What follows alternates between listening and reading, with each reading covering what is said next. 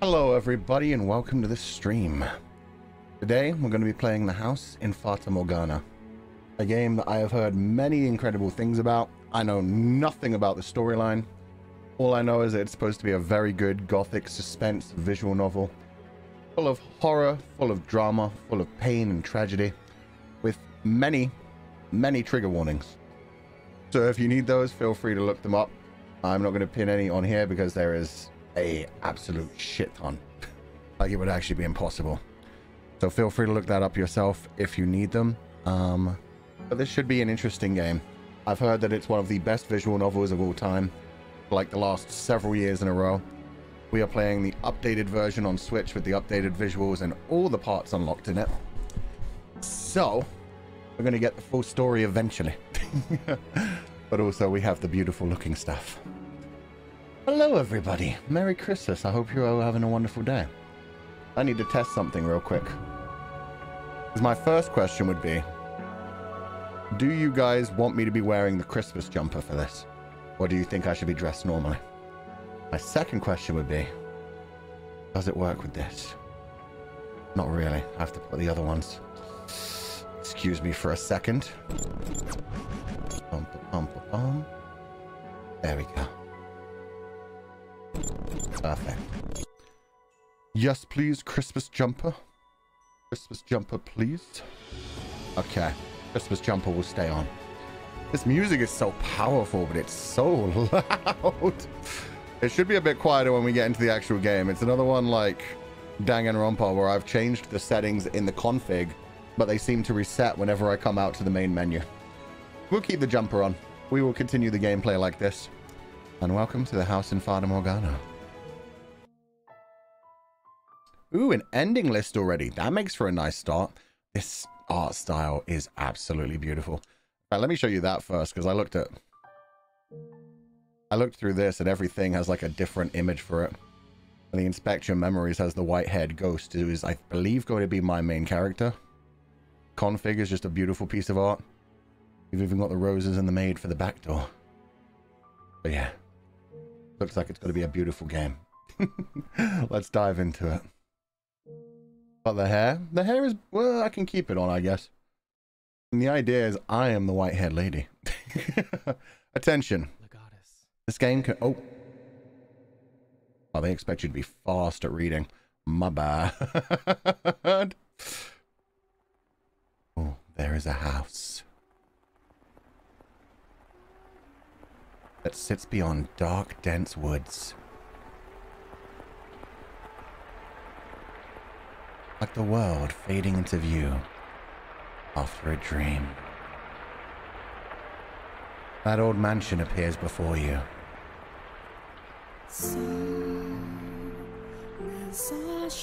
Without realizing it, you instinctively accept as truth the events unfolding before you. The house lives in perpetuity, an amalgam of myriad fates and generations. No one knows who first said,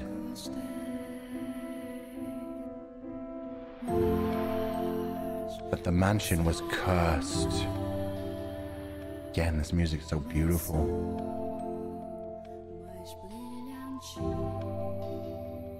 And this art style, oh my god, it's so incredible. Art Moyotaro. I might have to try and find them on Twitter. A lot of people on the music too. Makes sense.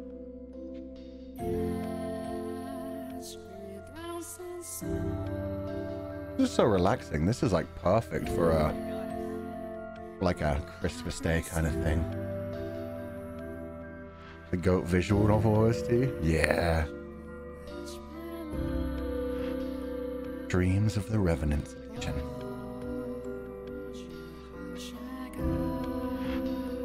I thought that was Japanese at first. Is that French? Our Father who art in heaven, hallowed be thy name. Have mercy on me, O Father. Oh, and there I was ready to continue the actual Bible verse. And cast their souls into eternal damnation. Ooh. We're straight into this. Okay. I was looking down upon a corpse. My own corpse. I was afflicted with great despair. At the sight of it being dragged to the place of my crucifixion, my soul crumbled, and I was wholly extinguished. Extinguished. I can't speak. Oh, it's Portuguese. Wow, I was completely off, thank you. Indeed, I did once lose everything. However, as I faded into darkness everlasting, I heard a voice calling out to me. And so, I vowed once more, and no matter how long it may take, how great the obstacles that stand in my way, or what form you may assume, I shall come back for you. That I must return to that house. So I ask of you, please wait until this mutilated body arrives there once more. Oh, this is going to be a deep, dark love story, huh? We've got someone being crucified, begging someone to wait for them as a ghost at the house forever. Or some sort of form of reincarnation. Maybe reincarnation. That would work too. Your consciousness, wavering like a ship at sea, was slowly drawn back to the surface.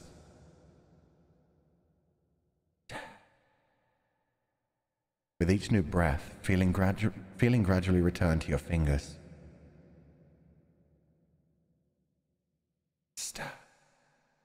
Master. You could hear the pattering of rain from somewhere. Master? And the sound of a crackling fire.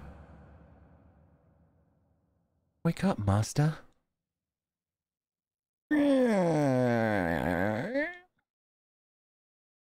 Wake up. When you came to, you were rocking back and forth in a rocking chair. The room was dimly lit. Aside from the flickering of the fireplace, there was no other illumination. No light shone through the closed windows. There was only the pitter-patter of rain on the glass. It was as though the whole mansion had been enveloped in darkness. Oh, splendid. You've finally awoken. Someone called out to you. You were about to search the room, but that turned out to be unnecessary. The source of the voice was crouching beside the chair, looking up at you with emerald eyes. This atmosphere is incredible already. I just have to say that. The artwork is beautiful. You can see the house like crumbling to pieces, the nature already taking it back together. The gentle sound of the fire. Nice ambiance, as well as that little bit of music in the background. So good. And she is absolutely gorgeous. Emerald eyes and steed. Wait, jade eyes? Which one did they say? Either way, porcelain skin too. Good morning, Master. That smile will be kind of scary though, I'm not gonna lie. She pretty? Yeah, she is. I think I'll stay silent. I don't trust this. Am I the master? Oh my, is something the matter? Why do you stare at me like that? That expression is so good as well. Is there something on my face? Was a surprising sight to wake up to? I didn't mean to startle you. I've simply been waiting so long for this moment. Bending to the mansion all by my lonesome, ensuring it was ready for your return, whenever that time may be. When I caught sight of you through the window, my heart fluttered. The time had finally arrived. You were perplexed. Yeah, I'm feeling pretty perplexed. To be fair, this is, like, the one thing I know about this is that I have amnesia. So yeah, I've just woken up here. Meanwhile, apparently I was outside. She saw me through the window. I was traveling around. Judging by the fire and the fact that I passed out and I'm only just getting feeling back in my fingers, I bet it's snowing outside and now I'm trapped here to save myself from the cold. Good old cursed mansion. This woman who looked like a maid seemed to know you, but you had no memory of her. What kind of herbal tea would you like to start your day with? I have some wonderful chamomile leaves if you would like. Or perhaps your tastes have changed since we last met. Tell me, master, what would you like? Her response is just me being like, a pretty woman. A hug, please. Warmth. Human embrace. She like 10,000% sus, but I like her, yeah. I can't not like her. She's being incredibly sweet. At the same time, she's casting me as a master when I have no idea who I am. I have no idea who she is. A little bit of stranger danger. A little bit of, you know what? I'm happy with this. I beg your pardon. I allowed myself to get too excited. But I hope you'll be sympathetic, master. I'm just utterly elated that I could see you again. The woman appeared to be genuinely delighted that you had awoken. But she seemed to lack the energy typical of her age. Or perhaps life was a more appropriate word than energy. But the gloom extended beyond the maid. It seemed to encompass the entire mansion. The plaster walls illuminated by the fireplace and the rose engravings in the ebony pillars felt vaguely familiar. But a crushing sense of claustrophobia overpowered that familiarity. It seemed as though the house wasn't interested in accepting you just yet. It capitalizes you as well. I like that. That's a vague little sign that you don't know who you are yet. I'm just going to be known as you. Who I am. And also, that writing was incredible. Phew. Describing the house the way they did. The fact that it felt familiar, but at the same time claustrophobic. Comfortable, but at the same time terrifying. This is somewhere I've been before, but I don't like it here. Oh my. You do not know who I am? You do not know who you are either. It's quite the predicament. If you cannot remember who you are, then who am I to serve? The woman's face was pale, almost as though she... A faint chill ran down your spine. You are the master of this house. Almost as though she was dead, perhaps. Though it would seem you have no memories of such. Quite the dilemma. If you know not who you are, then you are no different from a stranger to me, no? Indeed. You have returned, but from where? That I cannot say. And how about this? I am a servant of this mansion, and as such, I'm familiar with many incidents that have taken place here. I shall show you the history of this house, master. That will surely allow you to recall who you are. Freshly awakened gears in your head began to turn as you mulled things over. The maid had called you the master of this house. Without a single mirror in the room, I had no way of seeing what you looked like. Unable to decide, you reflexively nodded. Let us be off, then. And fear not. I merely entreat you not to let go of my hand. I'll never let go. I am with you forever. Should you hold it tightly, you need not worry about being washed away by the waves of history. Okay, that's worrying. Am I like barely tethered to this world right now? At least she could protect me, I guess. No matter what happens, you mustn't let go of my hand. That sounds fair. Hand holding? Yeah, we're gonna need to get out the mosaic censorship for this. Your hand in hers, you followed the maid's lead through the hall. The air within the mansion was oppressive, as though a black miasma hovered within. Can we also talk about these sound effects and how immersive it is? God damn. The house was bleak and barren, hardly a trace of color to be found. And I like how even the candlelight is so faint. You can just see the copper or gold outlines on the mirrors. Other than that, it's illuminating like nothing. So beautiful. That's so well done. You came across an open window. Beyond it lay nothing but darkness. Neither sunlight nor moonlight could be seen. There were no chirping birds, no rustling grass, no signs of life at all. Everything that would normally give color to the world had vanished entirely. The only other presence was that of the maid. Following her lead, you proceeded through the mansion. After some time, you arrived at a double door. The glass within shattered.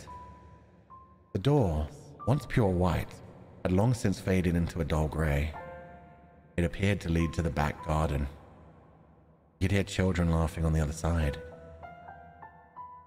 Well, there's life out there at least. Kind of terrifying though. Spooky day? Yeah, this is my kind of woman. Takes you by the hand, leaves you through a haunted house, and then says, "Don't let go of my hand, or you'll be washed away by the waves of time." Like, okay. Okay, I'll never let go. And also, maybe we find each other in this darkness. Though it is in the state you now see it, a beautiful, beautiful garden once lay beyond these doors. The owner of the time enjoyed gathering rare species of roses from all across the world. At its grandest, it seemed every flower was in constant competition for the most majestic bloom. Would you like to see this wonderful era of splendor and prosperity? I very much hope it's to your liking, master. Yeah, she didn't really wait for an answer there. Oh, that's the first time the controller's vibrated. That's creepy. The maid opened the doors to the back garden, which sounds like a euphemism, but is not, unfortunately. A sudden gust of wind brushed across your face, forcing you to close your eyes as you followed the maid out of the doors. Ooh, it even puts a capital for your. When you next opened your eyes, the world was no longer blanketed in shadows. You went through a time travel gate. Let's go. The first door. 1603. Going back to when the mansion had life. Let's go, baby. The mansion had an alluring air of beauty about it in that era. It was almost like something out of a fairy tale. This period of history could perhaps be described as a symphony of destruction, as cumbersome principles of old came crashing down. Freed from the day-to-day oppression of these antiquated precepts, the people seemed to hark back to the more poetic, expressive ways of old. They took these newly blossoming emotions in hand, and with them they wrote literature, painted portraits, composed theatre, and found love. Even the church, which had maintained authority throughout the Middle Ages, embraced the changing times, adopting the culture's flowering sense of aesthetic. Oh, the wordplay is so good! War would break out not 20 years from then, plucking the ripened era from the tree of history. But that is of no concern to us now. At the time, it was still what people would refer to as the Golden Age, a period of furor for all who were there. Let's go Renaissance. This music change-up is so impressive as well. Now, let us take a slight detour. No, we will not be changing locations. This is a tale about the mansion from beginning to end. We will, however, be moving through time. Say, about 8 years into the past? A very wealthy family lived in the house then. The mother and father, brother and sister all had distinctive, beautiful flaxen hair. I was always enamored by their hair. By contrast, mine is the color of a wet crow. I know that feel. They're anime characters. We're just background characters. I feel it. Don't worry. See? There I am, standing around, looking rather a fool. I was happy back then. And what reason did I have not to be, afforded the opportunity to attend to such a beautiful home? So I poured my heart into serving that family. Listen closely, if you would. That soft, fleeting sound that could only be a young girl singing. Can you hear it? Oh my god, she's adorable. So this is 8 years before our main story as well. La la la la la, la la la la la. The girl you see cheerfully picking crimson roses and singing like a songbird was called Nellie. Though young, she sang with elegance. Nellie was deeply fond of the house's garden. She would often spend her afternoons here. Gorgeous roses gathered from across all the world bloomed in the garden. They were given the utmost care and even had their thorns removed. The young Nellie would not hurt herself naturally. The light brown-haired girl carefully plucked petals from the roses, gathering them up as she sang. Her voice was like music played by fairies. Nay, the sight of her was like an angel descended from heaven. Oh dear, please don't look at me like that. I admit I was being rather fanciful. But what is a woman if not fanciful? Oh, so we've actually got the maid narrating this. I didn't realize this. The art style is pretty yet uncanny. Yeah, it's got the same look as Victorian dolls, like porcelain dolls.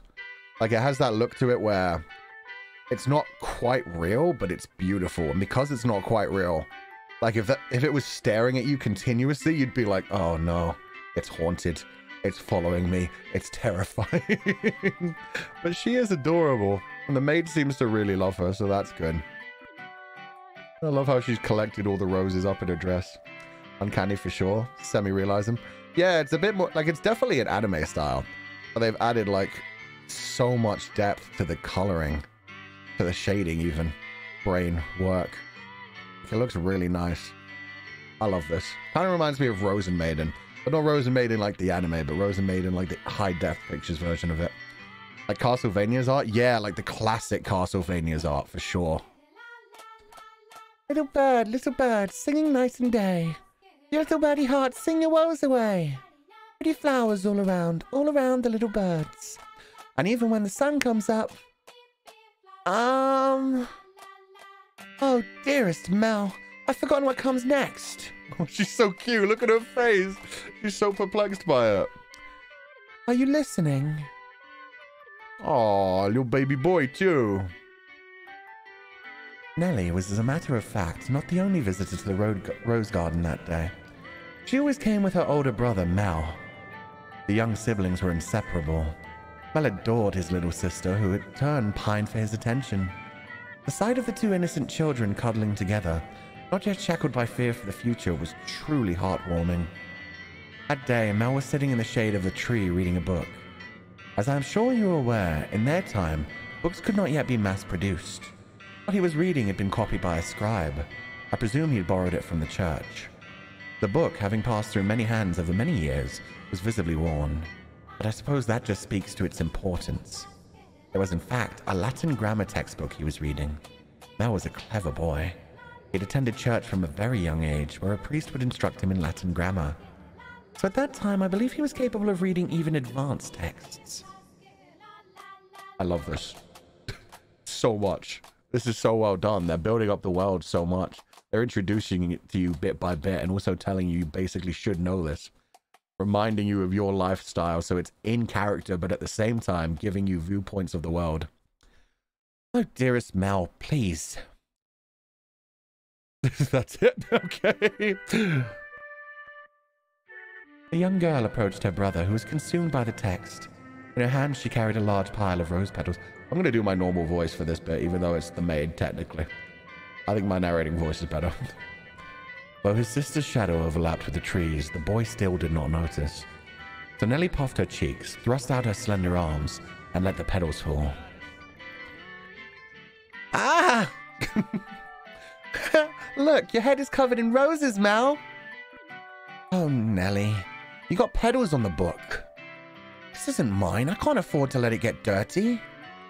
It's your fault, dearest Mel. I tried to get your attention. And besides, flowers won't get a book dirty. I must raise the red, white flag. When did my little lady find herself such a sharp wit? I love how I almost said red flag. That was a Freudian slip right there. I was like, yo, I don't like this. This is way too happy right now. Pain is coming. And this is freaking adorable. He looks very fond of her. Yeah. The fact that they talk like nobility already, even though they're like 8 years old. This is adorable. When did my little lady find herself such a sharp wit? God damn. While waiting for you, dearest Mel. I waited and I waited, and you didn't so much as glance at me. I'll be an adult by the time you're done reading that book. Wow, that's soon. That's soon. Mother says girls grow up fast. She may be right. In that case, we should do something together before you're all grown up. Surely you won't play with me any longer when you become an adult. That's not true. I'll still play with you even when I'm grown up. But grown-ups don't play, Nellie. Fine. I'll stay a child forever then. Didn't you just say you were about to grow up? He defeated her. Oh my god, her face! Now that's uncanny. That's fucking adorable for one thing, but at the same time... You're so mean, Mel. I'm sorry. Please don't pout, my little lady. How about this? I'll make it up to you. I'll play whatever you want today. Really? You mean it? I want to play make-believe. Make-believe? Make-believe. I'll be a princess taken captive by an evil kingdom, and you, dearest Mel, will be my valiant knight. And then you turn into a prince when you rescue me. A knight can become a prince? Impressive. They can. Knights and princes both have to be charming, so of course they can. Which is why it must be you, dearest Mel. No one else could be my prince or my knight. Oh no. They really like each other. The wording here is getting worrying. But at the same time, they're just babies. Like, in this kind of time period, little nobility babies is probably the fact that they literally don't know any other children. They probably see other children like 2 to 3 times a year for events. Whereas the hair comes back now, because now I'm narrating. Now we have the hair. While he may have appeared outwardly embarrassed as his rose-cheeked sister proclaimed prattlingly, I'm certain he was smiling on the inside. For me, he's smiling on the outside, but okay. After a few moments, he meekly knelt, bringing himself to eye level with Nellie and gently stroking her soft hair. All right, then. You're my princess, Nellie. And not just anyone's princess, dearest Mel, but yours alone. So, don't be anyone else's prince but mine, okay? Nellie. Jeez, my princess is quite the fawner. Does that make you dislike me? Not at all. I'm proud to have you as my sister, Nellie. You mean more to me than anything in the world, my dear princess. I love you, dearest Mel. You'll always be my prince, forever and ever. This is fucking adorable. I love this. This is so cute. Her mood quite improved. Nellie began humming the melody of the song she had forgotten the lyrics to. Holding the skirt of her dress out from her body, the young girl pranced around the rose garden. Mel, his eyes on her back, gave a little shrug. Oh, Nellie, don't come crying to me if you trip running like that. But Mel was not entirely disapproving of his sister's excitement. He carefully brushed aside the petals on his book, set it in the shade of the tree, and began chasing after Nellie. You got tricked, my boy. She dragged you into the game, and now you're screwed. Ring around the rosies? Hell yeah. It's so adorable. Oh, they're so cute. It's not actually sus at all. It's just the fact that they're speaking like adults that throws me off. I'm not gonna lie. I've met children like that, and it always creeps me out. Have you ever seen like a 5-year-old who's like, oh, it is my pleasure to meet you. What a splendid day we're having. Like where they could speak like with full vernacular of an adult and they're like super posh and polite. It's terrifying. I'm like, you are a child. Go play in the mud. How dare you? Oh my God. Cute though. It's cute. They were picturesque siblings, brimming with hope. And at the time in their lives, there was nothing to jeopardize that hope. Would it not be wonderful if children could stay children forever, Master? As I see it, though, the pleasant, gentle times in our lives have value because they come to an end. Wouldn't you agree? Time continues to flow, impartial and without exception, and as such, everyone's childhood comes to an end. Be that as it may, does time also flow at the same speed for each individual? Now, let us take a trip down the river of time. I'd be very much delighted if we could remain at this point in time, but unfortunately, we cannot. Please, do not let go of my hand, Master. I did already say in a few years we're going to be going to war, and Mel is going to be the perfect age to ride off into war, being the knight that he said he'd be for Nellie. Oh, man. Oh, that's good attention as well. Like, he's cut his hair, he's got a bit taller. I'm not sure how many years in the future this is, but dang, the attention to detail for a tiny bit of growth. Yeah, he's older now. That's really impressive. You could see that on him, even though he's not much older. I'll be on my way then. Oh, you usually stay for longer. Yes, I have an errand to run today. Thank you for your time. Oh, sorry. Thank you for your time. Thank you for your time, as always. Would you like the book back sometime next week? Next week, or the week after. Hold on to it as long as you'd like. Surely there are others who want to use it. Not as sharp as you, Mel. Put yourself in my shoes and you'll understand. I want to give you any advantage you can get. Do you not believe me?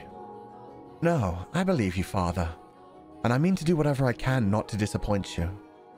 That's the spirit. If you need anything, don't hesitate to ask. I'm proud to have you as my pupil. Ah, yes, and Mel, do consider what we were talking about. Going to university? Indeed. If you do, I can introduce you to some accomplished instructors. There's very little left for me to teach you, and I believe you would make a fine priest. Yeah, I don't think he's into becoming a priest. Maybe a different kind of scholar. It's an honorable thing, Mel, to devote yourself to the service of our Lord. His discomfort. That must be sad. The fact that this has been his teacher since he was a child. The fact that he put so much respect on him. He doesn't want to disappoint him, but at the same time, not his dream. Doesn't want to be a priest. Doesn't want to follow in this man's footsteps. I'll give it some thought. If you'll excuse me then, I'll see you again. Our doors are always open. Farewell. Yeah, he might not be going back there. Might have gotten real awkward for our baby boy. Whether it's in the service of God or the service of the church, it is an honorable profession. But theology... I wouldn't mind attending university, but I'm not sure. I'd kind of like to do something different. Something more befitting of the times. As for what, I'm stumped. Oh god, he really is the protagonist. He has the Makoto Naegi thing. He says his thoughts out loud. Oh, this is great. I like the fact that he's actually feeling bad about the idea of just using the priest as well. Like, he could be like, sure, I'd love to go to university. I'm not going to go become a priest, but, you know, pay for my tuition, find me an instructor. Anyway, I wonder how old he's supposed to be. He still looks like, in the last one, he looked like 10 to me. Maybe even 8. In this one, he still looks like 12 to 13, and they're already talking about university. I wonder if that's actually a thing, or if he's supposed to be older. It might be he has to study that long because they don't really... Like, they don't have school in this time period. So yeah, he'd have to study by himself and take an entrance exam. Looks like 15, 16, 17. Wow. Boy is tiny. But I need to make up my mind soon. If I drag my feet for too long, even my father is liable to grow impatient. Mercy me. Young sire! Blessed young sire! Arms! Arms for the poor! Ah. This beggar. If I'm not mistaken, he's been outside the church since last week. Arms! The way he shakes his head. I can get a glimpse of his forehead under his hood. He's completely bald. Buy yourself some bread with this. Ah, thank you. Thank you very much. May the Lord bless your soul. Thanks. Pardon me, sorry. Thanks. I just ruined our adorable little boy thing. The Lord. Oh no. Ellie's going to be cross if I don't hurry home. Curses. And it looks like it's going to rain. I love this. Also, I'm interested in the fact that he noticed that the man was bald.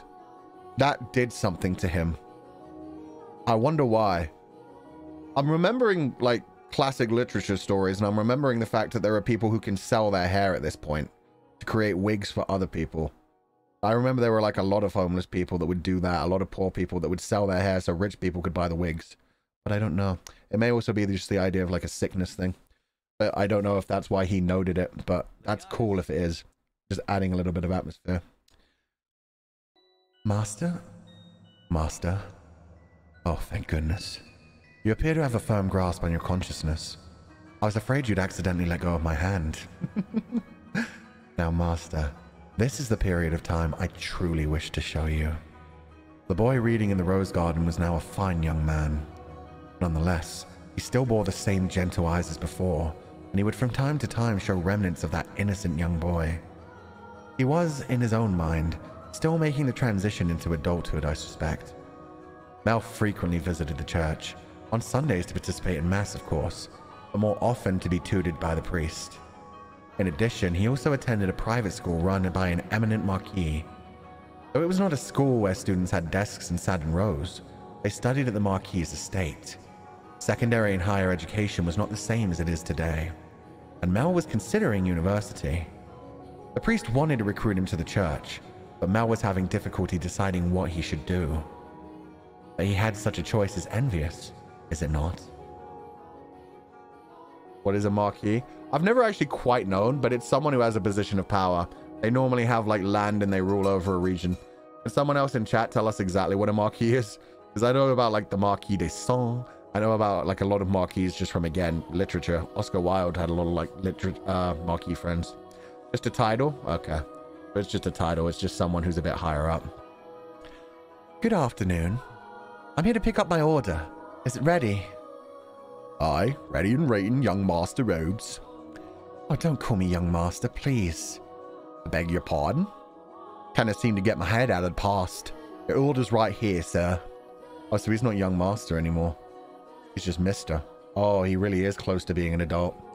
Nobility title like Lord, Duke, Duchess, and Baron. Thank you. Duke, and then Marquis, and then Earl, then Viscount, then Baron. Oh my god, they're so loud.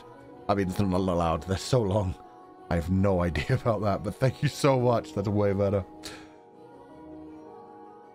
Mel had I didn't ever take off the wig. Fuck me.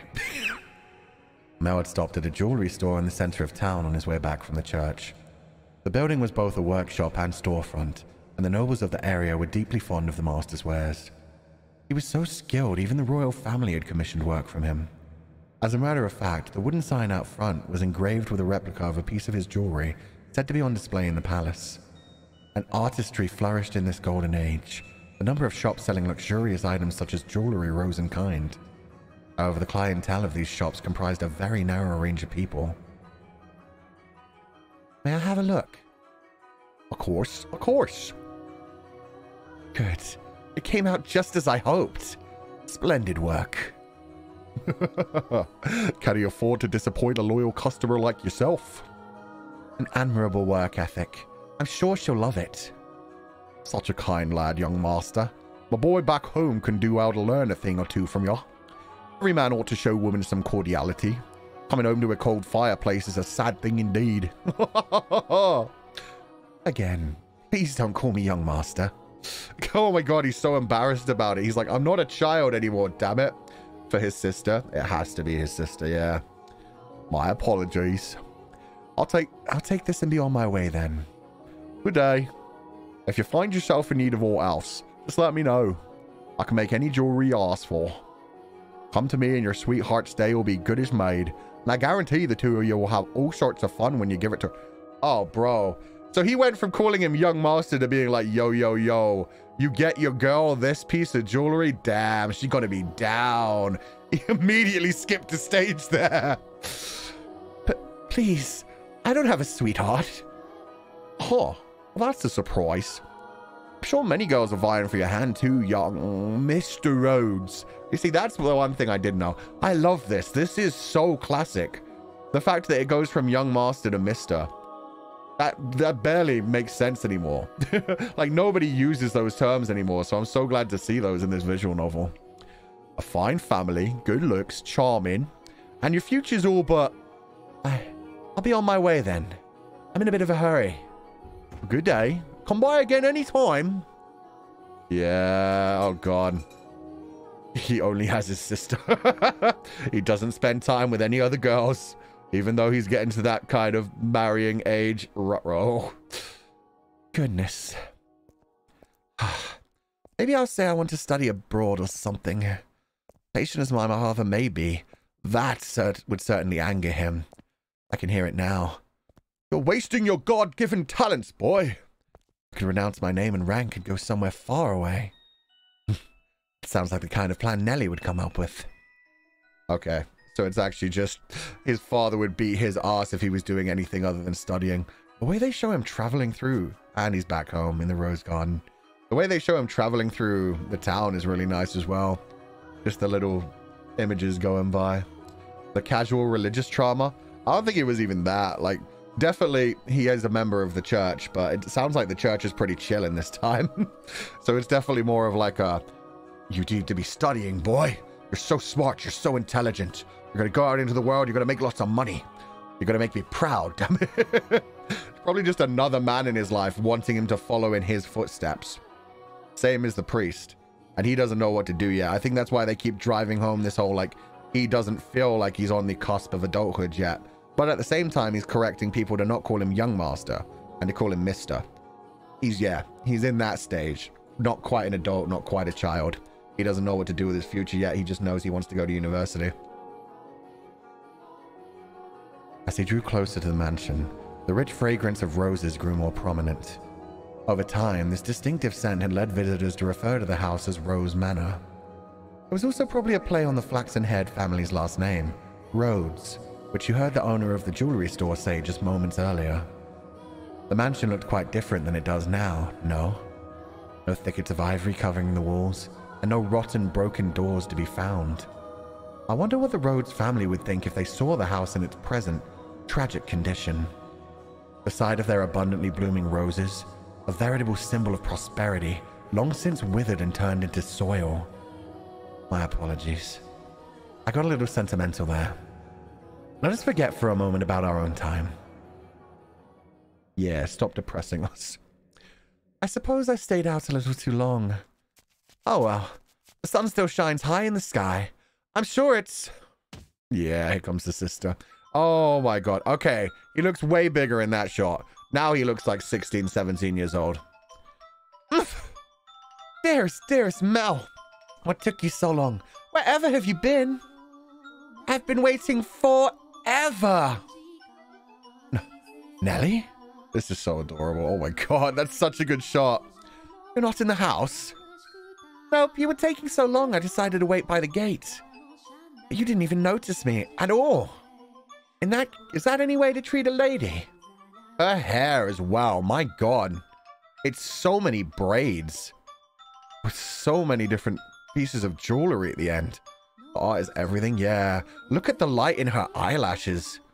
The way the light catches on his eyes is one thing, but damn. And the hair, even though flaxen, even though it's like a light shade of brown, catches the blonde. Catches the sunlight and turns it blonde. It's so nice. Well, that studying's got your head caught up in the clouds. Oh, it hasn't, really. Also, you're heavy. Could you please, like, get off my back? I wonder if it's her birthday or something. Aww. Yeah, they look so much smaller in this art. Heavy? I've been gradually reducing the amount of sweets I eat, and I love sweets. To maintain my figure for a new dress, and you call me heavy? I didn't catch that. Were you saying a tongue twister? He's just like, bitch, I ain't listening to this shit. Oh, look at her face. She's gotten so much better at the annoyed facial expression. She's puffing up her cheeks so much. It's so good. You're such a dimwit, Mel. Jerk. Blockhead. Weakling. And obnoxious to boot. Whatever happened to the delightful little girl who was once my sister? She'd probably throw a fit if I said that out loud. Should you really be outside, Nelly? You are the star of today's event. It's fine. Yeah, this may even be a debutante ball. They can call it a birthday party, but I know it's just about fraternizing. It's obvious what Father's true motives are. Be gathering a bunch of boys from good families to look for someone to marry me off to, yeah. Debutante ball, baby. Time to get her married off. God, that must be annoying. Her cheeks are so chubby, kind of cute. Yeah, it's adorable. So if he's 16 to 17, she's probably what, like 14 to 15? Maybe even 13, damn. I have no interest in that at all. Don't be like that, Nelly. They're all here for you. At least enjoy what you can of the party. I guess. Besides, it's not completely terrible. Look at this, dearest Mel. What do you think? What do I think? Is it the new dress? I freaking love it. The butterfly at the waist? The butterfly, like, belt holding it all together? God damn, that's beautiful. About what? Oh, he doesn't realize. About what? Miela. Oh my god, the slowness. My new dress. It's arrived. I'm wearing it. How could you not notice? Yeah, bro. I I did not notice it was something I hadn't seen before. But you have so many dresses, Nelly, so... This is the dress I had made just for today. Look at the colors, they're so pretty. It's the work of a renowned dyer. And this belt is just lovely. That's the bit I noticed the most. You see how it comes together to form a butterfly? Oh, I'm just absolutely in love with it. I think I'll be wearing this dress for a while to come. So tell me, what do you think? Does it look good on me? Yeah, it does. It's pretty. In some ways, I guess she is still a delightful little girl. Oh, dearest Mel, I love you. Oh, she's jumped on him again. Yeah, there we go.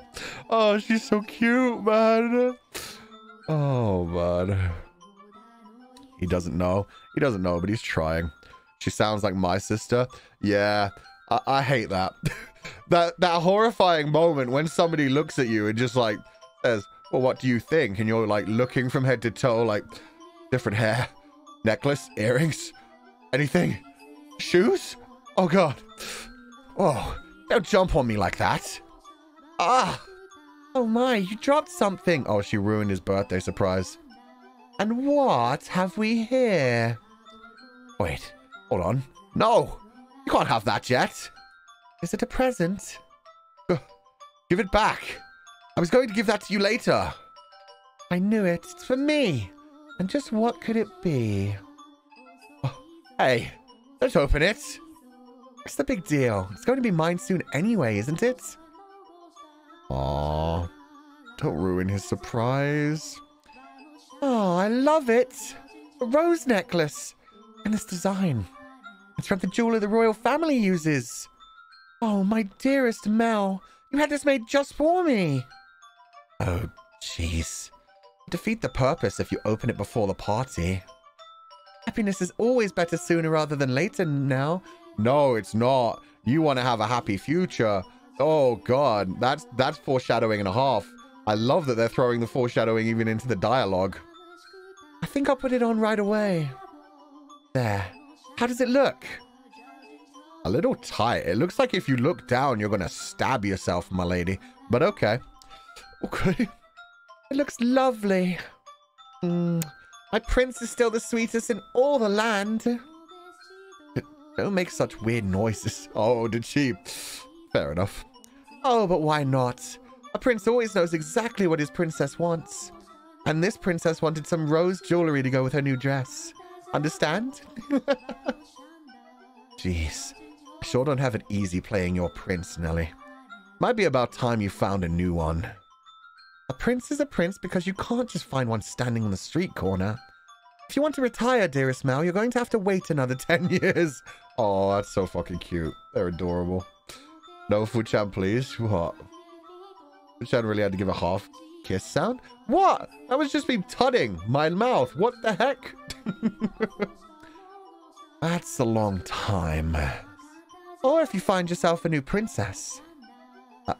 I'm not so... You're about as romantic as a rock, dearest Mel.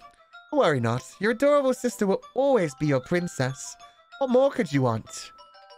Are you really allowed to be the judge of that? He's like, bitch, aren't you getting betrothed today? I mean more to you than any girl in the world, do I not? Oh, that's emotional manipulation. That makes me your perfect princess.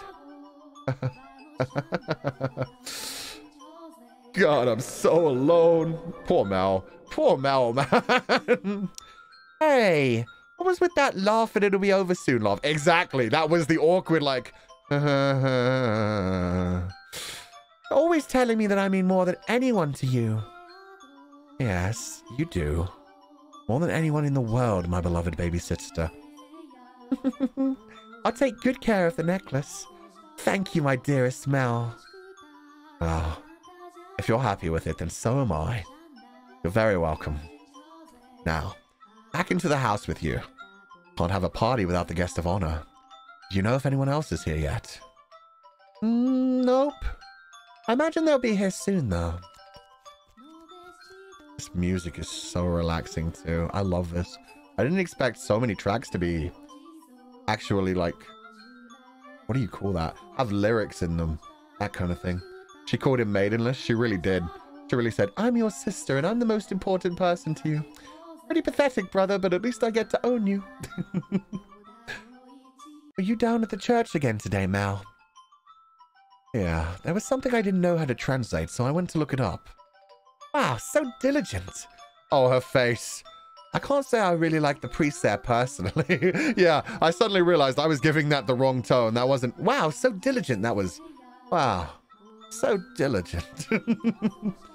Actually, I kind of feel the same way. What? Really? Oh, you know, I have my reasons. So even you don't always like the priest, huh? Let's skip mass on Sunday then. We can go play. No skipping church. Yeah, that sounds like something would get you in a lot of trouble with your father. I could see her rolling her eyes. Yeah. As grew the brother, so too did the sister. That day, Nellie would be turning 14, and Mel, 3 years her senior, was 17. Okay, 14 and 17. You saw it with your own eyes, so you know just how much she has changed. She was always a cute little girl, and she grew into an even more beautiful young woman. Though she was only 14, she was well on her way of becoming a fine lady. As for her character, wow. But a girl like that has her own charms, would you not say? Drifting down the river of time, the two siblings matured into healthy young adults, but the core of their relationship did not change in the slightest. I love how even the maid was just like, yes, she looks a bit more adult, but let's be honest, she's still a fucking child. But that's fine. Nellie was very much attached to her brother, and as much as Mel complained, he still cared very deeply for his sister. Around the time the sun had begun to set, carriages started lining up outside, as well-dressed aristocrats made their way into the house. As Nellie had suspected, the majority of them were boys. Oh, poor girl. Yes, I understand. You don't need to say anything more. Rose Manor, right? Okay, we'll go together. Me? Alone? No, please, don't make me. The inhabitants of Rose Manor are surely living quite contented lives. I'm sure they don't remember a thing. That was interesting. That's terrifying. Who is this? Damn, getting married off at 14. Very usual for the time. Probably not getting married, but betrothed for sure. In aristocratic families, yeah, some of them would get betrothed at like age 8 to 10. The room with the fireplace was always kept in pristine condition so they could entertain guests at any time. Walls colorfully decorated with tapestries and stained glass windows gave testament to their great fortune. The servants' first assignment every morning was to clean this room. Pitchers, silver plates, and silverware were polished to a shine so they could be proudly put to use at a moment's notice. And for events like their daughter's birthday, the room served an even more important role. The tabletops were removed, so they had ordered new tabletops with designs made especially for the occasion. And once the banquet had drawn to a close, tables speckled with half-empty wine glasses and leftover candied fruits were moved off to the side to make room for, of course, the festivities. The fact that they literally created brand new tabletops for this event. God, this family is incredibly rich. Candied fruits. Yeah, that sounds pretty delicious as well.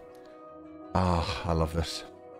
A lot of details Fu-chan notices from when I played Door 1. Yeah. I love this kind of atmosphere. And yeah, I'm just gonna, like, I'm not gonna pin this comment, but I'm just gonna say this now. There's probably gonna be a lot of things in this visual novel that are gonna be quite nasty to people of our time. It's a fantasy story, it's set in the past, and it's fictional, so, you know, we just roll with it. Yeah. Good evening, Lady Nellie. You're looking particularly lovely today. Nellie, I had these other jewels cut just for you. But let me have this dance, won't you? Question is how old her suitors. Are they around the same age, or are they much older? Because that would be a problem. What's the matter, Nellie? You look exhausted. These are pretty good. Want one? I know you like sweets. They're apples candied in rock sugar, I think. Oh, that sounds delicious. Let's go. You disappoint me, dearest Mel. What do you think is the matter? They just keep coming. It never ends. No, we're better than this. This is a very good story. It's driving me up the wall. Everyone's just repeating the same lines they've been taught. They all think pretty jewels and request a dance are enough to make a girl swoon. But I think that is true for you, Nelly. I mean, yeah, it worked for the brother. So, why is she disappointed with me? I think I'm done with my birthday parties after this year. They'll probably throw an even bigger one next year. Huh? Why? Well, you know, you're about that age, Nelly. We are a reasonably distinguished family, so there are a number of different houses that would like to have connections with us. So... Oh, poor Nelly, she doesn't realize. She thinks if she escapes it for this year, she'll be free, but no, it'll only get worse year after year after year. Marriage? Yeah, 100%. So what you're saying is, do it for the family. Oh, she's pissed right now. No, that's not. I won't date or marry anyone. I have no interest in being used as a pawn in their inter-family politics. Pawn? Wouldn't go that far. And I'm sure Father just wants to let you decide yourself. You know, someone you actually love. Love? I never thought I'd hear you talking about love, dearest Mal. You don't even understand what makes Shakespeare's plays so beautiful, and you're talking about love. You fell asleep during Romeo and Juliet, and you're talking about love. Oh my god, look at the smugness on her face now. I love this. Roasted? Yeah, for real. Nelly's just like, bitch, you think you understand love? Meanwhile, she's only talking about fictional things as well. She's just like, I understand Shakespeare. I saw Romeo and Juliet. We went all the way out to the Globe Theatre, too. Well, pardon me for being ignorant when it comes to romance in the arts. I've been to the Globe Theatre. But you're not, Nelly. Shakespeare's make-believe story made you cry like a little baby. Anyone would cry at that. You'd have to be crazy to sleep through it. That's not what I'm saying. Someone as emotionally vibrant as you, Nelly. Moonlight Sonata? Or would have no problem finding love. Ah, dearest Mal, we should dance. Lady Nelly, could I have this? Let's dance, dearest Mal. What? Me? Come on, I really like this song. Quit pulling me, Nelly. What's the point of us dancing? We're siblings. Ugh. Mother and father are staring daggers at us. No matter what day it is today. Oh, no matter. What day is it today, dearest Mal? I haven't heard this in ages. Me either. It was like a broken version. They just used like the first two parts of the beginning of it. That was beautiful.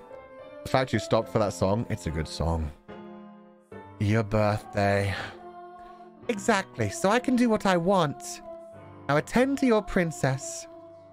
Oh, jeez. How did I get myself into this? Nelly's skirt fluttered along with her as she stepped in time to the music. She was not only a skilled singer, but a skilled dancer as well. Mel, on the other hand, fumbled over his own feet trying to keep up. One would be hard-pressed to describe his dance abilities as good, even as flattery. Though boys of his pedigree were taught to dance as part of their etiquette lessons, he found himself more being dragged around by his sister. He could hardly be said to be attending to her. This is humiliating. Because his parents had been hands-off in raising him, largely giving him free rein to study and learn what he pleased, Mel looked like a tangled-up marionette. From throughout the hall, he could hear giggling, uncomfortable chuckling, and people coughing to disguise their laughter. Okay, that's fucking cute, man. The man cannot dance. At the same time, everybody's laughing at him right now and trying to hide it because they want to be polite. The funny thing is, how many of those little boys that think they're going to be getting betrothed to Nelly are laughing at him right now and being like, oh, he can't dance. I'm so much better than him. Not realizing the feelings that I... Come now, dearest Mal. This is the best you can manage. What are you going to do when you find a girl that catches your eye?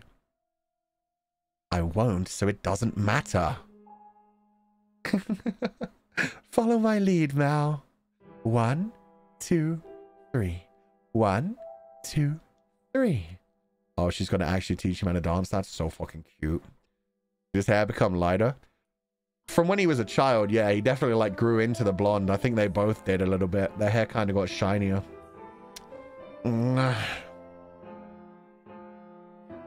Nelly alone enjoyed her time dancing with her brother, and quite thoroughly at that.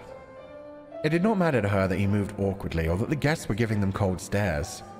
It was their parents who first cracked under the pressure. Just as their father was about to give an exaggerated cough and stop the music, a ruckus suddenly swelled up near the entrance. Oh god, I hope this isn't the cause to war. What could that be? Who knows? Whatever's going on, I've been spared. Oh my boy, you have no idea. You think you've been spared? This may be you being summoned. I only know that because the maid told me. Fun times are ahead. This doesn't sound good. Nah. Nobody would disturb that kind of event. The music came to a stop, and the party guests began bustling. The sibling's father spoke up sternly above the noise in order to quell the spreading commotion. He ordered the servants to investigate, had the music restarted, gave a short apology for the interruption, and set the party back on course. I went to go check on the entrance with the other servants, as I recall. Oh my, why are you looking at me like that? These are not my memories, but those which dwell within the mansion. Do you think we should be following what happens next from my perspective, then? That is not what confused you. Well, your questions shall be answered in time. In time. Now, let us return to our tale. Though the party had fallen still for a moment, their father's decisive actions restored the guests' festive moods in short order. So it was not by any means the commotion that caused the ball to conclude earlier than planned. Okay, that's really cool as well. The fact that, whether, like the way she said that, I don't know if that means that the maid, this is actually the maid's life, or she's just like inhabiting another body right now. I think that's actually the maid that just went to go check, but they're staying here to watch this story instead.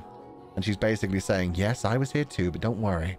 This is about them, not about me. Oh dear, I hear thunder. Just rather loud too. Sounds like we have quite the storm brewing. They lived in a country where the weather was nothing if not unpredictable. Rain was a frequent occurrence there. The stretches of time with clear skies grew longer as summer approached, but the weather was still somewhat unstable on the cusp of two seasons. They had a strong wind that night as well, which turned the raindrops into little spears on the roof. Window. Were the party to continue any longer, no one would be able to go home. Although their father was quite concerned that Nelly had not got on with any of the aristocrat boys, he decided to cut the festivities short. Oh, look at him giving up at a justifiable time. Like, damn, can't marry off my daughter this year. Guess next year will have to be the thing. This feels like the calm before the storm. Oh, for sure. They are piling this up. It's going to hurt. Thank goodness it ended early. How lucky I am. It's must be a blessing for always being such a good girl.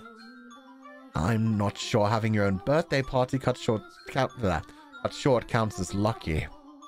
But it was no fun. I can't help it if I'm not enjoying myself. And for heaven's sake, Arthur was here. I've no interest in dancing with that dunce. Arthur? Who's that again? Someone who was here? Unbelievable. You don't remember anything, do you, dearest Mel? He came over to play a few times when we were little. He's covered in gross freckles and he's a huge jerk. He said my hair looked like the color of fallen leaves. Fallen leaves! That's actually a pretty description. Thank you very much, but okay.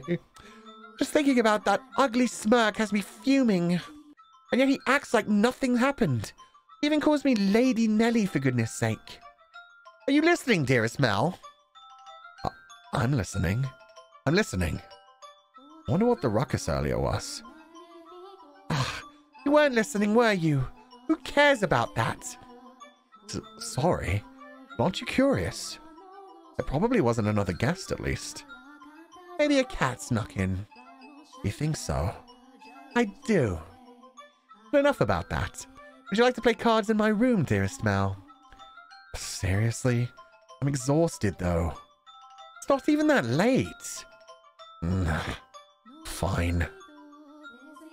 Something feels kind of off. A cat? I want to go check. Come on, hurry up. Hold on. You don't need to drag me, Nelly. My birthday isn't over yet, so you're not done attending to me. Oh, Nelly.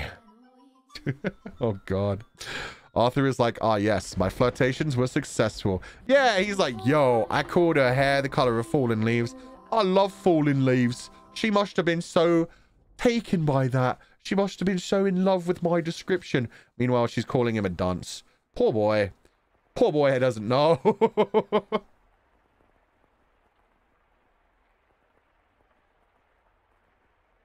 Poor guy, yeah.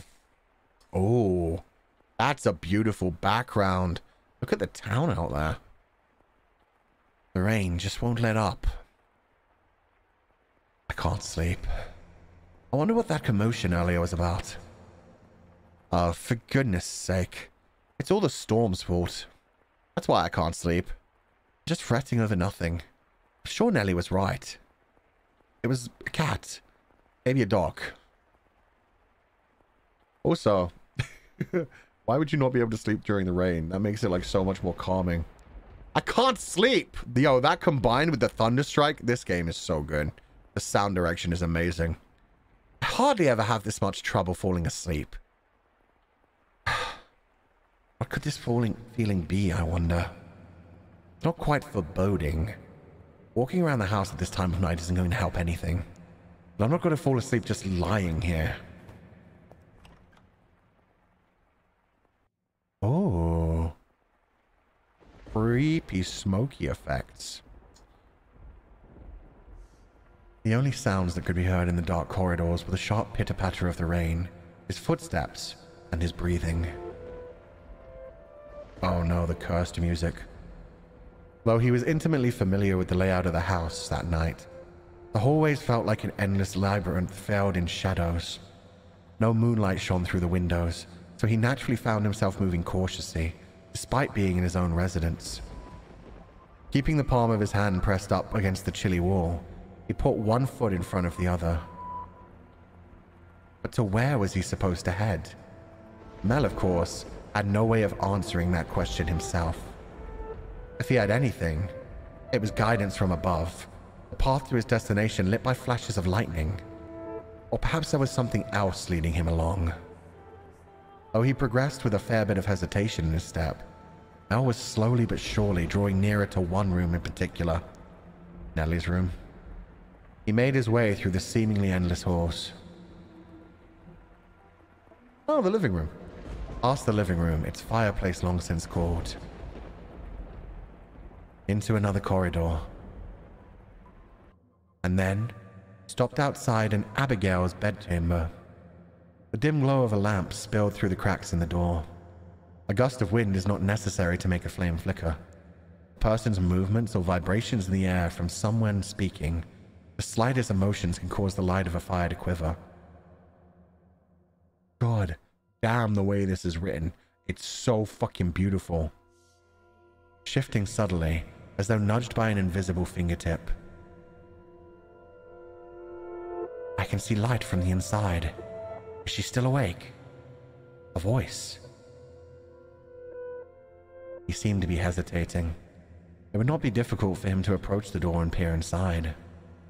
But he had reservations about peeping in on another's chamber, even if it was his own house. Moreover, this room was assigned to a woman. There was a woman behind that door. What would you do, Master, in that situation? Would you succumb to your curiosity and gaze inside? Or would you respect the owner's privacy? Yeah, I think I'd respect their privacy, but that's just me, I'm saying. I shouldn't be doing this. But the voice, it feels like it's calling to me or someone else. Oh shit, it's the maid. Yes, me, could sense someone watching me at that moment. He had succumbed to his curiosity.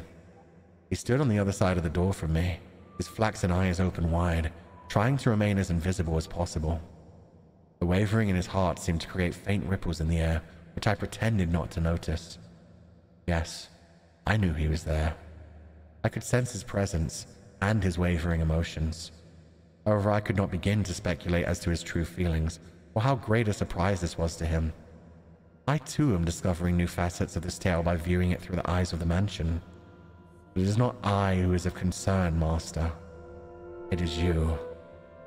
You and... I know I shouldn't be doing this. I should be ashamed of myself. But I can't look away. Oh.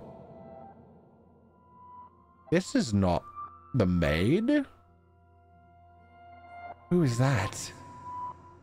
Her skin is so pale you can practically see through it.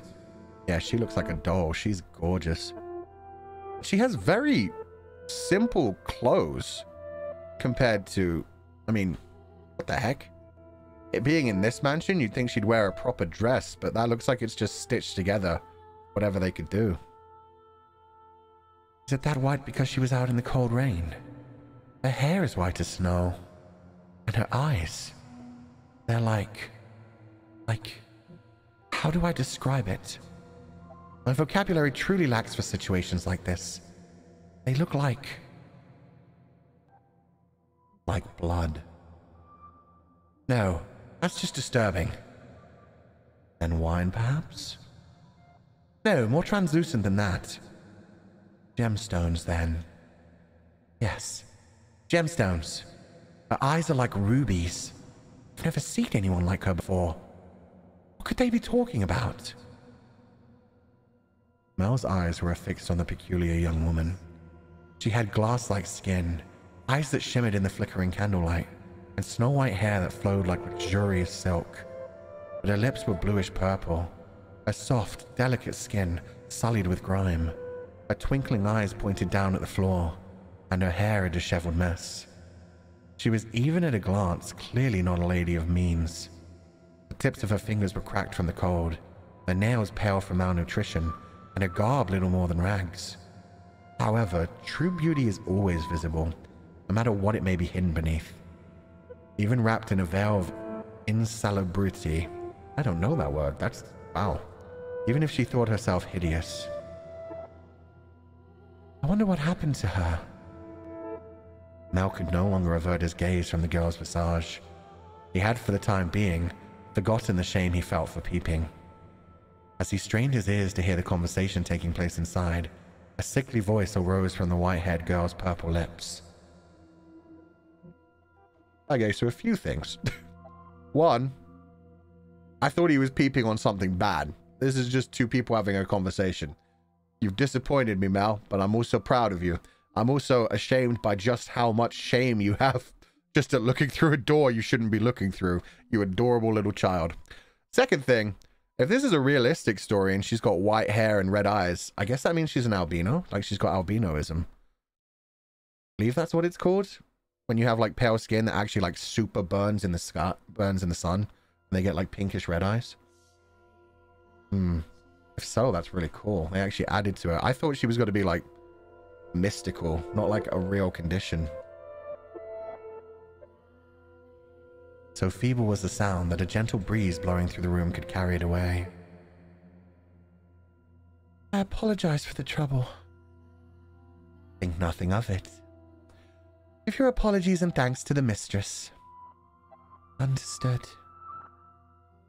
There's something strangely comforting about this house. Almost as if I've been here before. If my father were here, I'm sure he'd be quite fond of it. I'm sorry about your... I'm sorry about your father. That's not... There's nothing you could have done, I imagine. When you came to our rescue, he was already... Rescue? Father?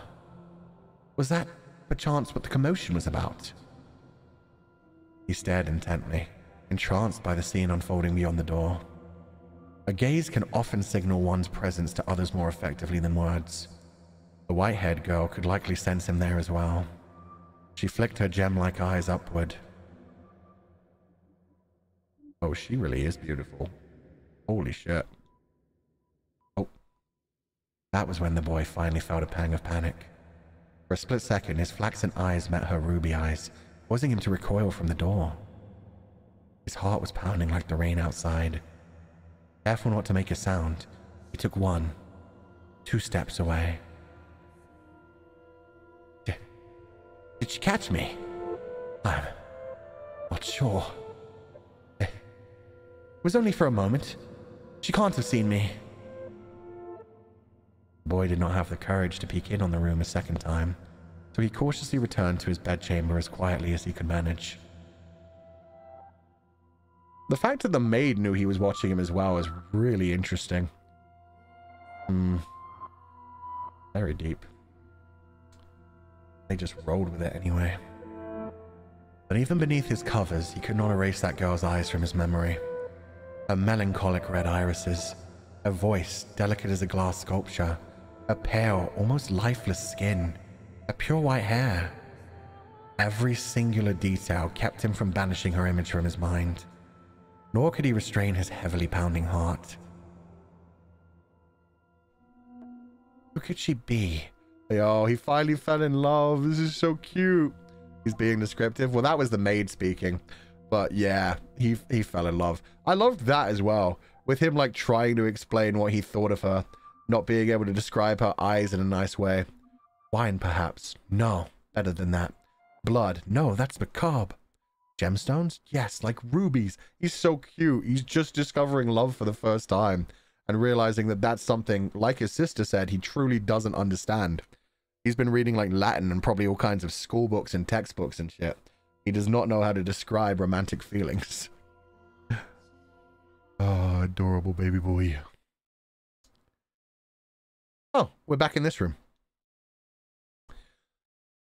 Is something the matter? No. Just thought I felt someone watching us. It's only your imagination, I'm sure. Last? If not your imagination, then perhaps some unseen force was watching you. Unseen force? Are you familiar with how people refer to this mansion?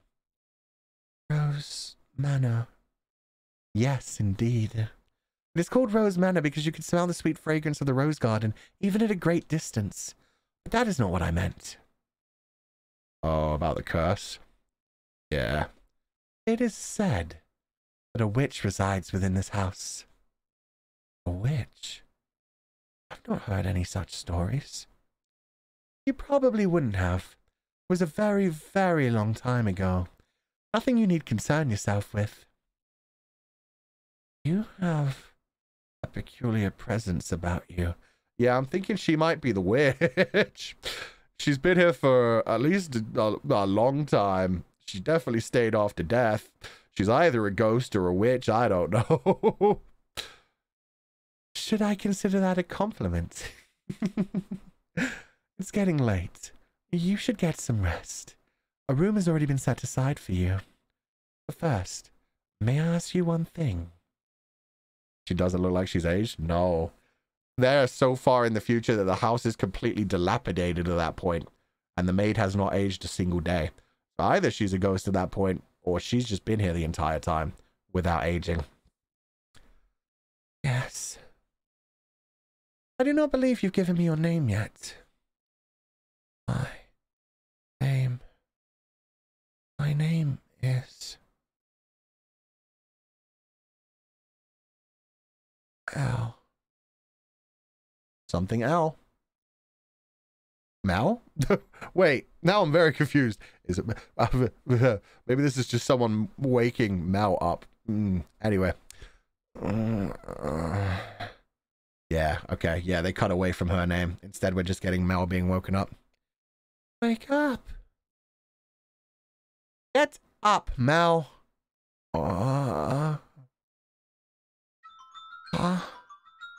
It's morning?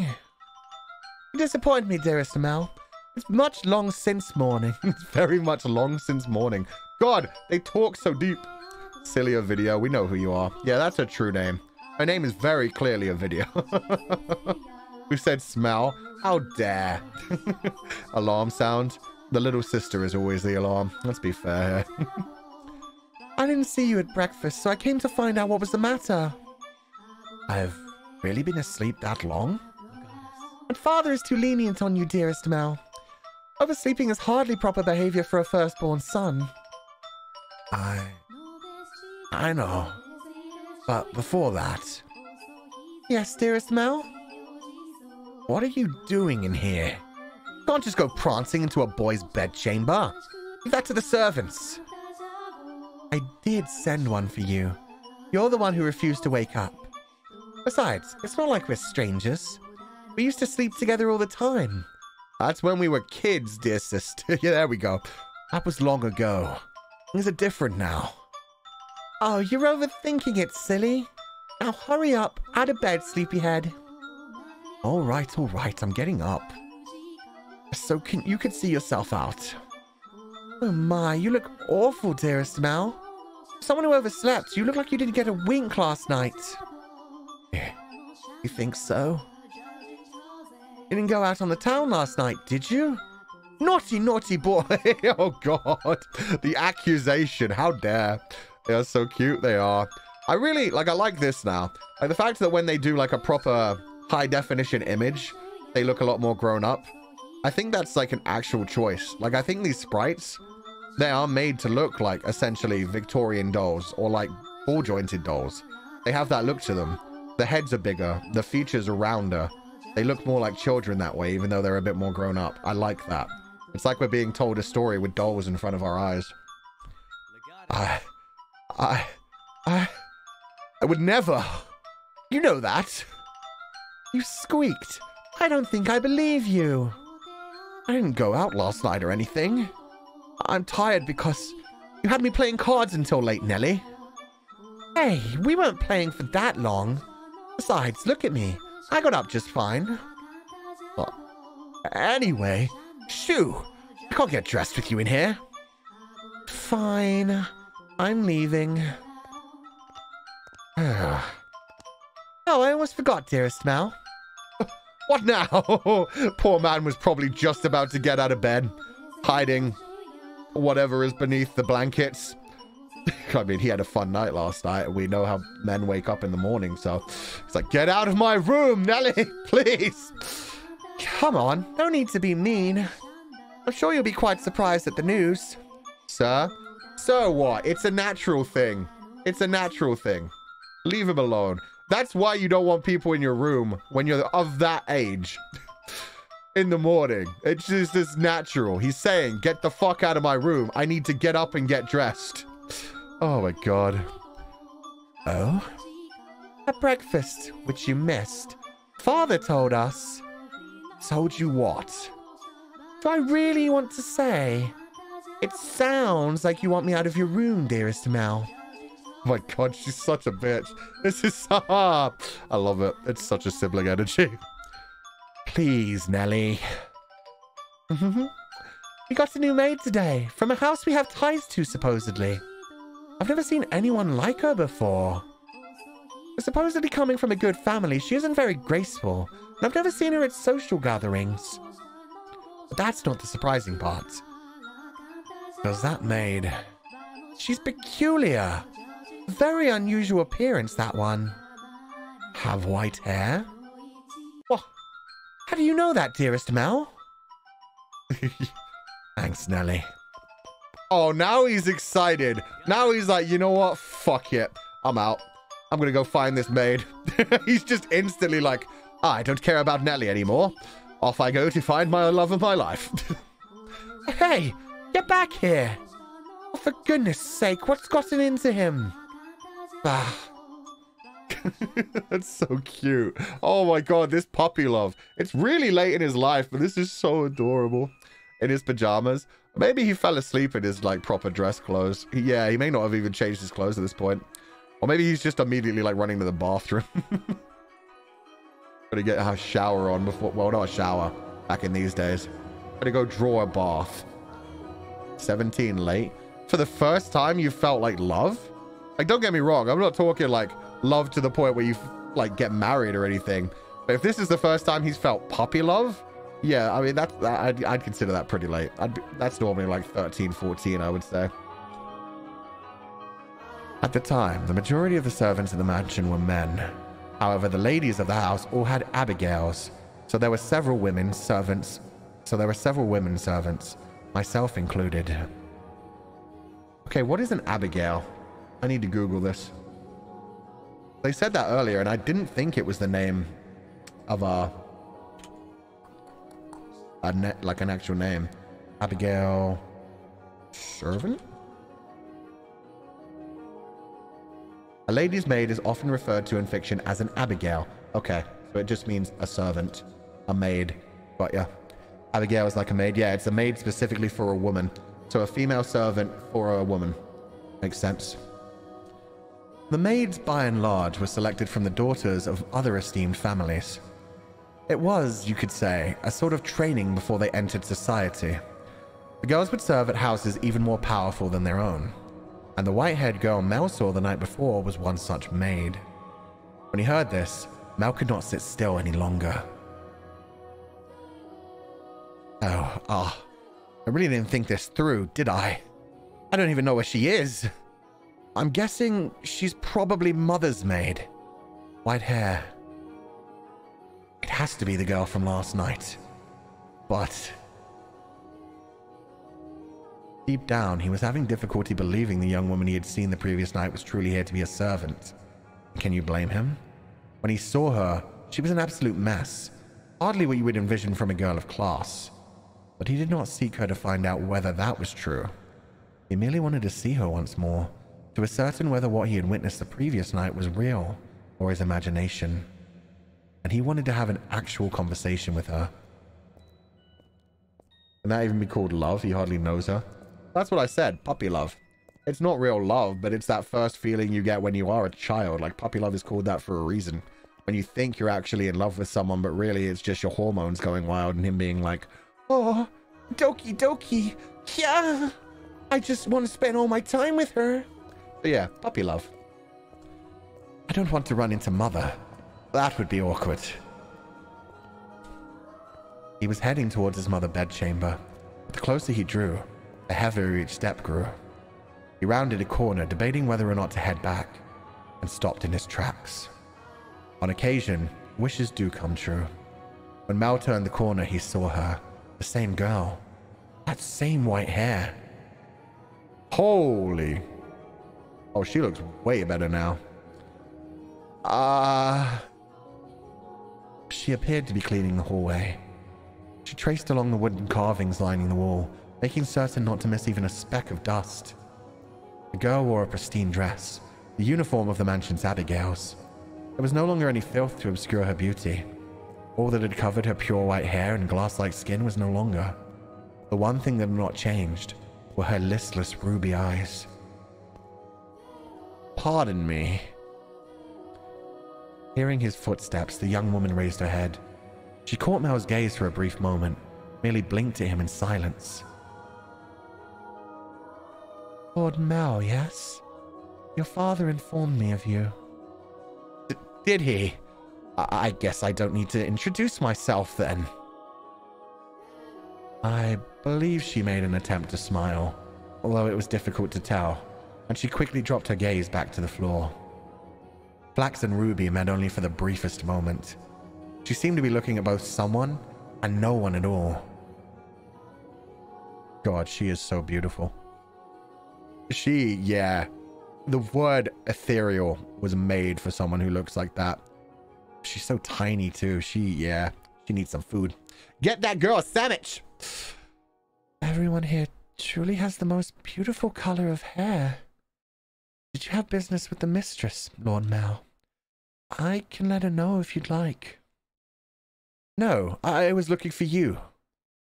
For me? Oh, you're going to confuse the hell out of her with that one, my man. Flax and Ruby, the writing is so beautiful. It is, yeah.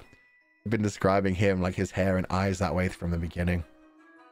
Combining that with the Ruby, yeah. The writing in this is so, so good. Mel felt as all the blood in his body had begun to flow backwards. He could not effectively describe the sensation, but in a word, it resembled panic. On his way to find her, Mel had come up with a number of subjects he wanted to talk about, and he generally had little trouble speaking with others. He'd had less experience interacting with women, this was true, but the time he had spent around Nellie had kept him from stumbling too much. Until then. Oh my god. Yes, for you. Why would you be looking for me, Lord Mel? I was wondering how you were doing. The blood's going to your other head, kiddo? Yeah, Ying Shijie. I didn't say it. I was letting this be cute, but yeah. He's got the butterflies in his stomach. The blood is not going to his brain right now. Pure panic, pure emotion, pure feeling. Pardon? I'm quite fine. Good. That's great to hear. You fool, Mel. What are you even saying? I have more important things to ask. Like where she came from. Or to tell her she has pretty hair and eyes. He's so fucking cute. But I don't want to trouble her too much. Lord Mel? Yes? Sorry. You just suddenly fell silent. Was I, in your way? In my way? No, not at all. Oh, what are you up to? She's cleaning. She's doing her job, and you're ruining that for her. Exactly. I'm cleaning. Oh, well, yeah, I didn't even need to ask.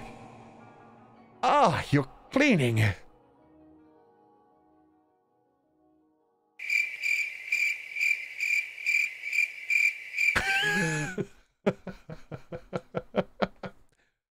Oh, you could just let the other servants take care of the cleaning. You're one of the noble's daughters we took in, right? Then why is Mother making... No, I'm doing this because I want to. The mistress appeared to be busy, and I could not simply be idle. But... I enjoy cleaning. Oh, there's a smile. That's fucking adorable.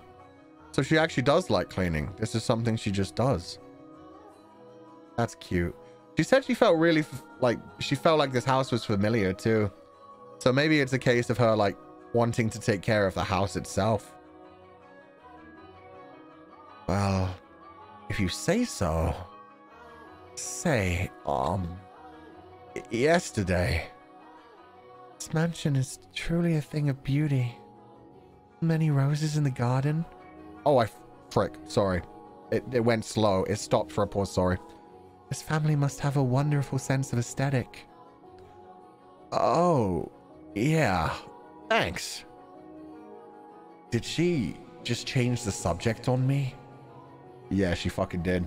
She was like, nah, you're too creepy. Let's not talk about yesterday when you were staring at me. He still hasn't asked her name. He still hasn't greeted her properly. God damn it. I'm delighted to have been given the opportunity to serve at such a magnificent house. Yeah, and there, the smile's gone again as he tried to broach that subject. Mother and father actually had nothing to do with that. Not even the garden. That's all been around since my grandfather's time. This mansion was a complete wreck when he bought it. Oh, was it? Yeah. Frankly, I'm surprised he actually paid money for it. The chandelier in the foyer was shattered, only half attached to the ceiling. Most of the decorations on the walls were broken. I can hardly imagine. This is a marvelous, impressive house. I'm sure he'd be flattered to hear of it. My grandfather was a bit of an eccentric. He liked to do things people didn't expect, just to watch the looks of the surprise on people's faces. He was the kind of man who would buy a mansion that was beyond repair just to give it a completely new life.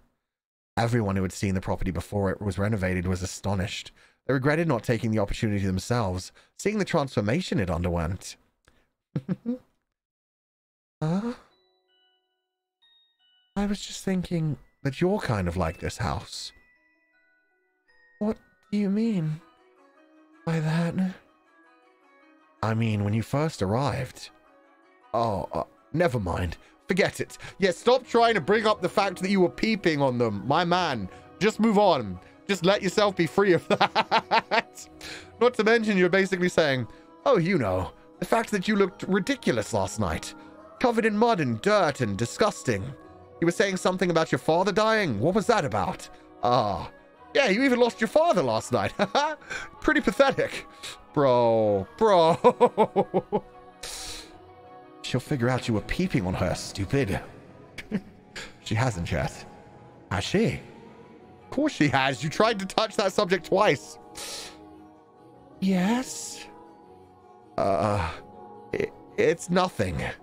The more I think about it, you and the mansion aren't really comparable. Oh. No, she likes the mansion. Just don't say about the being fixed up part. God.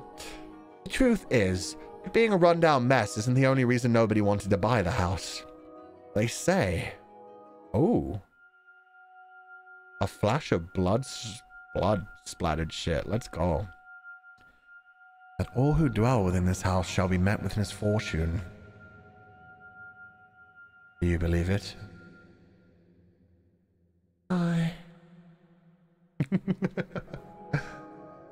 I'm just kidding. It's not actually true. It's all rumors and hearsay, embellished to make the tale more exciting. The rumors only started because of how it used to look. If the mansion truly begot misfortune, then we wouldn't still be here. And it wouldn't explain how my grandfather died. Do you know how he passed away? No. How did he?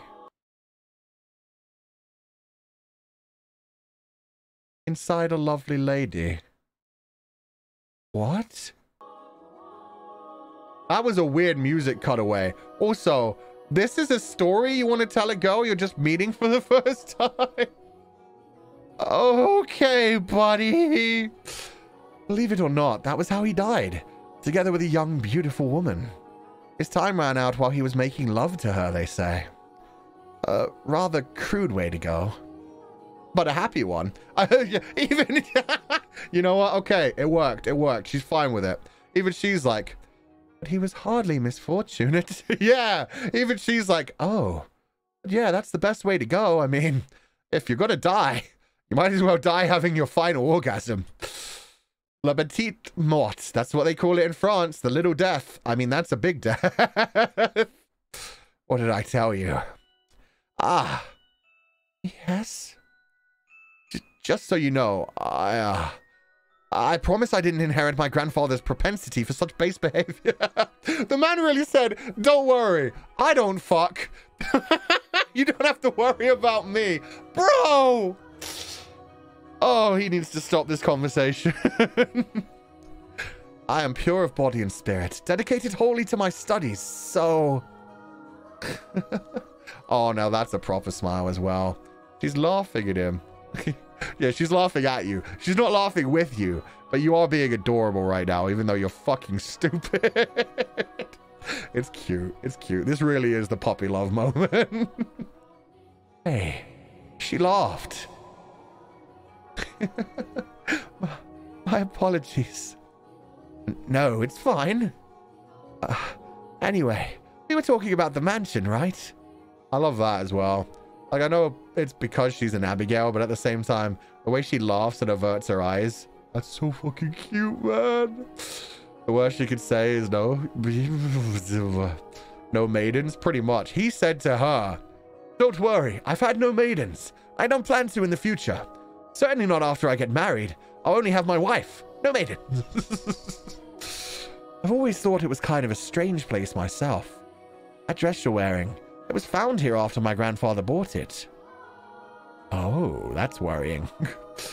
And the maid with the black hair still wears it, almost as if it was always hers. You don't see that kind of design around these parts, so I'm guessing it was probably imported. The architecture is really old-fashioned too, which must have caught Grandfather's eye. When he announced his plans to buy it, the entire family opposed his decision, but he refused to budge. Renovation upon renovation gave the mansion new life, but of all his work, he was most fond of the roses in the garden. He collected species from all across the world. Every time he got a new one, he would summon gardeners to arrange and grow them. It took incredibly long to complete. There were even some that wouldn't grow in the climate of this land, but Grandfather refused to give in. He truly loved roses. Me, I don't really get how someone could be so impassioned about them. It's just embarrassing every time someone calls his house Rose Manor. Perhaps the roses were meant for someone. Maybe for the young maiden who, fair enough, I'm imagining was not his lady wife, but maybe he planted those roses for the maiden he died inside. Okay. What? I'm simply speculating here. Roses make wonderful gifts after all. Or for the witch. For the witch would make sense too, especially if the witch is the maid. We still don't have the maid's name yet. Do we? No. Do we? I don't think so. Indeed, they do. If you like roses as much as Nelly, then you're welcome to go see them for yourself. Pick as many as you'd like. If anyone asks, just say I gave you permission. It's just made? Yeah, okay, so it's just made for now. Sowing his seed. Leah. Leah. Don't be shy. I'm sure it'll get tiring if all we do is work. No. I'm sensitive to sunlight. Yeah, okay. It is albinism. Oh, that's unusual. Perhaps that explains why you're so pale. My man! Your words, can you please? I had no idea. That sounds rough. And your skin is so pretty, too. You don't seem terribly surprised. He's probably read about this. Oh, no, I'm very much surprised. Or would you have preferred a more dramatic response? God, that's so cute. Would you have preferred me to be more dramatic? No. I expected you to find it disturbing. I'm sensitive to sunlight and can hardly spend any time outside. That makes me sound like some kind of demonic creature. Yeah, they used to be really against albinos back in the day because they thought they were unholy, that they couldn't go out into the sun because they must be evil. And they did some fucked up shit. Oh, you worry too much. Her face, she's like, why are you laughing? I am trauma dumping to you right now, sir. There's nothing there's not a monster in the world as sweet as you. Yo, he finally dropped a good line. That's pretty good. Yes? Are the other maids teasing you, perhaps? That black-haired one especially, she's... how should I put it? A little frightening. Yeah, she's a red flag, but I love the color red, so I'm down. Almost as if she has a steel heart or something. She's impenetrable. Yeah, almost as if she's lived a couple hundred years longer than she should have. Been around for a while. Right, she's one of Mother's maids too, isn't she? Now I'm even more worried. Since you refuse to follow my instructions, you are henceforth hellspawn. I can imagine her saying that. Oh, you made her laugh again. Oh, and again. I'm very sorry. No need to apologize. In fact, I wish you'd laugh more. Oh, he's so in love. This is so cute. He's just like, I love hearing her laugh, even though that would probably be considered quite rude at the time. It's just... She's actually very kind to me. And everything she does with incredible precision and efficiency. She looks so young, and yet she has such skill. Oh, there's the smile again. How long has she been here in the mansion? Actually, she's been here for quite some time. But I don't exactly know how long. No one knows how old she is. It's kind of creepy. I've never once considered her such. Sorry, you're right. It's bad manners to speak ill of others. Either way, she still scares me. It's like there's no light in her eyes. Like her smiles are all faked. That doesn't make her any less pretty, though. Fucking Mel. Even Mel. You know what, Mel? I had the same kind of thoughts, so you know what? I'm fine with that. But the fact that you said how scary she was, and then she was like, but she is kind of fine, though. The conversation died. I have to think of something else to talk about.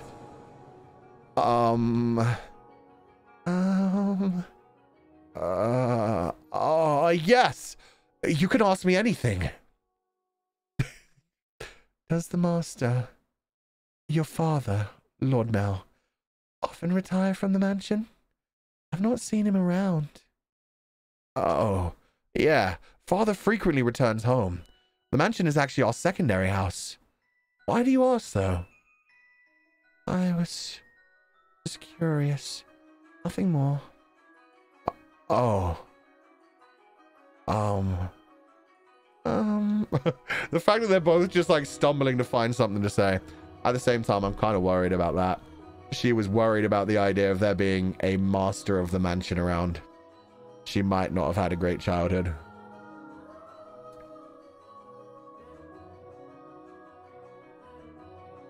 Sorry, I drank some water there and it went down badly. It choked me. Ah, God. Yes, what is it? One of the maids asked to see me, so I should be on my way. If you'll excuse me. Oh. One thing, that's a lie. She's been here the entire time. So the idea of a maid calling her at this sudden point, he's just getting the hell out of her. And he still hasn't asked her name. He's got to realize that when she leaves, isn't he? All right. See you later, then. Goodbye. All right. One moment. Oh, okay, he's finally realized it before she left. Since you're... Nope. Okay. Since you're sensitive to the sun, I can pick some roses from time to time for you. For you to decorate your room. Lord Mel, you fucking dumbass. Just because I'm sensitive to the sun doesn't mean I can't go out at night. That's all. Sorry for holding you up. Why am I so bad at this? She definitely thinks I'm obnoxious. I want to hide under a rock. I want to reverse time and try this over again. I like how she was trying to leave, but he ended up embarrassing himself so hard that he ended up leaving. That's kind of fucking cute. He lacks critical thinking. He's just trying to be nice, I guess. Ooh, what was that? How did I do that? I'm going to quick save. It's just because I can. I didn't know that was a thing. Roses. Not becoming of me. He's too kind. My socially awkward king. Yeah, at least he's trying.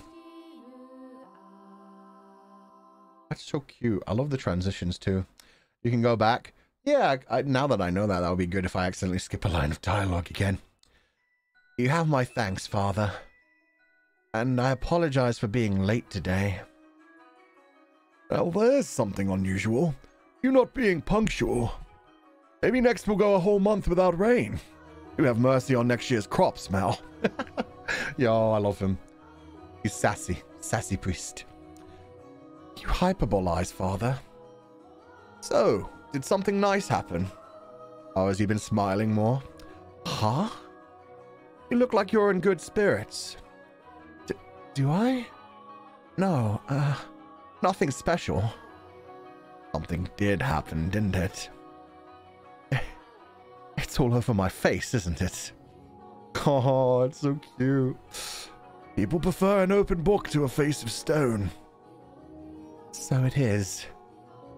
People may prefer it, but it's not a good trait to have for social engagements. Yeah, you need to learn your poker face, my boy. What? Not the kind of engagements you'll be having anyway. I'm sorry. Don't look so dejected. For now, at least, there's nothing wrong with that. So tell me, what has you in such a joyous mood, Mal? It's all meant to be so, Father. We've taken on another maid. You know how that goes, right? Someone new comes and things get lively for a while. All the excitement has gotten to me. That's all. Ho, ho, ho. That laugh, the oh ho ho. Yo, Santa Claus is fucking around. Oh, why are you looking at me like that? No reason, no reason. So what family does the little lady come from? Oh, I don't actually know. You don't know? I was going to ask her, but I missed my chance. Father has returned home, and I can't speak to Mother. I see. She's caught your eye, has she? That's a double meaning, Fu-chan. That's only a double meaning if you take it that way. That's fine for you. Yes, she has. But the truth is, you're more than just interested in her. Are you not? Oh, no, Yeah, he really can be read like a fucking book. That, oh, the awkward, like... You truly do enjoy tormenting me. Why did I suddenly go David-kun? Well, I should be getting home now. Mel. Yes? Make certain you find out where she's from. If you're genuinely interested in her, it's your responsibility to determine if she's actually suitable for you. Thank you. And excuse me. Might as well be David-kun. No, I refuse. This kid is British. It doesn't matter if she's from an esteemed family or not. No. I'm not in love with her. I'm just interested. Oh, he's trying to convince himself. He's like, I don't need to know her family. It's not like I'm going to marry her or anything. This isn't love. No. It couldn't be. This is me we're talking about. Besides, I hardly even know her. Oh god, this guy again. I forgot what voice I gave him. Young sire, blessed young sire, arms for the poor. It's the same beggar as before. I don't think he's moved since then, but he looks skinnier than last time. He's gonna have trouble making it through the summer. I should give him something while I have the chance. Alms for the poor, have mercy. Sorry, but this is all I have to give you. Sorcerer? Did I say sorcerer? Sorcerer confirmed? Did I say something wrong? Either way. Wow, he really said this guy's probably going to die before I see him again. I might as well give him some money. Oof. Oh, because I don't even know her. That's why sorcerer. I was very confused. Oh, thank you very much. Blessings upon you. May the Lord bless your soul, young sire. Thanks. I feel bad for him. That's just the way of the world. Farewell. Yo. That, oh god, this is written so well. I just realized what that was actually showing. After him thinking about the fact that if he does want to marry this girl, he needs to find out what family she's from to see if she's suitable. And then running into a beggar who's on the street, who all he can do is give a coin to, knowing that he's going to die on the street through the summer. Same kind of thing. God damn. Skies are really clear. The sun shone fiercely down on the town that day. As was characteristic of the area, cloudy days and rain were frequent during this season. The sun almost always took the stage the day after the storm. The cathedral standing tall in the center of town, the stone-paved streets clacking with the pleasant sound of footsteps. That was a Freudian slip. I'm still thinking about it. The people peering out from beneath awnings to look up at the sky. In Mal's eyes, it was as if they were all blessed by a divine light. However, not everyone living in the same land was equally blessed. In fact, the blessed were far outnumbered by the forsaken, even if their time would later come to be referred to as the Golden Age. Elsewhere, back at the mansion, Nellie was causing trouble for the Abigails. So yeah, they're just twisting that life even more. Just talking even more about the fact that, yeah, there may be some rich people having their golden age, but there are also a lot of people dying on the street right now, hungry, not having anything to do, not having any way to get up, get a foot on in the world. On a whim, she had decided to redecorate her bedchamber, so she gathered the maids and put them to work, shouting orders and demands and complaints. And she had not summoned only her personal servants, but others as well, including the white-haired girl. No, not like that. How many times must I tell you? The tapestry goes by the door, and I don't like the carpet's pattern. Is there anything else we could change it with? Hey, look at this ugly vase here. Nelly appeared to be rather irritated, and it was the servants who bore the brunt of her frustration. Though if they found this similarly vexing, none of them showed it. She was a girl who spoke her mind, a trait particular to that time in history. Women of the Golden Age were so vivacious, in fact, that it inspired parody and satire in foreign countries. But no matter how hands-off her parents were, had Nelly been born a generation earlier, or a generation later, she likely would not have been able to act so free-spirited. That day, however, Nelly did not seem to be her usual self. Though she always spoke her mind, it rarely went beyond being childishly adorable. It was unusual to see her in such a foul mood, not even a smile on her face. Ah, get rid of it all. The carpet, the chair, the desk. It's all so ugly. Don't we have anything better? If we don't, then order it. Have it made. You can do that much, can't you? Hurry up and replace them. She saw her brother talking to the maid, didn't she? She's pissed. She's jealous. She doesn't like there being a girl in the mansion who's prettier than her, that her brother cares more about her. With pale skin and white hair and beautiful red eyes. This is going to go bad. Having only arrived that morning, the white-haired girl was unsure what she was supposed to be doing, caught in the middle of a flurry of maids and furniture and fabric. She chased frantically, scrambling Abigail's with her eyes, and made attempts to help. But not being familiar with the work, she only ended up getting in their way. She probably felt that everyone would be better off with her not in the room. So when the maids ordered to get new furniture made their way out of Nelly's room, she attempted to follow them. You, hold on for a second. Yes, you, with the white hair. However, Nelly stopped her before she could take her leave. I didn't even think about the fact that she didn't even have to see the conversation between her and her brother. She already had her brother wake up in the morning, instantly ask if the new maid had white hair, and then happily run out of the room. This is Mel's fault. Uh-oh. Oh. The white-haired girl turned back, bewildered to find Nelly smiling at her. Corners of her mouth turned up into a self-assured grin. There was no trace of timidity or uncertainty in her demeanor. Her flaxen eyes seemed like they would look nice under the light of the sun. Almost the exact opposite of the white-haired girl. I wanted to talk to you, actually. But Mother never was one to share. I asked her to trade maids, but she wouldn't have it. Trade? You mean for... Which is why I decided to completely redecorate my room, because then I wouldn't need some extra hands. But why? Because Mother and Father refused to tell me anything. Why is that? Who are you exactly? Where did you come from? Tell me, what house are you from?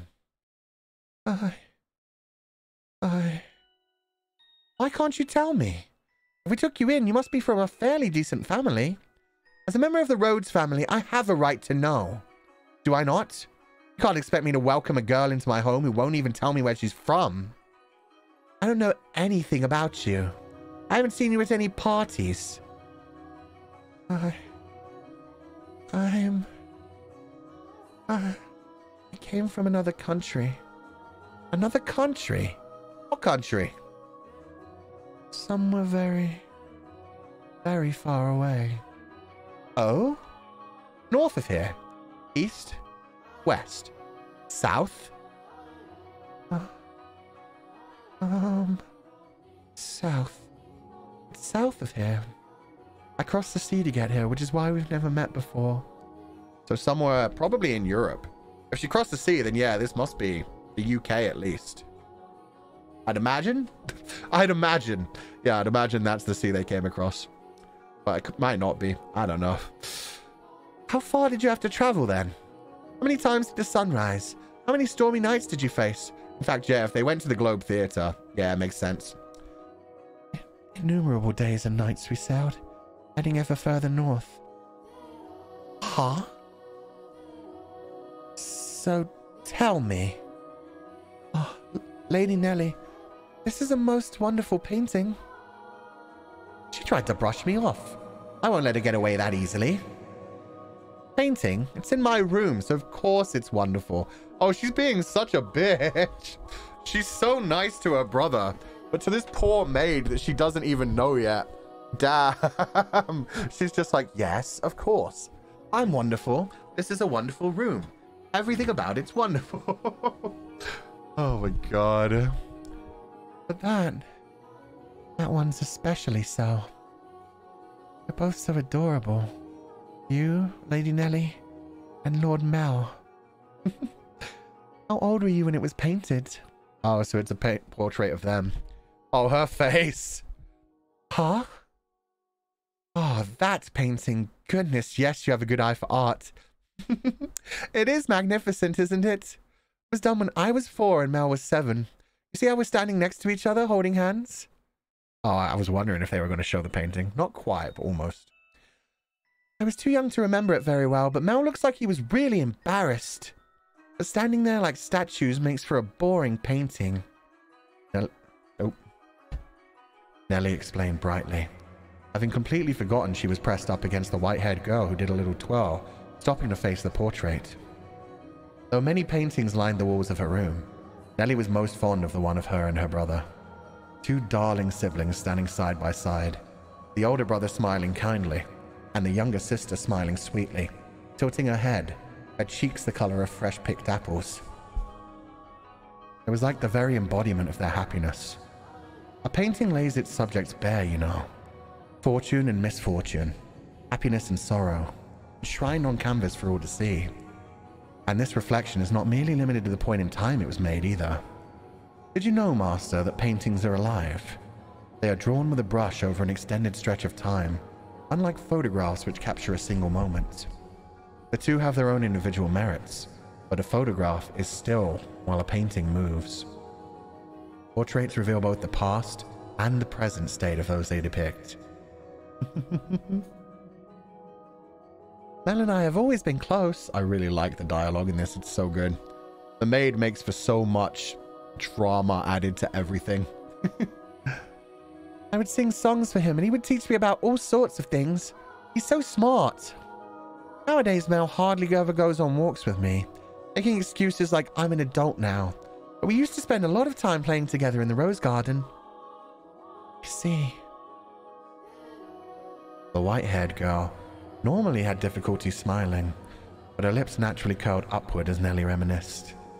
A vision of the 2 happy siblings had probably swelled up in her mind, and I imagine there was a faint trace of envy in her heart as well. Lady Nelly, you love Lord Mel quite deeply, I see. Yes, of course I do. Mel's smart and he's studious, and he's incredibly kind. My birthday, he gave me this wonderful rose necklace. The jewelry shop he got it from is famous because even the royal family make commissions from their workshop. So he had to have ordered it months in advance. Just for me. He's a prince. Oh? He's pretty charming, wouldn't you say? That's why I call him my prince. But you know what? Mel is a terrible dancer, and he still hasn't got his feet on the ground yet. And he's so bad at interacting with girls. So there's no one else who would say that about him. Oh my god. Well, you're talking to someone who clearly has some feelings there. He is quite the gentleman. I assumed women would be drawn to him. Gentleman? Have you met Mel already? This morning. Briefly. That reminds me. Mel seems to know about her, too. What do you think about Mel? As I said, he's a gentleman. That's not what I mean. I don't think I'll let you get away with putting any funny ideas in his head. What? Mel is too trusting. He's pure of heart. So I won't stand for you trying to take advantage of him. I would never. So you say, but you actually want to get close to him. Wow. Immediately onto the, you want to get close to him, therefore you must want to use him. Stay away from my brother, he belongs to me. Oh, God. I'm gonna blow my nose. I'll be back in a second.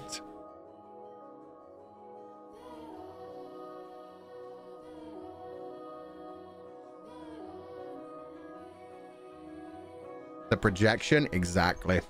She can't stand the idea of anyone taking her prince away. He belongs to her. He buys her necklaces. It's her prince. I wouldn't dream of it, Lady Nelly. He's a man far beyond my reach. Aren't planning on doing anything, are you? Not at all. And you don't have any romantic feelings for him, do you? Oh, fuck. She didn't say no. But at the same time, they've literally just met. So, I mean, it should be very easy to be like, nah. Well, do you? I have no romantic feelings for him, Lady Nelly. And you won't develop any? What the fuck? I will not. Oh, you won't develop any, right? You're not just going to suddenly fall in love with my brother, right? Surely. And with that, Nelly gave a wide, satisfied grin. Even though one has no way of knowing how another truly feels, or how they might in the future. You wouldn't, would you? Now that I think about it, there are plenty of other boys. You getting together with Mel is downright absurd. Indeed. But anyway, back to what we were talking about earlier. Your family, I almost forgot. Even she still hasn't asked her name. Why will no one ask the white-haired girl's name? You haven't told me exactly where you came from or anything about your... Oh, thank God. Come on, black-haired maid, save the day. Oh, just another Abigail. Lady Nelly, I've brought a new carpet. Just look at the embroidery. The work of a true artisan. I'm simply in love with it. Surely you'll find it to your liking as well. Wow, you're right. That's a Florentine stitch, isn't it? I wonder whether someone mimicked the style or if it was important. Either way, a great find. Let's hurry up and get it laid out. Oh, we'll have to see how the colors go with everything else. We have to finish redecorating quickly so I can show Mel. I'll be so surprised. What wonderful taste you have, Melly. Oh my God. She is such a obsessed little sister. We'll go with that. We'll go with that. And I wonder if it's just a thing to not know any of the maids' names. Maybe they just literally refer to them all as maid or lady or Abigail. Can't just ask for a person's name. Yes, I damn well can. When the other Abigails returned, so too did the bustle within Nelly's room. As the white-haired girl watched, a faint smile crossed her lips. Perhaps it was from relief at having escaped Nelly's inquisition. Or perhaps it was something else. Perhaps she was still thinking about Mel. God damn, man. Imagine asking someone for their name. Couldn't be me. Clearly. Ah, oh, Nelly. I'm back. Did you eat something? You're not supposed to, dearest. Oh, did you eat something you're not supposed to, dearest Mel? You're unusually cheerful. Oh my God. It's like you're in a good mood. What the heck's wrong with you? I'm the same as always. Anyway. Never mind that, dearest Mel. Take a look at my room. I redecorated today. So that's what you've been doing, hiding away in the house all day, Nelly. How is that any different than what you were doing? You were in the church all day. I guess. I mean, they're not wrong. He was out of the house, but he was still inside just studying all day. I'll look at your room, I promise. But first, do you know where the new maid is? Oh no. Now, don't get any strange ideas. I just haven't had the chance to introduce myself. I thought I should as a member of the family. Oh no. Except you have, and I know it. Being the eldest son, it would be shameful if she were to pass me on the halls not even knowing who I am, so... Don't ask me. What? But you were in the house all day. She attends to Mother, so why would I know where she is? But she did help redecorate my room. You made her help? That's work for the manservants. There's no reason to make the maids do it. Oh, so you're saying I should invite a bunch of men into my room? I go into your room all the time, Nelly. You were in my bedchamber just this morning. Only one man is allowed in my bedroom, dearest Mel, and that is you. So unless you become a servant, which I will not stand for, I will not ask them for any help. Oh my god. The fucking phrasing. Oh, Nelly. You ought to be a little more... A little more what? You're going to lecture me, I won't hear it. What am I going to do with you, my little lady? What? What? You're treating me like... You were looking at me like that? We talked about you, dearest Mel. And I'm not going to tell you what she said. About me? What did she say? Oh, God. Yeah, she's teasing the waters here as well. She's like, yeah, well, we talked about you, and I'm not going to tell you. And seeing him pounce on it and be like, oh, no, he does have feelings. Ruh-roh. Huh. Please, Nelly. She said she has no romantic interest in you. Oh, man, his face. Oh, why did that even come up? Because we're both girls. We talk about things like the kinds of boys we like. And who's the most handsome? Why do you look so downtrodden, dearest Mel? You look like a sad little boy who can't get his crush to notice him. Oh, she's twisting the knife. That face is unbecoming of a prince, Mel. Are you interested in her? That's strange. You haven't even met. I'm not. It's just depressing to find out that someone you haven't even met doesn't like you. That's all. Oh, this is going to be bad for their relationship. That's brutal. It's brutal, and at the same time, it's really messed up that they're fighting between all of this, man. He's interested, but she is so fucking jealous. If I'm going to make my move, I must do so soon. I don't have much time. The master of this house isn't around, so next in line would be him. That painting. Okay, that was worrying. Next in line would be him. Does that mean she wants to snag the master of the house in marriage so that she can inherit the house? Or does it mean that... Or does it mean that there's something else going on? Maybe she's the witch. Maybe she's been here multiple times. Maybe she has to do something to the actual master of the house at current times. For a spell? I don't know. Murder or marriage? Those are our two options, mainly.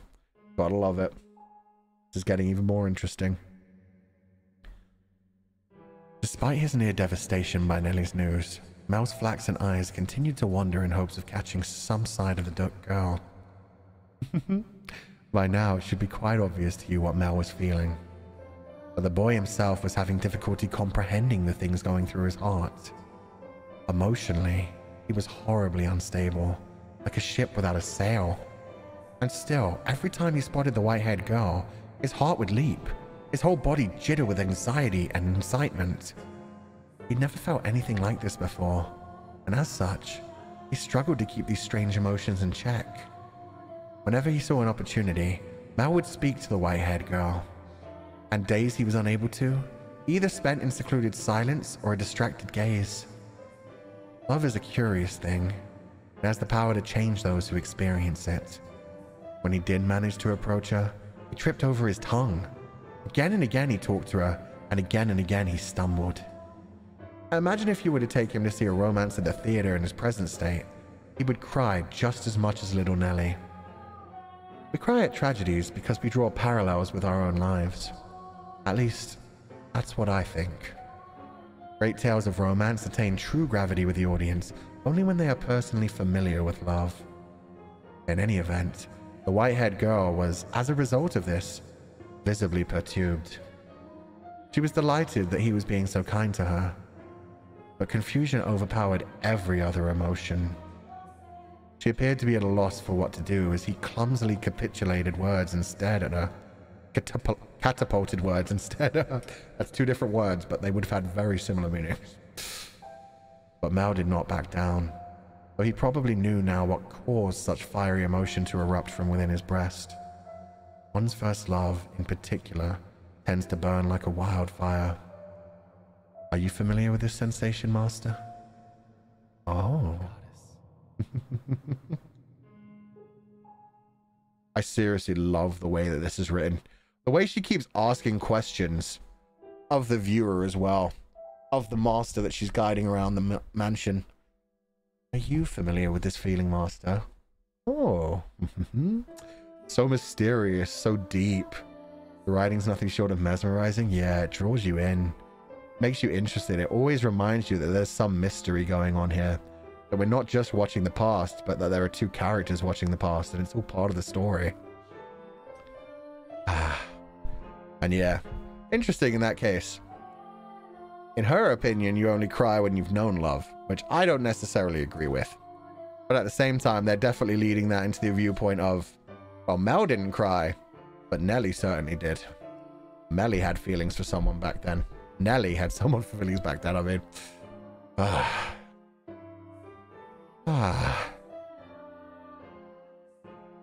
There she is. Is she cleaning? No, it looks like she's reading. It's now or never. Go on, Mel, you've got this. I believe in you. Oh, you fucking idiot. Really? Oh, her face. Ah! Sorry. I didn't mean to scare you. Lord Mel, you very clearly meant to scare me. Exactly. You literally said boo and like touched her from behind, my man. Come on. Because you wouldn't notice me. What are you reading? You looked pretty engrossed. Oh, I'm sorry. I should have asked permission.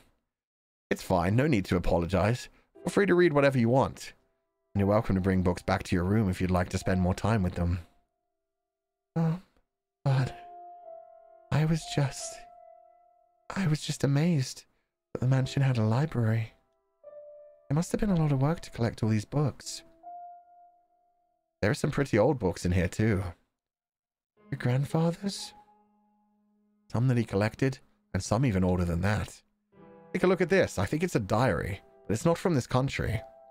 Or this century for that matter. Maybe a feudal lord? Here, he's complaining about the quality of the harvest. Can this forsaken land only produce over-sour grapes? Ah, if only the largest of the... Barney?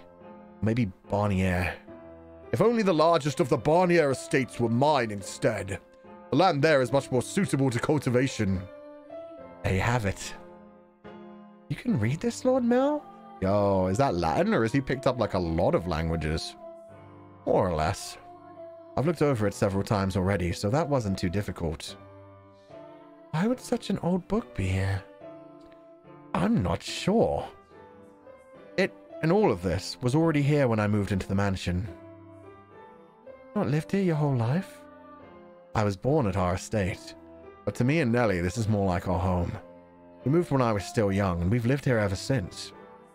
Nellie and Mother have both grown quite fond of it. Father, though, often goes back to the other house, because he doesn't like all the roses. By himself? Yeah, well, sometimes Mother goes with him, but for the most part, he goes alone. Damn, he just abandons his wife all the time? Jeez. It simply came with the mansion? Yeah, somebody else had a library here before.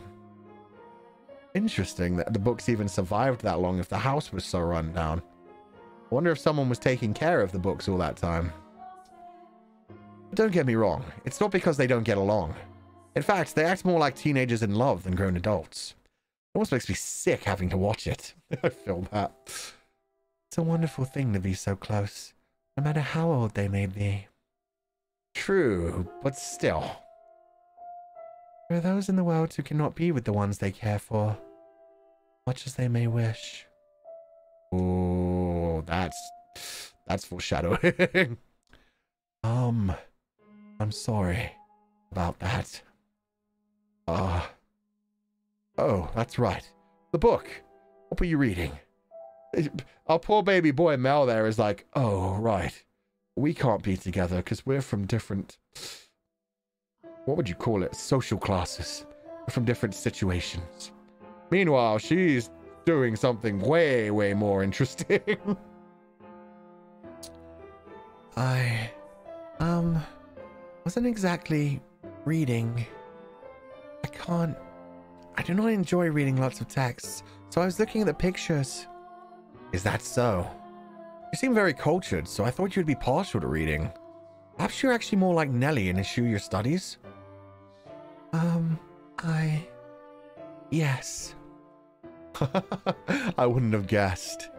But you like looking at pictures? I do. That's cute. She likes looking at portraits too. I don't think she can read. Yeah, I don't think she's been taught to read. What else do you like? What? What do you enjoy doing? It can be anything.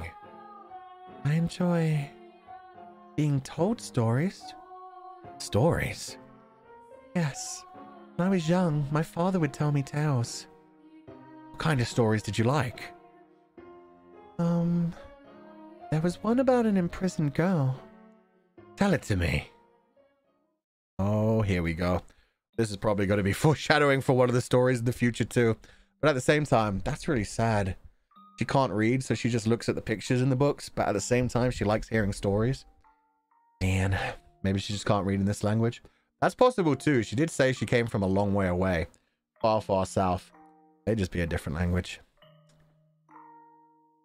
Once, there was a girl, and she was locked away in a mansion deep in the forest. A mansion with only one window. The window sat high upon the wall, far beyond her reach, so it was always very dark inside, unlike this mansion. However, the girl did not like the outside world. There were lots of scary things out there after all. Though she may have been all alone in the mansion, she grew comfortable with the darkness in time. She had nothing to be afraid of. And then... am I doing a good job? You're doing fine. Keep going. What happens next? Okay. And then, the girl grew up. By then, she'd already forgotten why she was locked up, but she was content with the darkness. However, her eyes couldn't help but be drawn by the little bit of light that spilled through her window. Though she was comfortable in the darkness, the sight of the light made her heart race. At first, the girl thought it was because she found it unpleasant, but she disliked the light and the outside. But slowly she came to realize she was curious about the outside world. What could be happening out there? For all she knew, the town, the forest, the people, all of it could have changed while she was imprisoned in the mansion. But she had no way of finding out. So the girl decided to write letters and throw them out the window. What began as empty grasping became routine, continuing for several months until she was finally ready to give up. But then, a beautiful white dove flew in through the window. Tied to the dove's leg was a letter. Her heart racing, she read the words contained within. It seemed to have been written by a man. The letter contained numerous questions for the girl. It also said that if she attached her reply to the dove, it would bring the letter back to him. She was astonished, but she wrote him back anyway, taking care not to mention where she was. After having exchanged letters a number of times, the two felt very close to one another, as though they'd known each other for many years, despite having never met. And eventually, the man said he wanted to meet her? Indeed. The girl was unsure what to do. Should she tell him of how she lived? Should she reveal where she spent her days? She was afraid if she did, he'd cease to send her letters. She was sure he believed her to be a young lady of noble blood, not a girl locked away in a house deep in the forest. The girl could not bring herself to write a response. She released the dove through the window with nothing attached to its leg. And yet, it returned with another letter, written in the man's familiar hand. You must surely have a grave reason for your silence, it said. I would like to know that reason, and I would like to help you. No matter what it may be, you have my word. She deliberated. Though his letters were kind, she did not know this man. He was from the outside. Would he still treat her the same way when he met her? And did she even want to step out into the world beyond? What do you think she did? Wrote a letter and agreed to meet him, right? Yes, she did. The girl made up her mind. She would write a letter. As always, when she tied it to the dove's leg, it flew off out the window.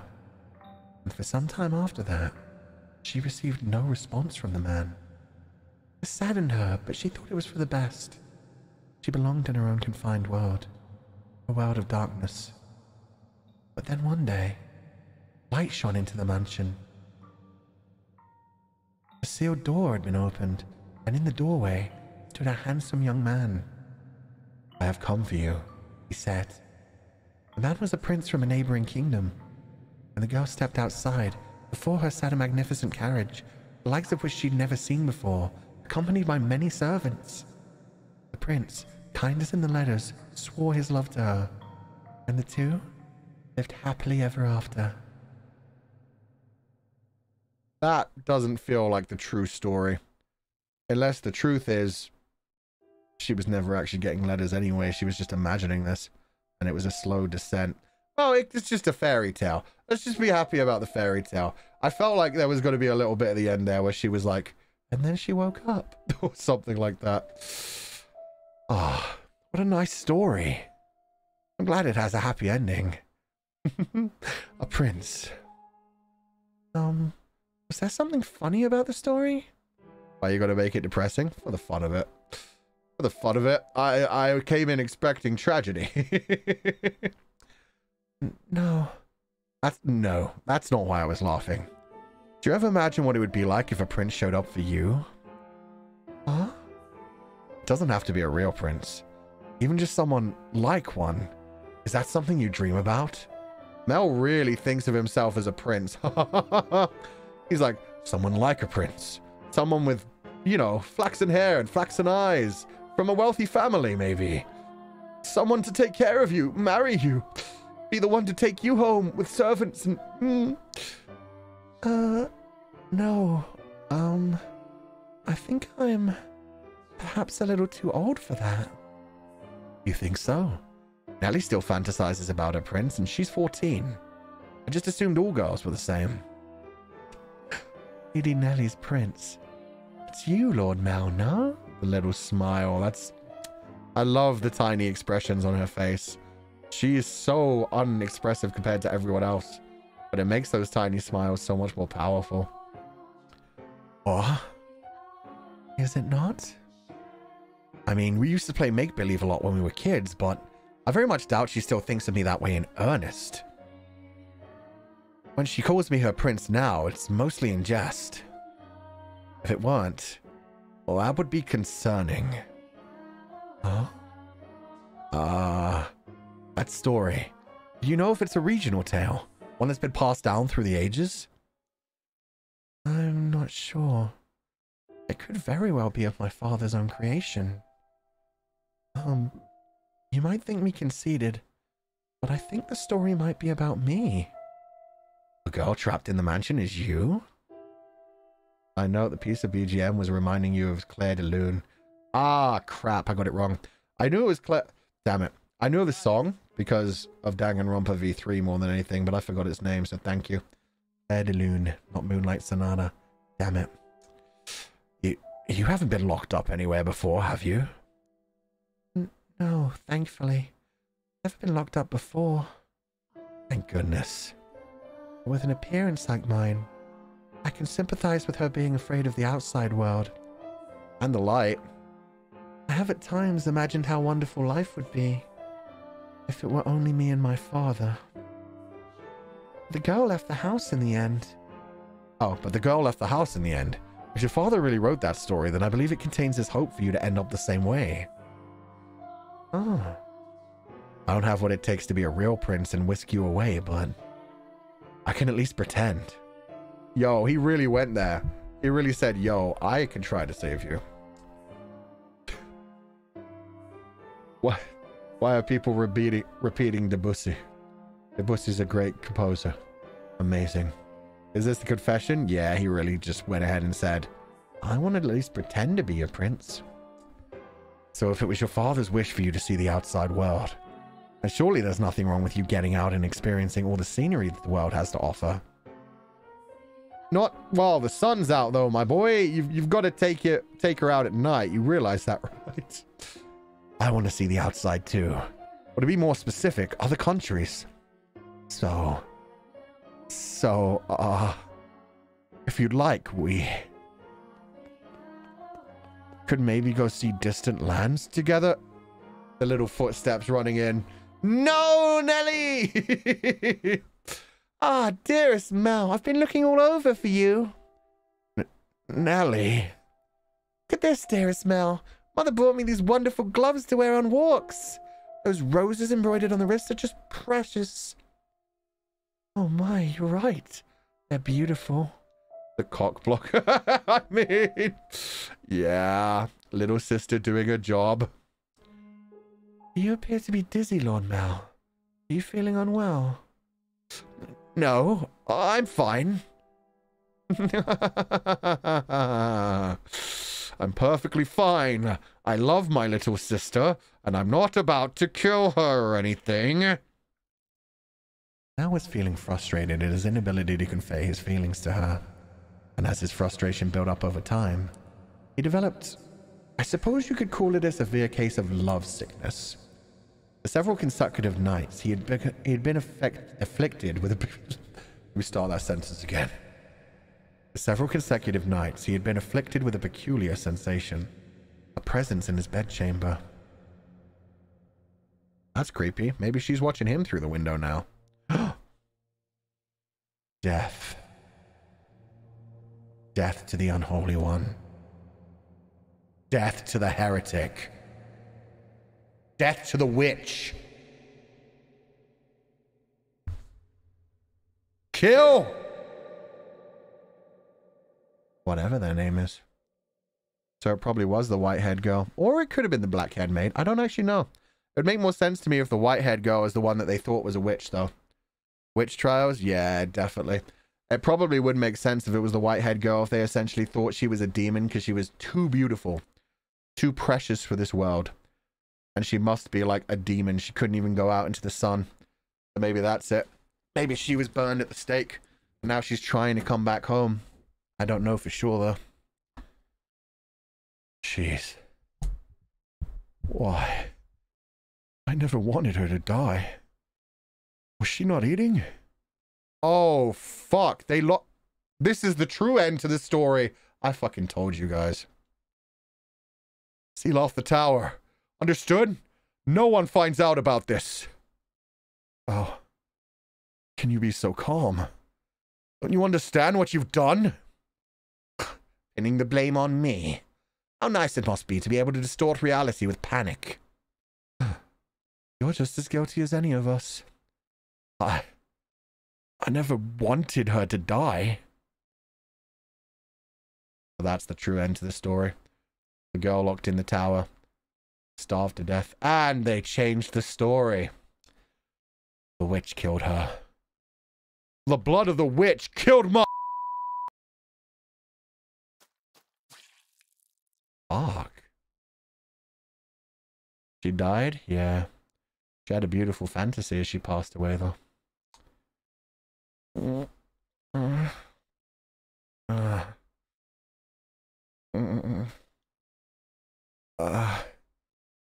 A dream. What was that dream? It was horribly unsettling. I was holding someone, a girl I cared for dearly, in my arms. She was limp. It was almost as if she were dead. I've been having a lot of really unpleasant dreams lately. I can't stop shaking. Why would I have such a dream? I feel sick. Back to sleep. But I wonder, who was that girl?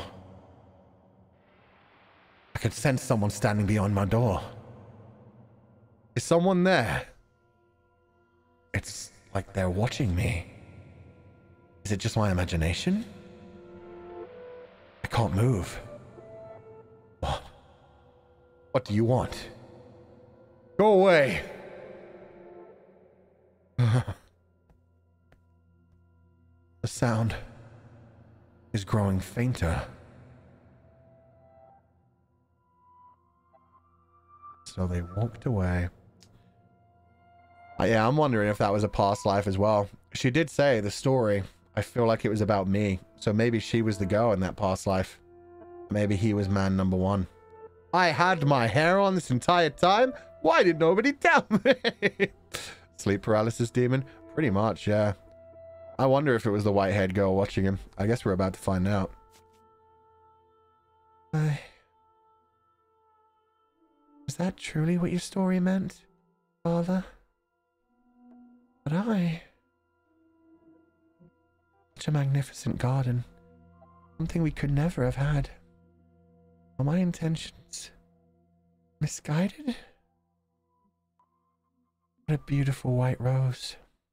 Oh, there are white roses in the garden too. Maybe they do suit you. Oh, that image is beautiful. You know, you could have snuck into his room rather easily then. No one was watching. Oh, how long have you... Oh, you didn't pay me any mind. I shall not condemn you, no matter what you might do. Rather, I am on your side. I was not going to do anything. Oh, is that so? And perhaps you were out for a late-night stroll. I imagine you have less difficulties going outside at night. I beg your pardon. Oh, return to the mansion immediately. Oh yes, that reminds me. It was also the middle of the night when the grocer's servant broke into their safe. News of that spread quite far. I'm sure you would have heard about it. Oh? Although, was Gamasha imprisoned? Dear me, I'm having trouble remembering. Worry not. If you wish for it, the mansion shall provide. You are in no danger whatsoever of getting caught. You said that a witch lives in the mansion, did you not? I did. Does that sound perhaps a bit archaic to you? Oh, I believe those rumors mockingly refer to me. Oh my. I've been accused of being a witch before. Which is amusing. I don't have any magical powers. I simply have an unusual appearance. My, what a lovely shade of red. What happened to the white rose? Ruh-roh. The rose. Is something the matter? This rose. This rose was white.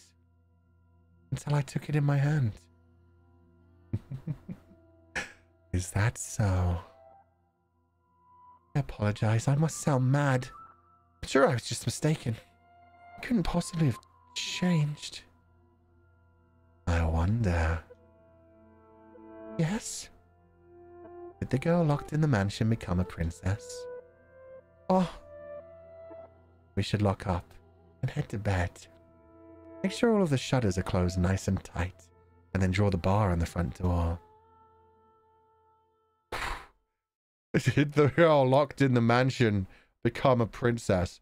Immediately followed by, anyway, let's lock up our mansion. She knew the story. Yep. She knew exactly what was going on in the house. Even though this whole thing is continuously telling us that people can sense when they're being looked at, and yet nobody ever feels the maid looking at them. God damn. The color scheme's a direct contrast. Yeah, the black and the white, the red and the green. Slowly but surely, time tracked onward, everyone working toward their own individual goals. Each early summer breeze that blew through the garden was like God's hallowed breath carrying the flowers' fragrance in through Rose Manor's windows. If only time could be stopped and this beautiful era made to live on through eternity. As usual, Mel's eyes chased after the white-haired girl, and Nellie pursed her lips in frustration at him. But she was still rather docile. Even taking into account how self-centered she behaved, how fickle her temper. Nellie's fits were still no worse than a playful kitten. See, at that very moment, our lively little feline had her claws poised to swat at the flaxen-haired young man. Mel, you promised me. Or have you forgotten? I haven't forgotten. I'm just asking if we can go another day. Another day? This isn't something that happens every day. I'm looking forward to tonight's performance for so long. There's nothing I can do about that. We're having a gathering at the priest's home tonight. Several high-ranking officials have come up from the mainland just for this. Who cares? I care. You know, Nelly, it doesn't have to be me who goes with you. No, I want to go with you, Mel. You've been so distant lately, dearest Mel. You refuse to do anything with me. That's not true.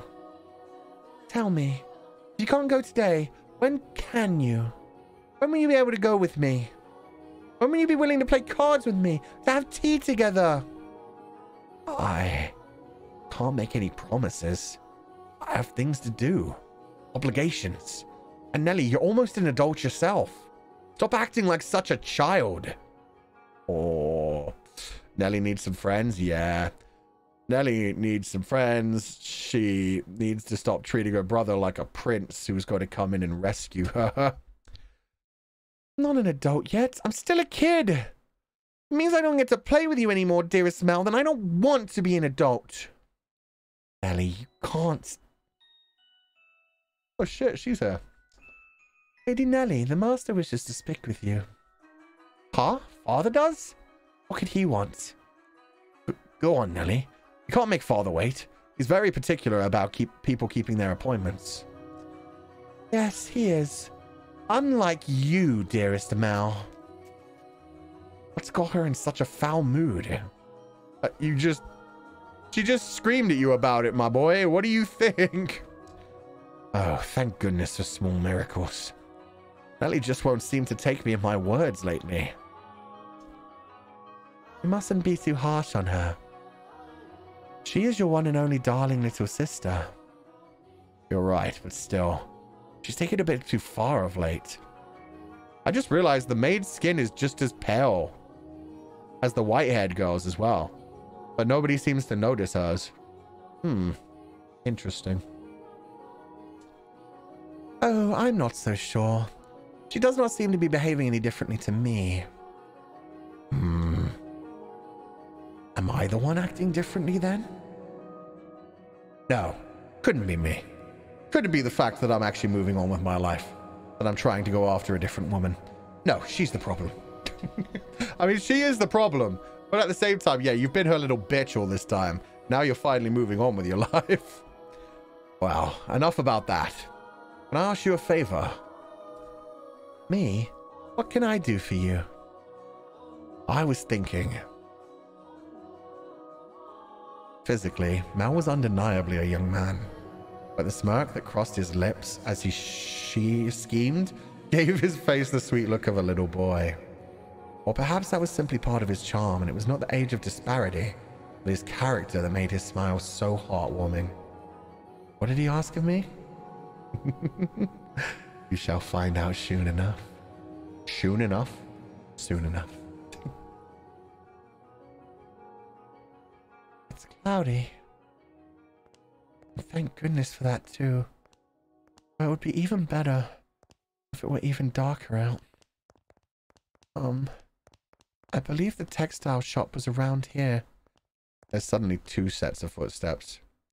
Ah. Oh, there we go. It's Mel coming up to her. And there's Claire de Lune again. That's such a good song for this. Soon enough. Okay, guys. Okay. I get it. Hi there. Lord Mel. Fancy meeting you here. Yeah, what a surprise. So, what do you say we take this chance and go for a little walk? Since you're sensitive to the sunlight, we can keep our eyes out for shadowy areas as we go. If you feel unwell, just let me know. I was sent out to run an errand. Don't worry about that. Is he stalking her? I don't think he's so much stalking her as she was sent out by the black-haired maid. And this was all a plan to get her out here. Come on, follow me. And that also means he lied about the meeting with the priest and everyone else. he lied about all of that to his sister, and her sister's gonna find out. I'm sorry. It, actually wasn't an accident that we crossed paths. Mm-hmm. I planned this out ahead of time. Asked to have you sent on a fake errand. It feels like I'm always on alert back at the mansion. Can't really relax in my own house. It's actually kind of funny. Sorry. That was inappropriate of me. I just thought that since the sun's mostly blocked out, it would be alright if... I'm feeling just fine. Ah. Oh god, the awkwardness again. My boy, please. You should have prepared to say some things. Of course, if I get her out of the house and I can't even think of anything to say. Hey. Yes? Have you settled into life at the mansion? I have. Everyone has been such a big help. That's good to hear. Indeed. Oh no. So, Yes? Nellie told me she had you help redecorate her room some time back. Ah, yes. It was shortly after I arrived. What of it? Yeah, that day, Nellie told me that you don't, I don't. Never mind, sorry. It's not important. He was really about to say, oh, you told my sister you don't love me? Surely that's changed by now, right? Oh, God. It is important, but I can't just ask how she feels about me. That would make it sound like I... Forget sound like. I do, don't I? Lord Mel? Oh, sorry. I had something on my mind. It looks like it might rain again today. The weather usually gets better as summer approaches. Not worse like it has been. It won't be a heavy storm, though. No? Wind is too gentle. You can tell from that. Vaguely. But yes. That's impressive. I often leave the house unprepared, only to find myself sloshing back in the rain. She's so fucking cute, man. She's so adorable. I love you. Your name? We'll just call her Abigail. It's fine. We don't need to know her name. We're just desperately in love with her, following her around like a broken puppy dog. We don't need a name. You laugh a lot more than you used to. Do I? Yeah. And I like that. You look better with a smile on your face. A smile suits Lady Nellie much more than I. What? Her smile and your smile are completely different. Also, a smile suits you as well, Lord Mel. Do you really think so? What am I supposed to do in the face of a smile like that? So, yes? Knowing her, if I ask if I'm imposing, she'll say no without hesitation. Trying to cover myself isn't going to get me anywhere. No, you little bitch, just confess. Say your feelings. Frustration. Puppy love is painful. Hold on a second. She flirted back. Yeah, she said his smile looks good. It's good. It's great. I never did get you those flowers like I promised. There was a single white rose blooming in the garden. I was planning to give it to you, but it disappeared before I had the chance. So there was the white rose. She was being gaslit. It was a fact that when she touched it, it turned red. So, I'd like you to have this. It's not a real rose, but it won't wilt either. Did he get her the same kind of necklace? I swear to God.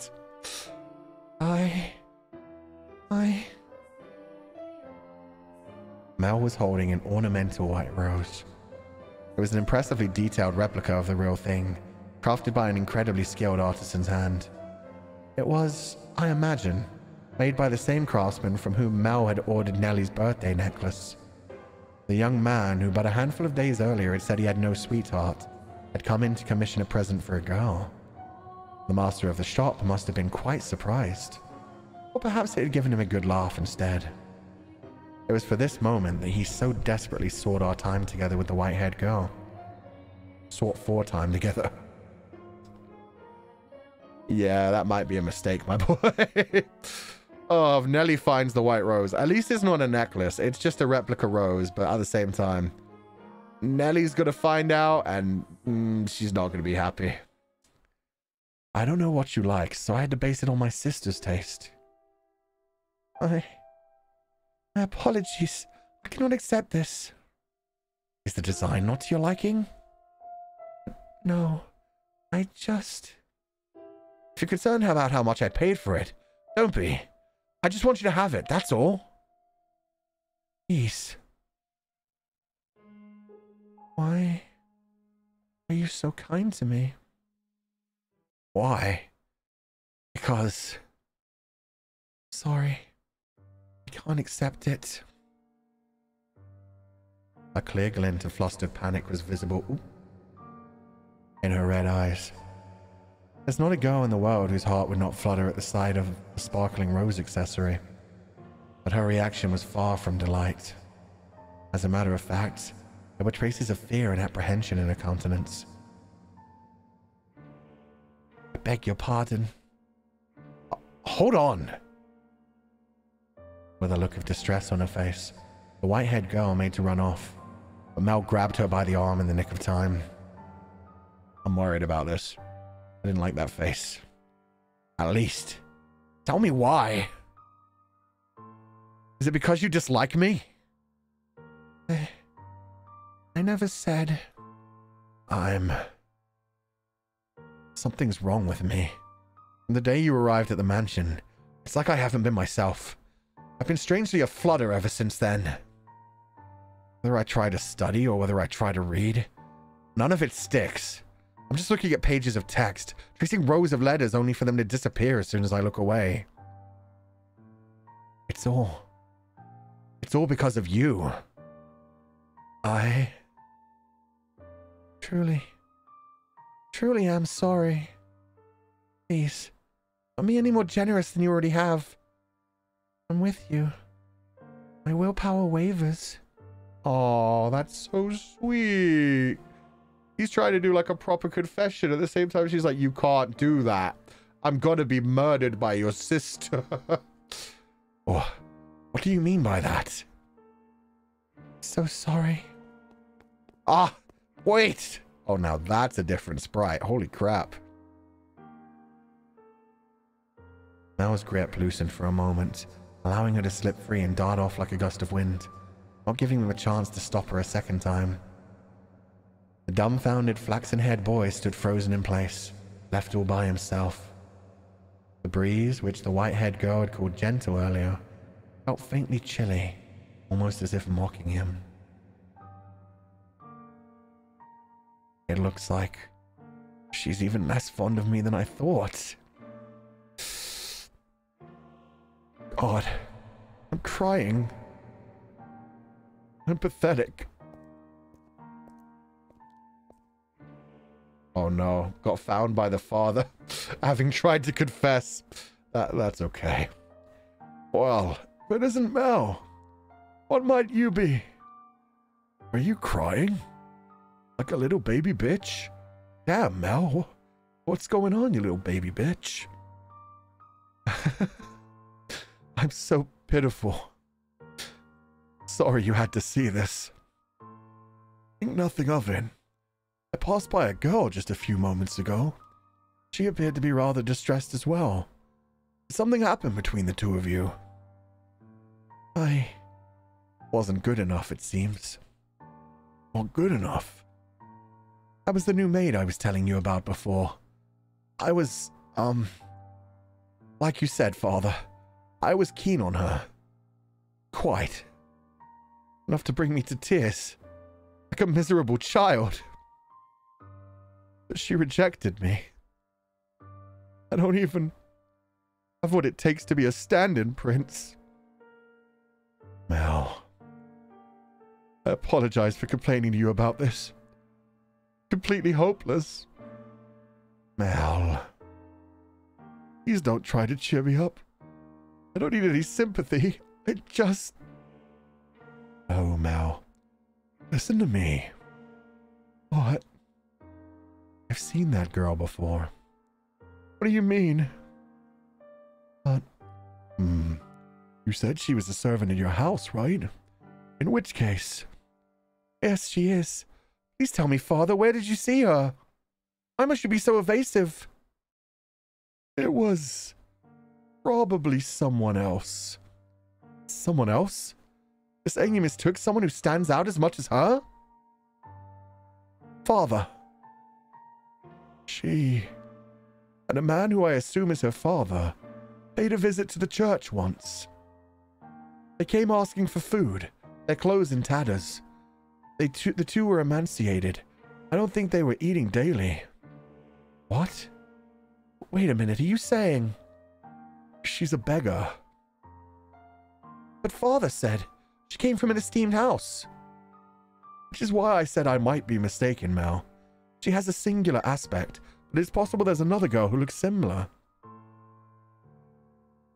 Deep down, though, the priest surely believed the opposite. And so he said sternly, like a teacher to a pupil. But you must be absolutely certain, Mel. Understand? You can't possibly proceed any further without knowing her ancestry. Man. The beggar from earlier? Yeah, what if the bald beggar was her dad? The one who wasn't going to make it through the summer anyway. If he left her to the mansion to become a maid, try and protect her. If he was an albino too. He always had a hood over his head and his hair was just gone. Maybe he used to shave his hair because the white hair was so beautiful. Either way, we wouldn't have known if he was an albino. He didn't see his eyes. He just saw a bald man begging for money with a hood on his head. She said her dad already passed when Mel peeped before. Yeah, that's what I mean though. Like he died the day she showed up at the mansion. So yeah. From what she said to the maid, it sounded like, yeah, it had happened recently. Because the maid was asking about her dad. May I visit the church, Father? By all means. In the back of Mel's mind, a vision of the night of the storm. The night the white-haired girl arrived at the mansion was surely replaying. She'd been wearing little more than rags and covered in grime. Hardly the appearance of a respectable young lady of class. Oh shit, you're right. He did see the beggar after meeting her. That can't have been right. Okay, okay. Have I been putting her through... Wait. Have I been putting her through unnecessary stress? She actually turns out to be nameless. To be rankless. No matter where she comes from, my heart is decided. I'll not fool myself about how I feel any longer. No. I cannot fool myself. But how does she feel? What will everyone else think? I have to find out why she was welcomed into our house. I'll ask Mother. Or Father. No. If for some reason they don't know she isn't aristocratic, I'm better off not saying anything. If they don't, does that mean she's been lying to us? And to them? I have to find out. This time I must get answers. And there's also everything the maid said. The maid had that moment of saying, oh, the day the grocers were robbed, it was also at night. So yeah, she was a beggar, but she's also been breaking into people's house and robbing them. And yeah, I don't think literally nameless. I think nameless is in like doesn't have a family name of note kind of thing. Like she isn't somebody worth being associated with kind of thing. No, absolutely not. Come back and the first thing you say is that. I hate you, Father. I would not stand for this. Oh, is it time for her to get married off? Ah. Why? Why would he just suddenly throw that on me? Didn't even ask my opinion. No, I won't do it. I'm fine just the way things are. I'm just fine. Dearest Mel, I need your help. I don't. Yeah. Want to get married. Yeah, damn. Her dad came back and immediately said, "Oh, we found a match for you. It's time for you to do your family duty." Fuck. Poor Nelly. Has to be hard. Arthur, isn't it? Probably. I think we're probably going to stop here for now. I think that's enough for now. And this is getting very interesting. But I think that's probably about halfway through this story. So I think that'll be a good place to stop it. 3 hours in. Ooh. Quick save completed. Wonder if there's any way to proper save. Ah, nope. That went wrong. What if I go back though? Cool. No, I want more. It's been 3 hours. I know. The game around 6 hours. Oh god, no. The game's around 30 hours. We're going to be playing this for a long time in the future. This is halfway through. I don't know how far we're into it, but I'm just imagining from the way this story has been going, this is about halfway through this first story. There are several different timelines that we're supposed to travel through, apparently. That was fun storytelling. It was. It was 40 hours for me when I played it. There you go. It may even be 40. I think it depends on how you take it as well, like how slowly you read it. Obviously, since we're reading everything out loud, it can take a long, long time. But yeah, I think that's where we'll stop for today. Oh no, I'm naked. There we go. Now I didn't realize it's been 3 hours. Yeah, the time flew by. So one thing I want to do before we leave, for one thing, gotta kill the sound. That's very intense. And I like it, but let's put something a bit more cheery. Then I'll send you guys my schedule for the week. Great stream, thank you. No problem. I'm glad you enjoyed it. I really enjoyed that one too. Been a very interesting game. The writing for everything is so good. The way they're building up the story. The fact that we still don't know just how supernatural it's going to be yet. Like, I don't know what's going on with the maid. What's going on with the nameless white-haired girl. The fact that they still haven't named either of them is very interesting to me as well. They just keep dragging it out. Gonna be an interesting time. Okay. And yeah, Merry Christmas, anyone who's already gotten to that point. For me, Christmas will be at about 12... Ooh, almost exactly 12 hours. But Merry Christmas to anyone who's ever gotten there. Thank you for joining me on such an interesting day. Very sweet of you. And we're going to be back tomorrow as well, playing Dream Daddy. Everybody's Christmas present. Merry Chrysler. Merry Christmas. Happy holidays. This was a good stream. Very interested in this storyline. It's going to be a long journey, but it will surely be worth it. Ooh. This week goes right up to New Year's Eve. So from Christmas Day to New Year's Eve. Interesting. I don't think I have anything else to do tonight, so I won't be seeing you guys for a while. But we'll do our normal discussion after this. I just want to share my schedule first. I'm just getting everything set up. Getting it ready to go on Twitter at the same time. Perfect. Yeah, we've got a busy week ahead of us. There we go. Post it on Twitter. Copy the link. And then post it in here.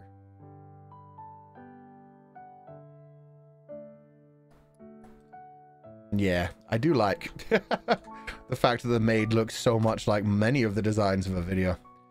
So there is my new weekly schedule. Let me pin that and let me throw it up on screen. It's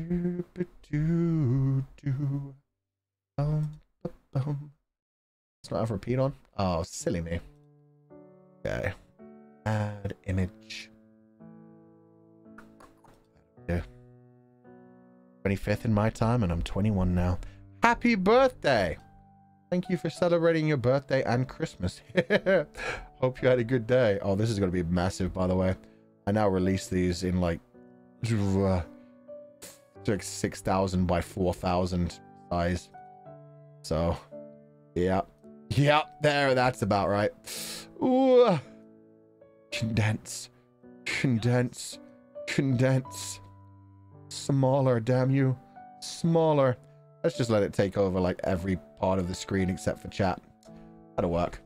Okay, so we've got 2 double days this week. We're starting tomorrow with Dream Daddy, as you guys know. Got beautiful artwork by CXC Chowder. Looks gorgeous. On Monday, we have Danganronpa in the morning. And then in the evening, we're going to have Monster Prom with Alira, Scala, and Doppio. Alira originally approached the idea of us playing like a 4-player Monster Prom like months and months ago with different people. And I finally reached out to Alira like last week and was like, hey, you still want to do that? I think it'll be fun. But I think we should go with some newer people. Because I was like, I know 2 people who would be very interested into that kind of visual novel. People who like certain types of characters, you might say. So yeah, we're gonna have me, Alira, Scala, and Doppio playing Monster Prom on Monday evening at 2100 EST, so 9 p.m. EST, 2 a.m. GST on Tuesday, or 11 a.m. JST on Tuesday. On Wednesday, Tuesday we've got offline. Tuesday's my only day off. Wednesday in the morning at 4 p.m. EST, so a very different time. 9 p.m. GMT and 6 a.m. JST on Thursday. Playing Cards Against Humanity with Niji Cancelled. That may well be our last ever Niji Cancelled stream, because that is going to be an interesting one. Cards Against Humanity has always been one of the most cursed games of all time. We'll see if we survive that without getting bonked. That may be our limit. Then in the evening, we've got another Cyborg date, another sponsored Cyborg date. Tower of Fantasy has sponsored me and Ukiki to explore their new area, which is like a theme park area. So not like the last time where they only have 2 rides, they have 5 rides for us to go on, plus a bunch of new characters, plus a bunch of new Christmas clothes. We're going to go on a Cyborg date and it's sponsored, so thank you Tower of Fantasy for that. Just know your limits. I genuinely know my limits. It just depends on what cards come out. On Thursday, we're going to be playing more House in Fata Morgana. Love this game so far. Can't wait to dive more into that. That's at our normal time. And then on Friday, we're going to be doing Writing Nice Letters to Nijisanji EN. So we're essentially going to just sit down, go through each Nijisanji EN member one by one, and write them a letter that I'm going to give to them the day off. Well, I can give it to them on the day. I'll probably just essentially share them on Twitter. And it's just a way of saying, like, this is what I love about you. This is what I appreciate about you. Thank you for being here. Thank you for an amazing first year. I hope your 2023 goes amazing. So that's going to be us on Friday morning. And then on Saturday morning, to end the new year, our final stream of 2022. We're going to play Zelda Breath of the Wild. Finally, again, I know people have been waiting. So we're going to have another final Zeldatsudan. Just to have a comfy time exploring Hyrule. We're going to go on for as long as we want to. We're going to have Zatsudan at the same time. I might have some drinks with me.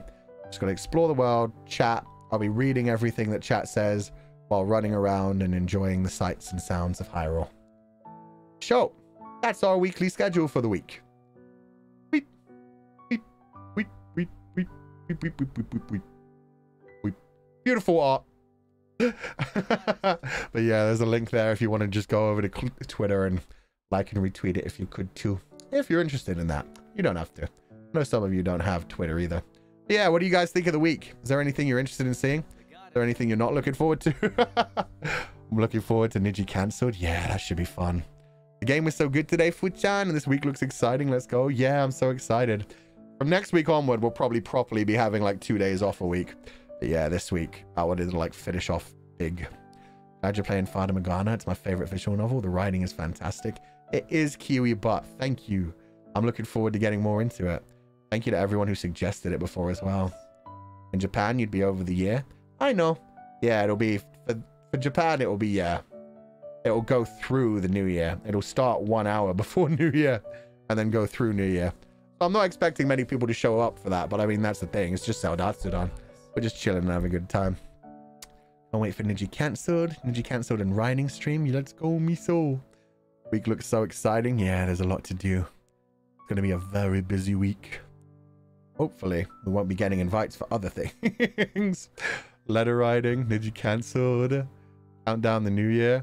I probably won't be doing that on stream because it's not my time zone. But I will be having a few drinks and just getting into the New Year spirit in general. But yeah, people on that stream want to be telling me when New Year's are happening around the world. You can definitely go for that too. Monster Prom sounds pretty fun too. Yeah, that should be good. Especially with the people we're playing with. I've got always to tease Scala more about that. And we finally get to play a game with Pio-chan. And it's a game I think Pio-chan is really going to like and really going to get into. His voice acting is incredible. And so we're going to have a lot of fun with our very different cast for that game, doing the different voices and having a fun time. Remember, guys, what happens in Cards Against Humanity stays in Cards Against Humanity. Yeah. He's so toony too. Yeah, he's going to get super into it. That you play monster people as well while you're dating the monster people. So it's got to be good. But like Nijiletta would be a sweet stream. Yeah, it's funny because I had a lot of people telling me like after that stream, one of the things that I liked the most about it was you saying sweet things to Nijisanji EN members when I was doing the naughty or nice list. And it was like, it's funny because we were originally going to be writing sweet letters to Nijisanji EN this week. And then while I was talking about that stream, I was like, yeah, it's got to be nice letters to people, even the ones that aren't nice. And we literally, like, while we were in Zatsudan, we're like, an audio nice list would be a pretty silly stream, huh? So, yeah, it's funny that everybody who came to that stream was like, I like you complimenting Nijisanji members. That's nice. And I'm like, oh, you don't even know what's coming next week. Nijisanji letters going to make me cry, I feel. Hopefully not. Hopefully it'll be just a nice, warm time. Rather than a painful and sad time. Maybe handwriting stream in the future? Nope. You have seen my handwriting when it comes to creating thumbnails and my terrible signature. And anybody who bought one of those photo cards, one of the Polaroid images that had me having to write on the back of it. That's the only time you'll ever get my handwriting is when it's a paid piece of thing. But it is like, yeah, merchandise. That's the only time they convince me to use my hand. I have been a computer boy all my life. I cannot write. I cannot draw. I do not have these skills. The Morse code. I did a second one. I think it might have been for the Singles Day one. There was definitely one where I actually wrote properly. I wrote in English and Japanese. So yeah, because they asked me to do both. So yeah, there's definitely that out there somewhere too. But yeah, also, the Morse code the first time. Mood, I still remember cursive though. Cursive sucked. Made everything look even sillier. My handwriting is illegible even to me. I can read my handwriting, but I hate looking at it. Everything always ends up being silly looking. Hand cam doing laundry. No hand cams. 0 hand cams. Fuck hand cams. Hand cams aren't for me. It breaks immersion. It's very simple for me to say. I've said before, I don't talk shit about other people's content, but at the same time, it doesn't mean that I necessarily agree with it. VTubers are VTubers. Doggo hand cam. Again, immersion breaking. We need a live 2D of Doggo. The writing was fine, but decoding was painful. Yeah. It's a lot harder when you can't just copy paste Morse code. When you have to actually like note it down yourself, that's such a pain. But yeah, I have no problem with people who do hand cams, especially people who go like above and beyond the limits. For one thing, it's generally entertaining content. But then people like, I think her name's Onigiri, the like really famous like cooking VTuber. Like she does such a good job of combining the 2D and 3D to the point where it looks like her 3D arms are coming out of the 2D model. That's really impressive. Yeah, just in general, hand cams in general can be fun content in general. It's just not something I want to do. Oop. Oh, that didn't work. Why is that not working? Oh, I have it turned off. That would be why. Futan, thanks for you streaming today. No, I cannot. You got enough of that during the stream, and you're not supposed to ask me for things in super chats. That's not how it works. Onigiri is great. Yeah, she does such a good job setting up everything. That's another thing that would terrify me as well. Like, it's bad enough for me taking photos and making sure a reflection isn't anywhere. Meanwhile, with a freaking live webcam on, ugh. I've seen the setups that some people have. Scarla showed her setup for cooking in the kitchen. There were wires everywhere. How? Kumo, 2 out of 2. Uh-oh. Let me go try to find 1 out of 2. There it is. 1 out of 2. Hello, Fuchan. I love your braid and outfit. You look so comfy and cute in that. Take the compliment. Whips out gun. I'll take the compliment. Oh, shit. I didn't put that in the... Let me grab that asset real quickly. I retweeted it last night. And I added it to the stream, like, literally 2 minutes before we started streaming today. But that's made by Ageha Snow. So let me real quickly throw that into the description of this video, because I don't think I did. That was very bad of me. Let's see. I didn't. Okay, so I'm adding it to the thing now. Made braid. hair asset. Maid braid hair asset. There we go. Agatha Snow did a beautiful job on that. It looks incredible. It really does blend into my hair very well, and it was literally made from like my normal position where I'm looking slightly to the left, but it looks good even while painted forward. Like, it matches my real hair so well. It did such a good job. Okay, so if you refresh the page now, you'll be able to see it in the actual description if you want to click on that and go forward to the link. And if you want to click, that was silly of me for not having shared that before. Elsa Fuchan! Even better. Maid Fuchan. Sorry, anyway. Hello, Fuchan. I love your braid and outfit, and you look so comfy and cute in that. I'll take the compliment. Agatha Snow did a wonderful job. It looks incredible. 2 out of 2. Just want to say I'm grateful to be part of this community. It inspired me to do and try new things. The stream helps me find people who are like me. Thank you for herding us, the lost sheeps. I don't think you're necessarily lost sheeps anyway. I think you found yourself on the way here. Even if I wasn't here, you would have probably found a community of your own. But I'm glad that this is that place that you found. So thank you so much for being here, Kumo. Thank you for donating the food funds. I'm so happy. He took the compliment. I know, right? I told you I need to stop wearing this jumper. It makes me soft. Luckily, I won't be wearing this jumper anime impulse. I'll be able to fight whoever comes my way. It's going to be a good time. Let me move this over here so I can actually see it. Disono. So far, the story is like a typical spicy period drama. Yeah, essentially. They've got like all the parts in there with like the classism stuff. The, oh, somebody has a medical condition that nowadays would be totally normal, but in those days is like, 1, a death sentence, and 2, people look at it as a curse because they're dicks. All of that, but then combined with the fact that you've got the maid doing sneaky, suspicious stuff, seemingly knowing everything that's going on in the mansion all at once. Being alive for several centuries and never changing at all. Shit's gonna be different. Shit's like building up into a deeper mystery. And whatever's going on with the white-haired girl, whose name we don't know. Building up into a deep mystery for sure. Can't wait to see the continuation. Otsu! Merry Sheepmas and happy holidays, everybody. Thank you for our present tomorrow, and thank you for this year. No problem. I hope you enjoy it. It's gonna be a fun time. Gonna be playing Game Grumps' game. Why did I say it that way? We're gonna be playing Dream Daddy, Danganronpa for sure. Monster Prom's gonna be an amazing time. Cards Against Humanity, definitely. Gonna be hilarious if we survive it. Tower of Fantasy, always fun. Just literally me and Uki hanging out. Morehouse and Fata Morgana, and then writing nice letters will be nice. That's basically our like New Year's thing.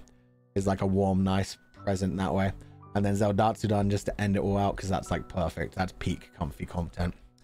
Mel is a funny, awkward lad. Yeah, he is. He never knows what he actually wants to say, but he tries.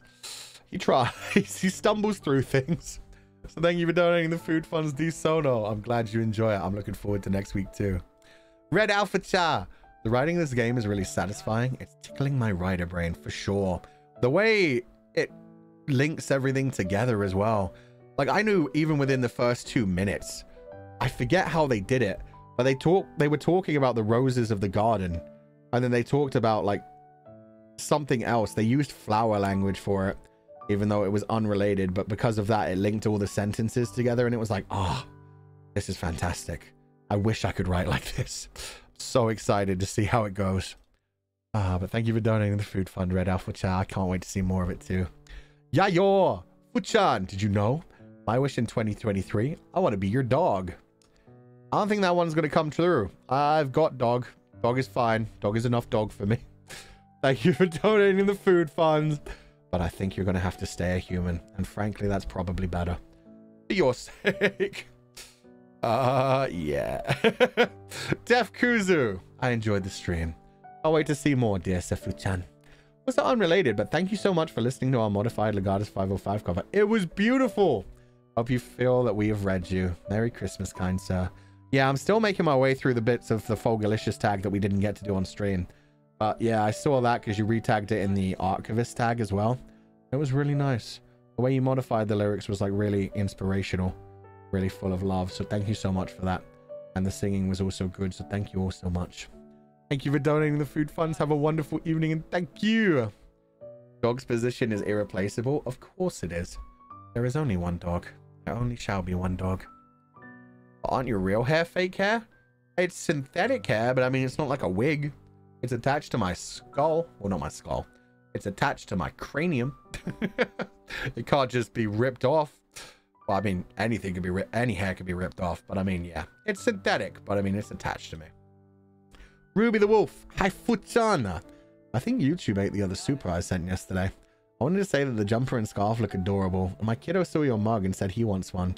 He also liked the marshmallows. Thank you so much. It's so sweet. They did a wonderful job on this asset. I love everything about it. We got some cute fan art of me wearing it as well, which has been really nice. It looks so comfy.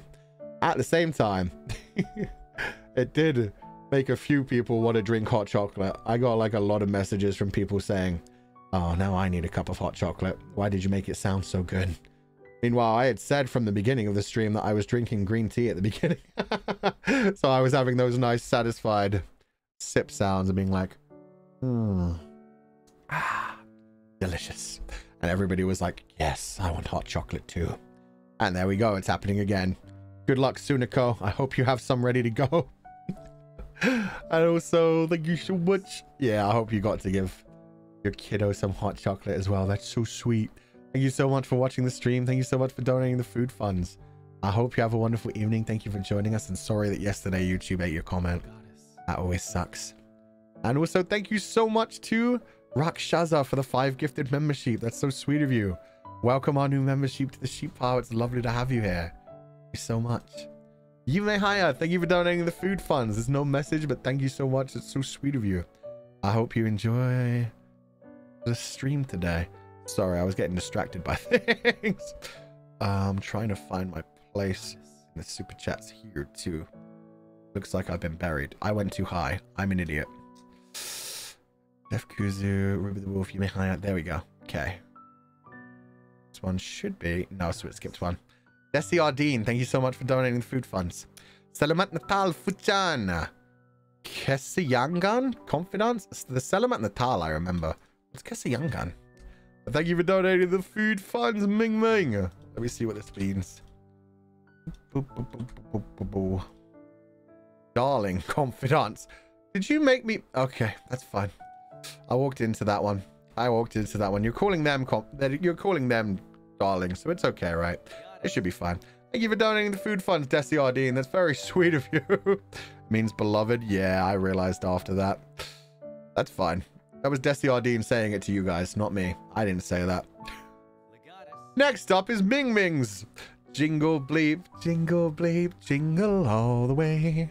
Oh, what fun it is to ride in a one-horse open sleigh. Hey, Merry Christmas, Fuchan and Confidants. Thank you for donating the food funds, Ming Ming, aka Bleep Bleep Mum Man. But Bleep Bleep isn't... Jingle bleep, that ain't right. It's dog that's at the front of the sleigh. Bleep bleep's to the side of the sleigh. They're the second row. A win is a win. True. I'd already lost that one. I can't say shit. But thank you for donating the food funds, Ming Ming. I hope you had a wonderful day. I hope you enjoyed the stream. And Merry Christmas to everybody. Jenin, I made Fuchanya. Talk about New Year. I can finally spend Lunar New Year with my family after 3 years studying abroad. Oh, that's awesome. I hope you have a wonderful time, Jenin. It says 1 out of 2. Oh, there's 2 out of 2. Although the reason led to it is not a good thing, and I don't know if I'll go through that time well or not, but I'm looking forward to it. I'm sorry to hear that, but I'm glad you at least get to see your family. That's very sweet. Thank you for joining us here today. I hope you have a wonderful time with your family. Thank you for donating the food funds, and please rest well and enjoy your Lunar New Year. Sunflower, confidant. I can't read. I pretend I can read sometimes, but I can't. Fuchan, I love the stream, even though I'll have to rewatch parts of the VOD later because I'm working. I just wanted to say that it's still Christmas Eve here, but I wish you in confidence happy holidays. Love you. Thank you so much, Sunflower. That's so sweet of you. Thank you for donating the food funds, and I wish you happy holidays too. Hope you have a wonderful time, and thank you for joining us. I just realized I can get rid of this now. That's up on Twitter anyway. But thank you so much for donating the food funds, Sunflower Confidant. Have a wonderful holiday and Happy New Year. Near. Merry Christmas, Fuchan. Have a little present. Thanks for being you. And for bringing together our lovely little community. Also, actually, my first super. I think I'm going to believe that this time. For once, I'm going to believe a confidant who says first super. Thank you so much for donating the food funds, Near. I'm so happy we have this community together now too. And thank you so much for being a part of it. A really big donation too, so thank you so much. I hope you enjoyed the stream today, and I hope you have a wonderful evening. Brian is tired. What did I do? Did I read something wrong? Brian's fine for now. You're saying confidants lied to you? All the time! Ashkayan. Oh, the House of Fata Morgana at its core is about sin and forgiveness. Steer people to love and care for the struggles of people with kindness. Don't forgive those who have wronged us to move on. Forgiveness isn't required to look forward to a better life. I hope you enjoy it. That sounds very interesting. So, it's all about problems in the past. Forgiving them, moving on, not having to forgive them. The sins that people carry. Sounds like it's got to be a very good story then. Thank you so much for sharing that, Ashkai, and I can't wait to see the rest of the story. Even though it's going to take us a lot of streams to be showing it. We do be gaslighting him. True. True. Thank you so much for donating the food fans, Ashkai, and I love your avatar. It's very pretty. Have a wonderful evening and thank you for joining us. Hope you enjoy the streams in the future too. Jesse, the Die Confidant. Merry Christmas, Fua-Fua-Chan and Confidants. Thank you for fulfilling my days with smiles and silly laughs ever since I discovered you. Thank you, and I hope you enjoy them very further into the future as well. I'm going to be continuing this right the way through 2023. And then we'll slow down a bit. We've got so many streams next week. It's like, I will survive, and then I will chill. FF14 avatar, yeah, the cute little... What did you call them? God, Millie's line of just potato people is all that I hear in my mind right now. Which is rude, but that's what they are known as in my mind. I don't remember their real name. That's fine. Thank you for donating the food funds, Jesse. Have a wonderful evening. Lafalel, thank you. Lalafel, not Lafalel.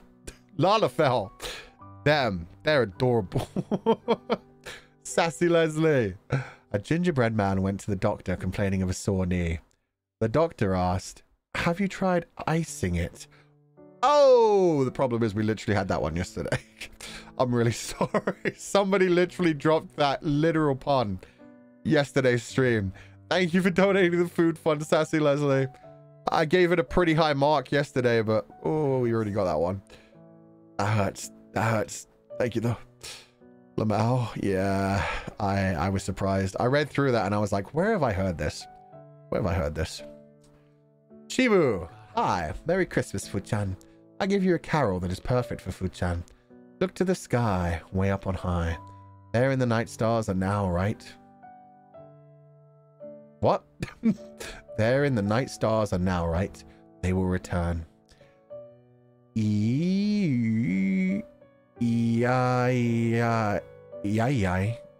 Koto kuto? Kuto. I'm just going to translate this. Something. Food. What? None of this makes sense in my brain right now. Ayakutoru. Futagun. That. Okay, it wasn't just my brain. I was like, this doesn't look right. It's not right. It doesn't translate into anything. Thank you for donating the food funds, Chibu. I'm very confused. Is that part of the carol? I don't know.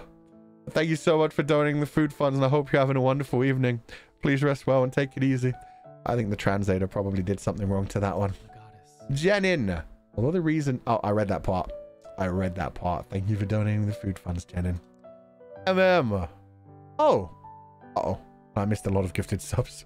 Camille, thank you so much for the 5 gifted membership. That's so sweet of you. Den, thank you so much for 10 gifted membership to the sheep pile. That's so lovely of you. Oh my god, why? There's so many big donations too. Thank you all so much. Miu, thank you so much for the 10 gifted membership. You guys spoiled me too much yesterday as well. You need to stop this. But thank you all so much. That's so sweet of you. I hope you're having a wonderful day, and thank you just so much for being here. I'm just glad people showed up for the house in Fata Morgana. I know visual novels aren't particularly interesting to some people, but I'm glad that so many people showed up. It was great. It do be Christmas season.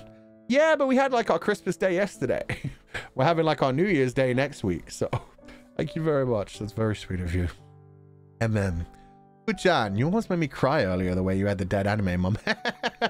Hey, I can bring it back whenever I want it. Don't even get me started. But TY for the fun stream. I'm a Jared 19 and an audio person, so you playing these long visual novel games is so great for me.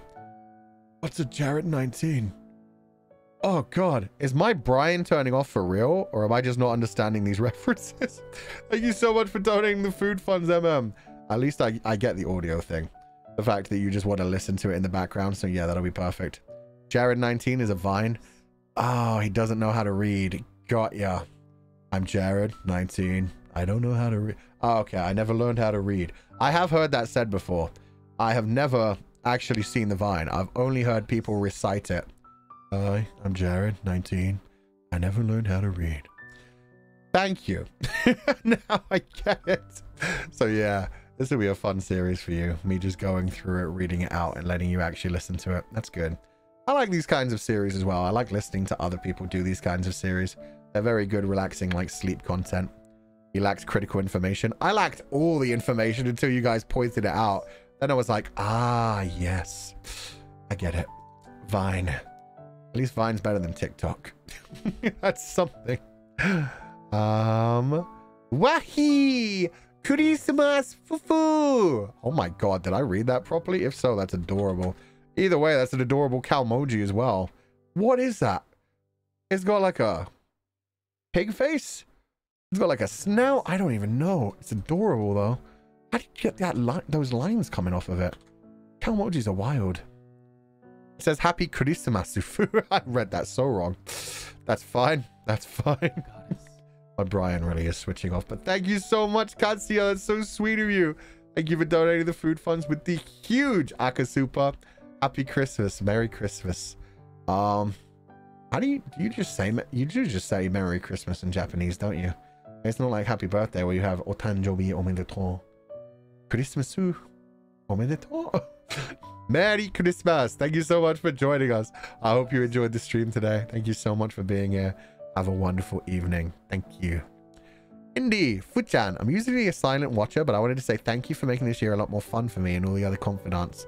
Merry Christmas. Merry Christmas, Indy. Thank you so much for joining us. That's so sweet. I'm always happy when there are silent watchers in chat, but I'm so glad to hear from you as well. It's nice to get a super chat, so thank you so much for that. But at the same time, I would have just loved to see a comment just saying, hey, I've been watching too, even though I'm silent most of the time. So thank you so much. That makes me feel really good. Thank you for having the confidence to say that, and I hope you have a wonderful Christmas and a happy New Year. And Rakshasa. I haven't been here for very long, but this is my comfy place. I cannot wait for what next year has in store for us.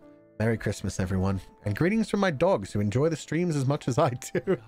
That's so sweet. Thank you so much, Rakshasa. Thank you so much for donating the food funds. I'm glad your dogs enjoy the stream. That's a clear measure of a good stream. If a dog likes the stream, the audio has to be on point. That's all I'm saying. The audio at least has to be on point.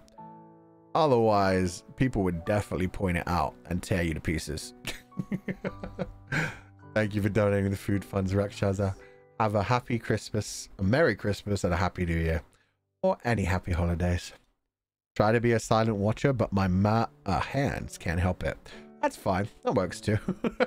You don't have to be a silent watcher. I love the comments as well. It's just always nice to see that there are people who are watching along as well, even if they don't feel confident to talk or they just don't want to talk. Yuyumi, Merry Christmas, Fuchan. Hope you have a wonderful holiday. Thank you so much. Reverse Uno card coming out of my jacket. Yeah, I slid my hand up my sleeve for this. I hope you have a wonderful holiday. Thank you for donating the food funds, and I hope you have a wonderful evening. Thank you for being here. Whoop. Min, succumb to grief. I hope Google Translate works out. Let's find out. Let's see what this does. Either way, thank you for donating the food funds, Min. Fuchan, I have a question. A face like Mao is called gaze wet with rain in Korean literature. Is there an expression for such a look in the English-speaking world? I want to know. Gaze wet with rain? A face like Mel? I don't know who Mel is. I don't think the translator did work on that one. I'm very sorry. Oh no. And the Mel, yeah, I don't know where that came from. I'm sorry. So I don't know if there is a phrase like that. Mel with 2 L's. It's supposed to be Mel with that 1 L. Mel though. I think they mean, oh, the baby boy. The baby boy character. Right. A gaze like Mel. Face like Mel, gaze wet with rain. What is that? When he was crying at the end, or you just mean in general, like his look? His very soft face. Crying sleepy? Well, no, I just wasn't even thinking about the game at that point. Sad boy? Yeah. I don't know. It has the look of like a doll more than anything. Porcelain doll look? Wet with rain is probably succumb to grief. Ah.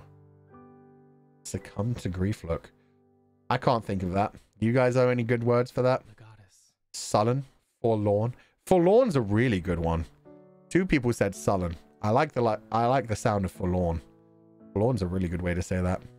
Sad boy vibes. He does. He very much has the look of like dark academia boy. You know when God, who's the pretty boy actor that was in fuck. Now I can't remember anything. Let me look up Emma Watson. She was in the movie. It's a movie about like 4 girls. It's an adaptation of a very classic novel. Little Women. Okay, who was the boy in that? Timothy Chalamet. When Timothy Chalamet was in Little Women, he has that kind of look. That's what I think.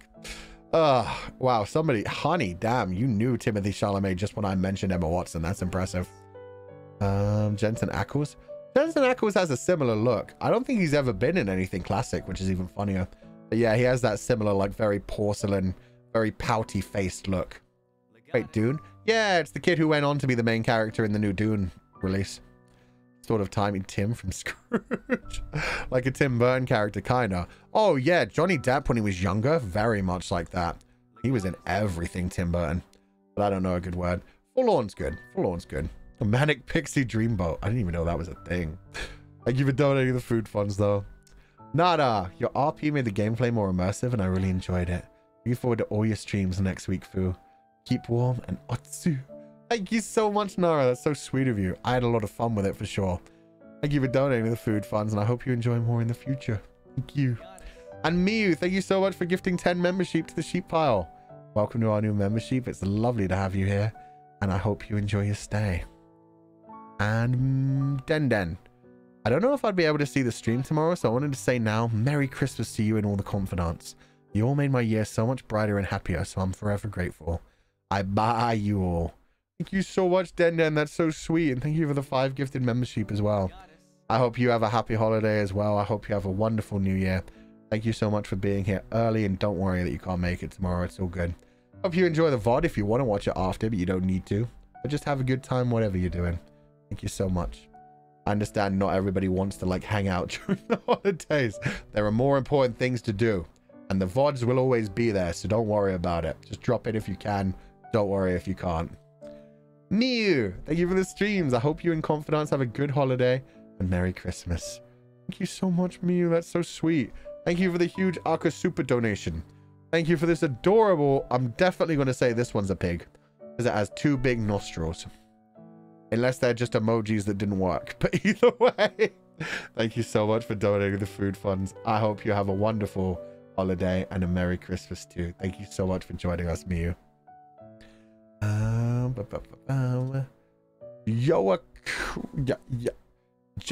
Kanoman. Sorry if I'm pronouncing that terribly. It's Christmas here. Merry Christmas, Fuchan and Confidants. Merry Christmas, Jao Kanoman. Thank you so much for donating the food funds. I hope you're having a happy Christmas. I hope you're celebrating with friends or family. I hope you get some good presents. If not, make sure to take care of yourself as well. Thank you so much. May Fuchan. I was happy this year thanks to you. Can't thank you enough. My happy birthday is one. Wait. Happy birthday is 1 in 361 today. I'm so confused. I don't know if that means your birthday is today, or if it just means that there's a 1 in 361 chance, or if it means it's 4 days away. My brain isn't working enough for this, May. Happy Christmas. Thank you for a really fun day. I love it. Merry Christmas. I hope you have a wonderful new year. Thank you for donating the food funds, May. I'm sorry I don't understand the 1 in 361. It's like 4 away from a full year. Ryan can hold on. Basically tomorrow. But it's 361, so there's 365 days in a year. 29th of February? Happy possible birthday, May. I'm going to say that. Tanjobi omedetou. Possibly. Thank you for donating the food funds. Oh my god. My brain is too turned off for this. We had 3 hours of stream and I woke up early today. Mao Chen found a brother on Christmas. Huh? Wasn't expected to be called by my name that many times during one. Oh, Mel. Oh no. Oh yeah, you got your name called out a lot. And he's a poor sad boy. Anyway, Merry Christmas and TY for the stream. Bye you. Thank you so much for donating the food funds, Mel Chen. I hope you enjoyed it, even though it must have been kind of annoying. 2 out of 365. I mean, then the odds are going up at least. I don't know for sure what that means. Jenin, TY for your kind words, and I'll enjoy your stream until then. Thank you so much, Jenin. I hope you do, and thank you so much for being here and donating the food funds. Please rest well and have a lovely evening. Nia, Merry Christmas, Fuchan and Confidants. I spent 60+ hours on Fata Morgana the first playthrough because it was so good and well written between the timeline. Oh no. So we may be here for like 25 streams. This may be the longest game we've ever played on the channel. It's got to be interesting. Oh man. Something about grotesque horror / gothic games always gets me. So cozy. Yeah, very cozy. I love the art style as well, for sure. Definitely reminds me of things like Rose and Maiden. Things from the past, like Witch Hunter Robin. There are some other ones. Like, it definitely has a classic feel to it. Even like for an anime standards. Like, it's obviously very classic because it's got the gothic look to it. But it's something, I haven't seen that anime style in a long time. Witch Hunter Robin. I am the blah blah of death. Ergo Proxy. Things like that, like classic anime. I haven't seen that art style in a while. Even Serial Experiments Lane had a lot of like pale characters with big doll-like eyes. Innocent Rogue? Whoa, throwback. Witch Hunter Robin, old school? Yeah, I haven't thought about that in a long time. Thank you for donating the food funds, Nia. I agree. It's got to be a good time. The art style is so good. I need to look up the artists on Twitter. I want to see what other art they've done, what else they've worked on. The fact that they do the foreground, like they do the characters and the backgrounds. Because it only listed one artist. That's wild. Ibane Renmei? Hell yeah. Gilgamesh? Really? I never actually watched Gilgamesh, so I can't say. But yeah, Ibane Renmei. Yeah, the angel one. Yes. Ashkayan. Lullafells are not food. I didn't mean they were food by calling them potato people. Just that they, you know, kind of look like potatoes. I'm not saying I'm going to eat them or anything. Just because I'm Irish doesn't mean I have to eat potatoes. But thank you for donating the food funds. Lullafells are not food. They're only to be laughed at and to be done the Stitch voice at. I love doing the Stitch voice at them. Thank you. Mesa, happy to have you in confidence this year. Thank you so much. I'm glad you joined us this year. Hopefully, we'll still be around next year. So thank you so much for joining us. Ho, ho, ho. That kind of ho. Okay. Digging ho. Merry Fumus. First super for today. TY for the stream. No problem. Thank you so much. Dina? Question mark? Thank you for donating the food funds. I hope you're having a wonderful evening. Yeah, I guess you guys did get me calling you master a lot today. With reverb on too. Fenny, thank you so much for donating the food funds. No message, but I hope you enjoyed the stream today. Have a wonderful day. Thank you so much for being here. Please rest well and take it easy. It was Dina. I'm learning now. I'm learning to catch on. Marineth. This one didn't get grabbed by the comment grabber, but great stream, Fuchan Otsu. Merry Christmas. Me drunk. Bye. Fair enough. I'm glad you're enjoying the year. Thank you so much for donating the food funds. Enjoy your drinking and rest well for the rest of the night. Luthier. This year I decided coming back to celebrate Christmas with family. And I also have you. Thanks for being here. You make my year better. Anyway, braid suits you so much. I saw artist said maid outfit is coming soon. Yo, I'm going to be able to go full maid. Not just the hair. That'll be fun. I'm not sure how the outfit's going to look without a chest. But we're going to see. We're going to see. Thank you for donating the food funds, Luther. Have a wonderful evening. If only I had as big a chest. Uh-oh. Frongs. This one didn't get caught either, but thank you so much for donating the food funds. Merry Christmas, Fuchan. Do you have anything for us in your Christmas cupboard? No. What I do have is a lack of marshmallows. So if any confidants would like to volunteer to go into the cupboard, that would be great. I need about 10 confidants per marshmallow. So I need about 30 for my next cup of hot chocolate. That would be fantastic. Go on and hop in. Thank you very much. And thank you for donating the food funds, Frongs. No presents for you guys. Only Dream Daddy. Dream Daddy tomorrow. Fight time? Bring it on. Oh god, you can't even see the gun. I need something better. I need. Where are my double guns? Haha! There are guns coming out of my shoulders. You sure you want to mess with this? I could point them towards you. Just saying. The sweater debuff. The sweater literally makes me soft. It takes away my weapons. Where's my bonk stick? Look. Aha! Ah! I have it in my arm. I can do this. I can bonk. Ah, I can also Uno reverse. You can't come at me with those bullets. They're going back at you guys. It's somehow camouflaged. It's fine. It's fine. Thank you for donating the food funds, Frongs, and thank you for all the beautiful art this year. Raid 2. Visual novels are my favorite genre of games, so I was happy you streamed one today. My boyfriend will be happy to hear about the Cyborg collab and hope to watch it together. Happy holidays, everyone. That's so cute. I hope you enjoy it. Yeah, Tower Fantasy is a pretty fun game from what we've seen. And the fact that we're just going to be exploring another place that's just like run around, enjoy the sights, enjoy the feels. It's like a cyberpunk date area too. So it's not as fantasy as the last one. It's very much futuristic. It'll actually suit our aesthetics. It's going to be a fun little cyborg date. Uchan noting to himself, put clothes on a different layer next time. Yup. Have to be able to have my weapons on top of this. Doesn't work. I'm going to blow my nose again. 1 second. Cyborg and boyfriend. God me when. Sorry, Minty. There's a lot of dog food today.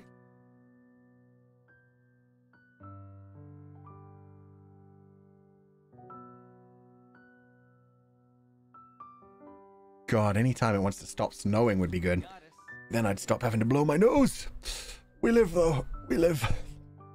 Okay, Claudines. Fuchan, today I got the Nijisanji calendar I ordered. It arrived and it isn't even 2023 yet. Would you have believed it to be possible? Miracles are possible! Merry Christmas! I'm glad it did come today. That's awesome. You can get it all set up and ready for January the 1st. Let's go, Claudines. I hope you enjoy it. What do you think about the sunflower image? There's been so much cute fan art that's come from that. Just in general, the art itself is really beautiful for everyone as well. We got like 4 of the boys who got exclusive art and 4 of the girls on the other one, and they all look really good. So I hope you enjoy the calendar, and thank you so much for joining us today. And Hannah in the sus era after all. Merry Crisis, Fuchan. Okay. I'm glad to be closing this year with you. I'll wait for another fantastic year with you and the confidants. Have a chill holiday. I wish for all your projects to succeed. Thank you. We're working on quite a few projects right now in the background, so I hope they will succeed as well. Actually, part of the reason I'm going to have to stop streaming as much. Like, hey, you probably need some actual time in your life to do things. So thank you so much for donating the food fund, Hannah. And straight up, Uno reverse. I wish the same for you. I wish everything goes well till the end of the year and through 2023. Thank you so much for being here and rest well. Merry Crisis. At least that's better than Merry Chrysler. Gambari Fuchan, don't worry, we'll gambari mas. Crescent Moon Priestess. I want to say your streams have been helping me to get to sleep after I get home from work. Since I work 3rd shift, I'm usually able to catch 2 to 3 hours till I go to bed. Hope you have a Merry Christmas. That's so sweet of you. Thank you so much. Oh, you work so late into the night. I hope you enjoy yourself. I'm glad that you use these streams as sleep aid, and I hope you enjoy the 2 to 3 hours that you catch every day normally. Mainly because we do Zatsudan for so long. At least that tends to be the more gentle part of the streams. Thank you so much for donating the food funds, Crescent Moon Priestess. That was such a huge donation, so thank you so much. Hope work goes well. Thank you for joining us. Have a wonderful evening. Jenin! Again. Oh no, what does this say? I'm in fear. Fear is who I am. Let's see. Though normally when I'm scared of things, it ends up being okay. When I'm like, oh, this is going to be cute. Oh, it says, all I want for Christmas is you in Vietnamese. Tất cả những gì tôi muốn cho Giáng sinh là em. That's not too bad. Tất cả những gì tôi muốn cho Giáng sinh là em. Not the pronunciation. The pronunciation is terrifying. But that phrase itself isn't so bad to say. Tất cả những gì tôi muốn cho Giáng sinh là em. Yeah, I can't do that. That middle bit. I get the tatsa and then it goes to everything at once. Tất cả những gì tôi muốn cho Giáng sinh là em. I'm not even going to try.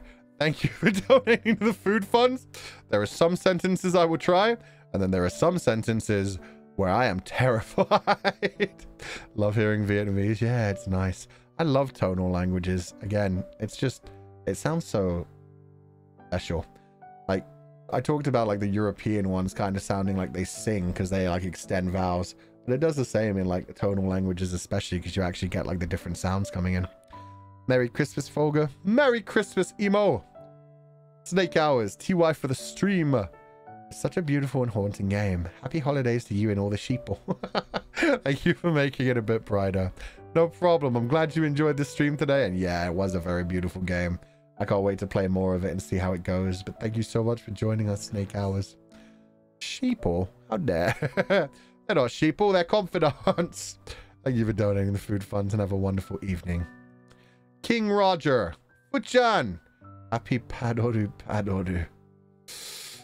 Yeah, happy paddle. Yowie paddle, right? That's what that must be a reference to, because I don't know any other paddle. Thank you for donating the food funds and have a wonderful evening. How did you know it was me? You change your name every day. You change your avatar every day. But you don't change the way you donate. Thank you for donating the food funds and have a wonderful evening.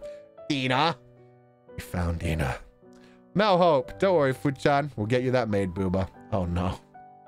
Wait. No. No. No. No. Can't have Booba.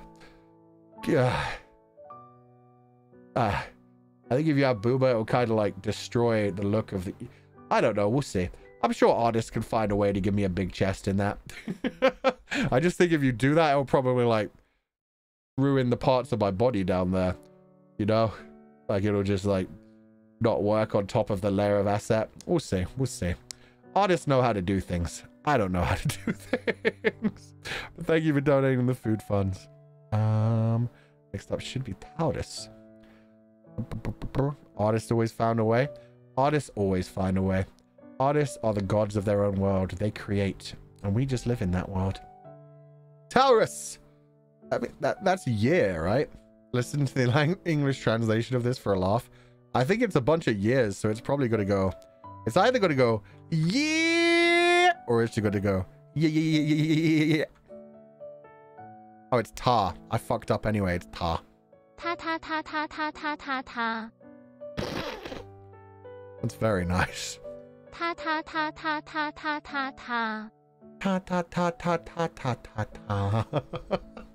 At least it wasn't pa. It could have been worse if it was pa.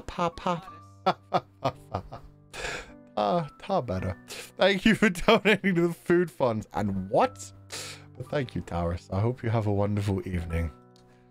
Not the... Yeah, I went there. Doesn't matter. From... I'm in again. Sorry. The cow emoji. Oh my god, it's so cute. He got cut in half by the comment grabber. It's okay, Fuchan. Let's buy bread and put it in. Or it'll be rolled up and put in socks. Oh. Wow, he went for the very real version of stuffing my chest, huh? Just grab the socks, roll them up. I think bread is fine. Bread's probably fine. We can just visit the bakery. Everybody likes bread. Plus, if you get fresh baked loaves on your chest, I'd feel so warm. That'd be great. Anyway, thank you for donating the food funds, man. Marineth. I was drinking while watching, so yes, I enjoyed it. Oh, I'm so glad you had a good time. Thank you so much for donating the food funds. And again, enjoy your night, Marineth. Have fun drinking and take it easy. Cloudines. Confidant marshmallows. Will you bite us then? I feel conflicted. What is this? I mean, up to you. That's fair. The fact that you're conflicted about the fact that... I see what you're saying there, and fair enough. Up to you. Confliction is always fair. Do you have a death wish would be my main question. Thank you for donating the food funds, Cloudines. Shouldn't send super when I'm drunk, to be honest. Yeah, you don't want to wake up and suddenly realize that you've sent more supers than you should have. So feel free to like lock your phone and just listen to the audio. But thank you for being here, Marinef. Again, we became his dinner. Technically, just a nice little drink in the middle of the day, but not really dinner. Don't worry. We won't be having lamb on the menu today. May. Yes, my birthday is definitely December 25th. Let's go. Happy birthday. Sorry, it didn't make sense at first, but yeah, that makes sense. Let me scroll back up again. Why mute? How dare. You know why. And from now on, I will never say it again. Thank you for your warm words. Thank you all. Please spend a good time slowly. I'm rooting for you. Happy birthday, May. I'm so sorry that I didn't understand that. My brain has turned off for the day. It has been awake too early. It's not used to streaming after being awake for 2 hours. Thank you for donating the food funds both times. Big donations, so thank you so much. Have a wonderful rest of your day and definitely treat yourself well as well. Rest easy and have a wonderful night. Chestnut. Merry Christmas, Fuchan and Confidants too. So happy to celebrate Christmas while watching your stream. It's a very cold Christmas here. I hope you have a warm Christmas. Certainly warm when I'm inside, at least. It's terrible here. It's been terrible for a while. It just keeps snowing. Right now, it's down to like -Fahrenheit. I've never had that before. So that's a bit painful. But we're dealing with it. You know it's bad when even dog doesn't like to be outside anymore. What just fell over? Did I break anything? Can you guys hear me? Yeah, okay. Good. It wasn't any of my audio setup. Something fell over in my room. But that's fine. Anyway, yeah, even dog goes out there. He pees. He poops. He comes back. Oh, good. You guys can hear it. -Fahrenheit? Yeah, I didn't know. Fucked up, man. Fucked up. But I hope everybody who wants a warm Christmas stays warm and everybody who wants a cold Christmas stays cold. I know there are a lot of people who enjoy white Christmases, so good for them. And also, fuck them and that song. I hate snow. I hate... well, actually, I like snow. I hate ice. It's good if you get, like, really nice, big, thick piles of snow, and then it immediately warms up, like, the day after. You get, like, 1 day of snow, and it's like, oh, cool, snow. And then it melts, and you're fine. Rather than what actually happens, where you get a bunch of snow, and then it melts a little bit, and then it freezes over and becomes ice, and then it continues for, like, the next 3 months, and you just don't get to walk or do anything for 3 months. You're just like, yay, I'm going to be slipping around every day, all day, yay. Never seen snow IRL. I saw some people saying they lived in the desert, and I was like, oh, that's a very different situation. Very different types of pain. Never seen snow as well. We don't have snow here. Oh my god. You're not missing much. It'd be nice to see it once in a while. Back in London, it wasn't too bad, because obviously that's a big city. So you get snow there, and it's like, yeah, the snow can pile up, but then it instantly gets crushed down by like 1 billion people. Well, by like several hundreds, thousands of people walking over it anyway. Christ and Brazilian, sorry. You could visit somewhere for the winter sometime, hopefully. Thank you for donating the food funds, Chestnut. I hope you have a wonderful Christmas. June, so excited for next week. Me too. I'm so excited to see what happens. Thank you so much for donating the food funds.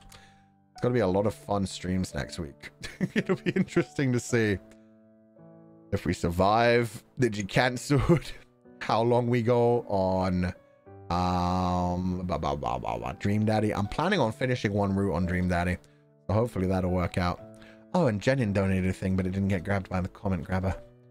Jenin, thank you for donating the food funds. Sorry, Dina. Try again next time. Zannen, Dina. Jikai mo ikai yatte mite. Zannen, Dina. Jikai mo ikai yatte mite. Mo ikai yatte mite. I don't know. As soon as I see a sentence begin with zannen, I can't read it any other way than in like a big burly voice. Zannen deshita. Yaya. Thank you for donating the food funds.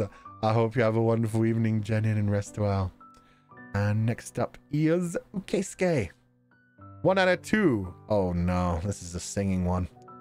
Okay, here we go.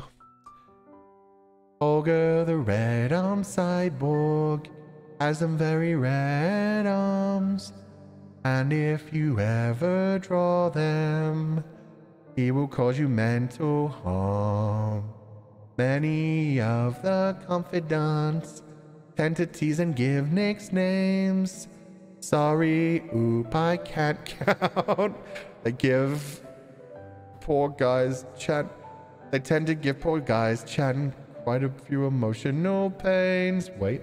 Then one moment in Zatsudan, a super came to say, Olga, you are my Oshi. I am now a member sheep. Me in the sheep, I'll love him. Me will shout it with glee. I found out I don't actually know the second half of the tune of that song, so I apologize. But also I sang out the part that was just not meant to be sang, where it just says sorry can't count because it turned from 1 out of 2 to 2 out of 3. Anyway, okay, Skay, thank you so much for donating to the food funds 3 times in a row. That's very sweet of you. That was a nice little song. That's cute. That's cute. Welcome to the membership. It's lovely to have you. And at the same time, good luck with all that mental trauma, confidants. I hope you enjoyed the terrible singing. Beautiful. Really? Oh, knew you had Christmas spirit. I hate Christmas. But I survived Christmas. That's what matters. They were doing that like Christmas Grinch tier list, and I was like, you know what? I'm fine. Yeah. Christmas. I like that. Christmas, where I'm just like, Christmas, they said, actually. That's pretty much it. I just don't like Christmas, but I don't hate Christmas. I don't go out of my way to shit on people who like Christmas. It's just, Christmas is for kids. There's no kids around me. Who gives a fuck? It was a wonderful 100 out of 10. I'm so glad you guys enjoyed it. Thank you, Keisuke. Keisuke did a brilliant job writing that. Christian? Christioff. Nya. Thank you for donating the food funds. Thank you for an amazing year. Food chat and confidence. I wish you all a Merry Christmas and to enjoy it with family and friends. Send head pats to Dogo. Yeah, I'll be enjoying Christmas with Dogo. Thank you so much for donating the food funds. Thank you so much for being here, Nyanya. Thank you for just in general, the wonderful presents. I hope you have a wonderful year and thank you so much for all the joy you've brought us this year. And also, no kids around him, says the grown man with a child's humor. I see you, Yuki Tempest. You're right. I have my own inner child inside me. He laughs at every time he sees the word come. Especially in the middle of a sentence where it's like, that should really not be there.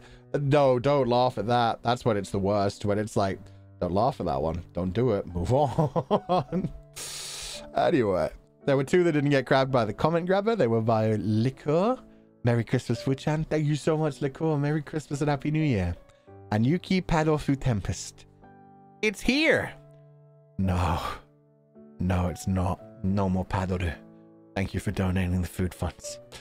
Anyway, no moonwalking today. Merry Chrysler, Mr. Borg. Thank you for existing, because without you, I would never have met so much wonderful people in the community. Ah, you. Now see, if that had been your first donation, I wouldn't have even known that was you, Dina, because that's just so sweet and wholesome. Probably only the known moonwalking today would give it away. So thank you so much. That's really adorable. I'm glad to be here as part of this community too. Thank you so much. I hope you have a wonderful new year. Happy holidays. Merry Chrysler. Thank you for everything. And Cloudines, thank you so much for donating the food funds today. Donating membership to the sheep file. 10. Holy crap. Thank you so much. Welcome to the sheep file, all of our new membership. It's lovely to have you here. Are you saying I'm not sweet? You literally had to start by saying no moonwalking today. I mean, sweet is subjective. Sure. That's fair. Oh, I already read this one. This is the 2nd out of 3rd parts of the song. Thank you for donating the food funds again, okay, SK. A guy broke something? Nah, something fell down. It's fine. It didn't break, I don't think. It might have broken. We'll find out. We'll find out the hard way.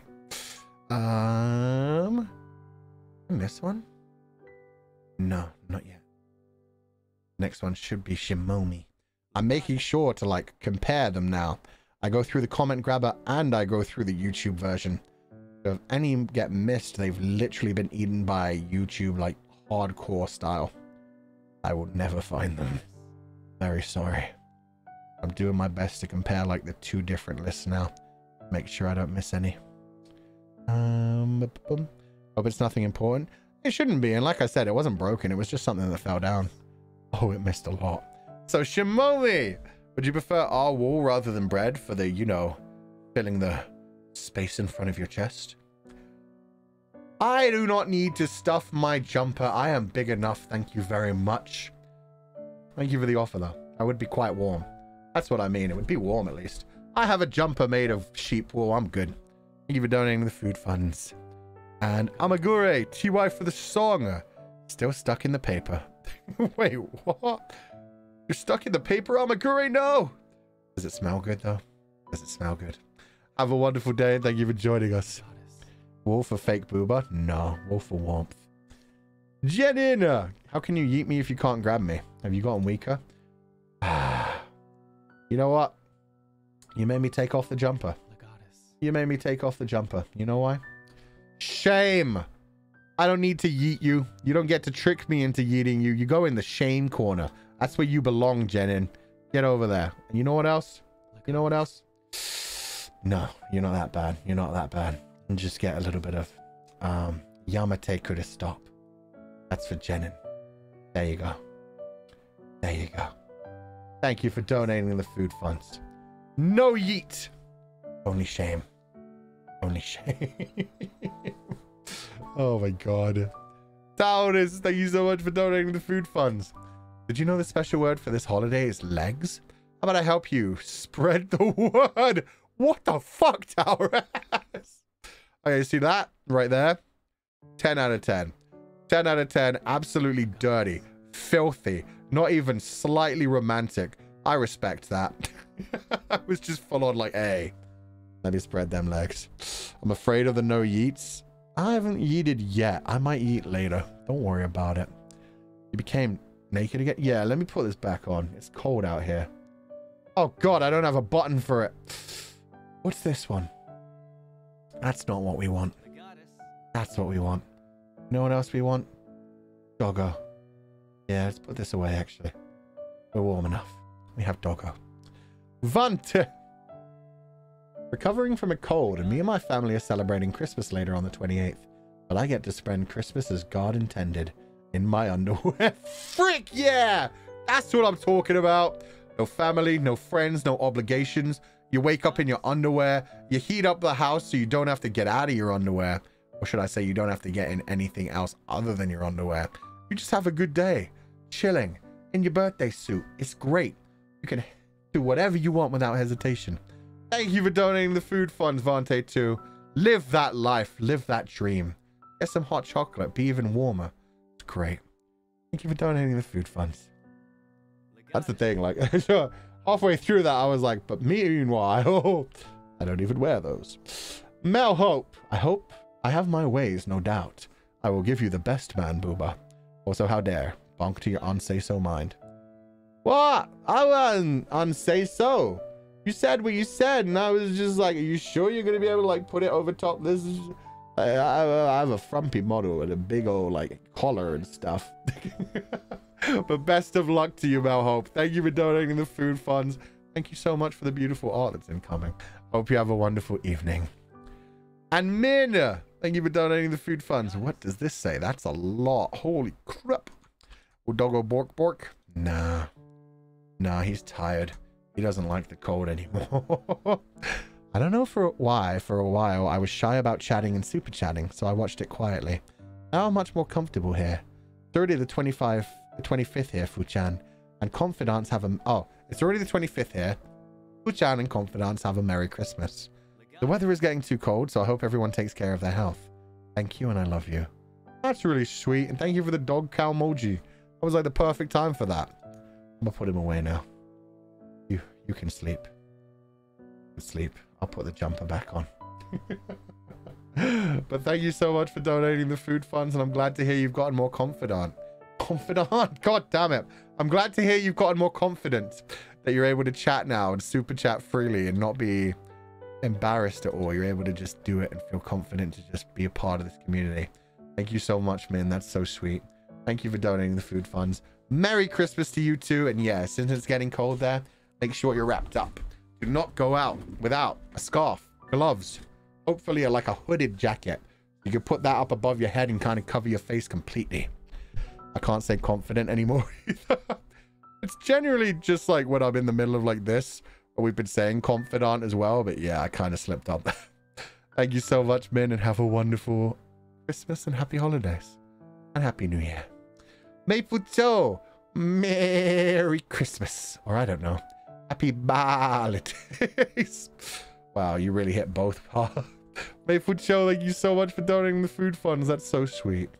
Happy holidays and Merry Christmas. I couldn't even do the Merry that time. That's fine. We did not say confidant, Kumo.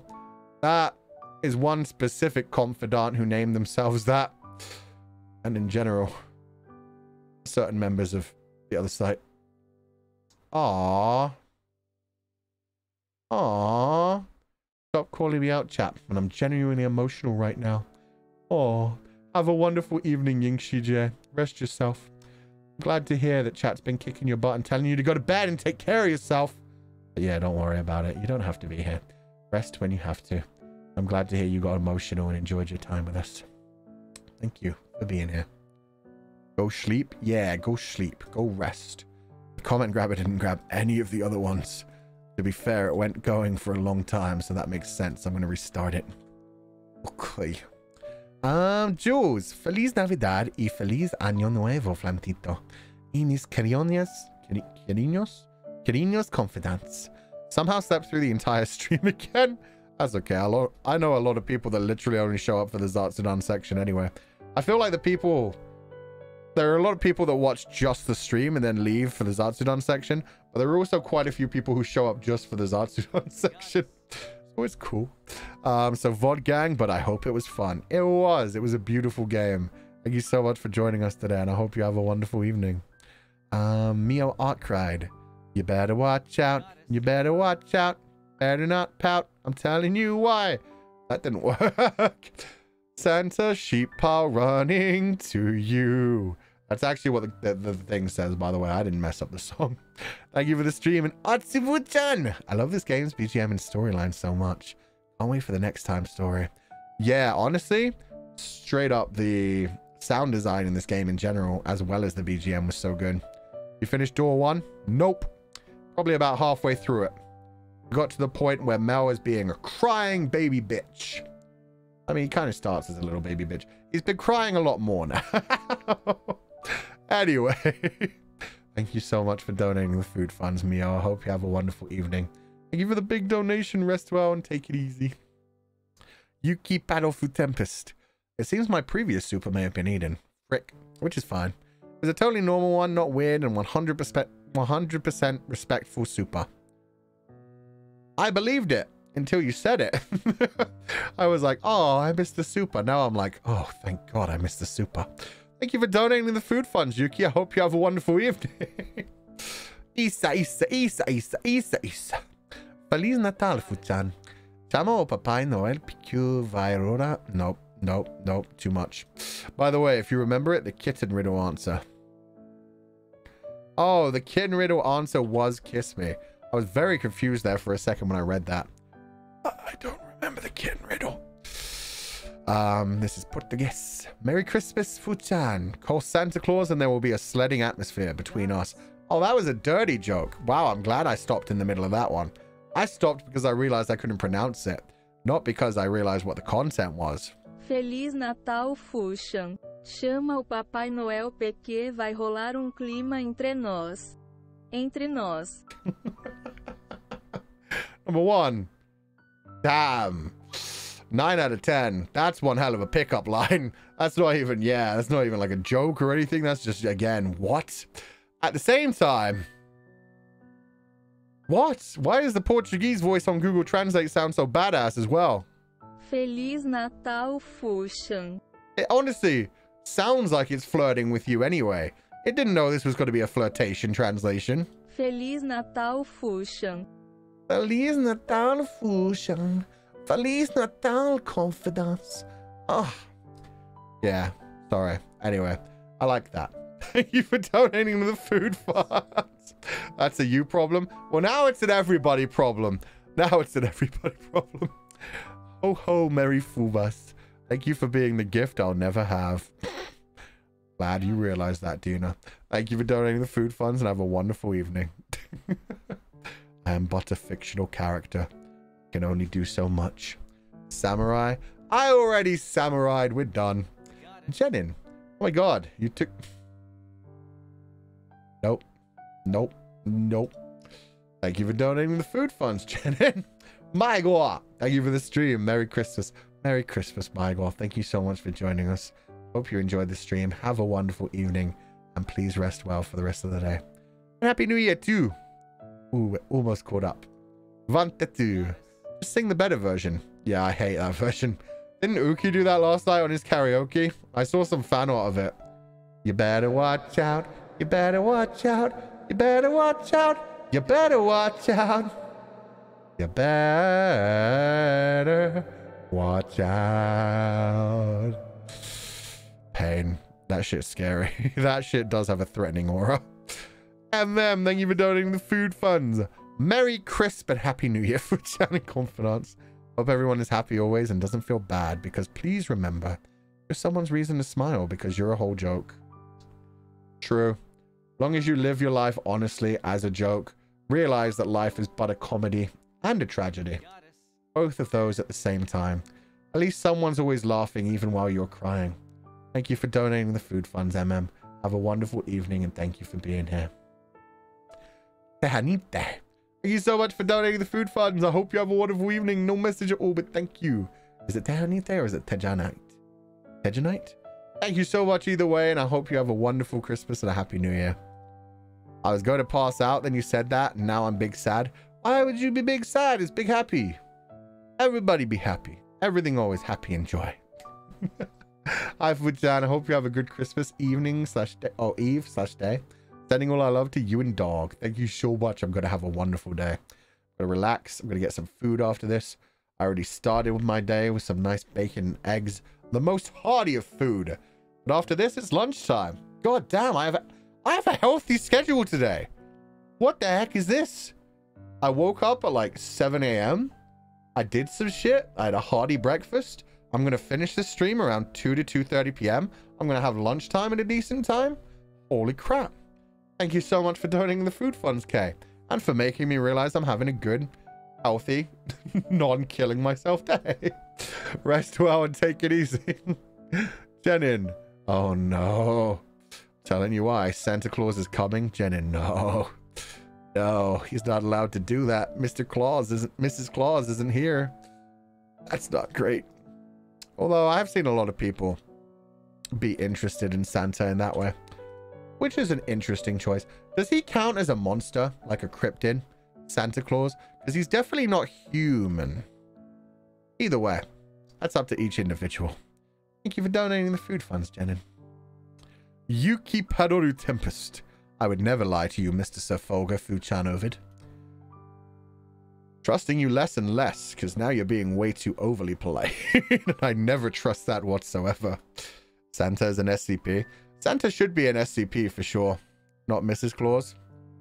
I mean, Mrs. Claus is out there somewhere. Just saying. She should be taking care of Santa. He was human, no? Yeah, he was St. Nicholas. He gave presents to children. But I don't think Santa Claus is technically St. Nick. I think probably Santa Claus is like a different thing. Like a tulpa. Created by other people. A bunch of people. He formed because of the belief of people around the world. And someday, he's going to attack. Jenin! You better... Oh, that's the same thing I read. Whoops. Okay. Unanaji. Unanaji. Merry Christmas, Fuchan. Thank you for today's stream. Hope you have a wonderful Christmas day. Thank you so much. I will. I'm going to be playing Dream Daddy. That's going to be a long stream. Thank you so much for donating the food funds, Unanaji. Have a wonderful evening. I hope you have a wonderful Christmas too. And a happy Christmas Eve if you're still celebrating it. If not, if it's already past that in your time, I'm sorry. But Happy New Year early. Have a wonderful time. Older! It doesn't bother me if YouTube eats my super, but I hope the dono itself still goes through. Or I'll bleat YouTube HQ's door down. Oh, bleat. That's fucking cute. Oh my god. That's like a Rosemi level, like, animal pun. Thank you so much for donating the food funds, Older. I hope you have a wonderful evening, and I hope it hasn't eaten any of your supers. But thank you so much, and please rest well. I see. Merry Christmas, Borgman. I had the perfect morning watching your stream with Kitty in bed. TY for the stream, and you better stay warm and have a good holiday. Or else. Or else, damn it. Dream Daddy Christmas vacation? Oh, Christmas version even? Yeah. If only they could let us date Santa. There is a big old Barrowman in it. I could go for that. Who knows? Maybe he'll turn out to be our Santa.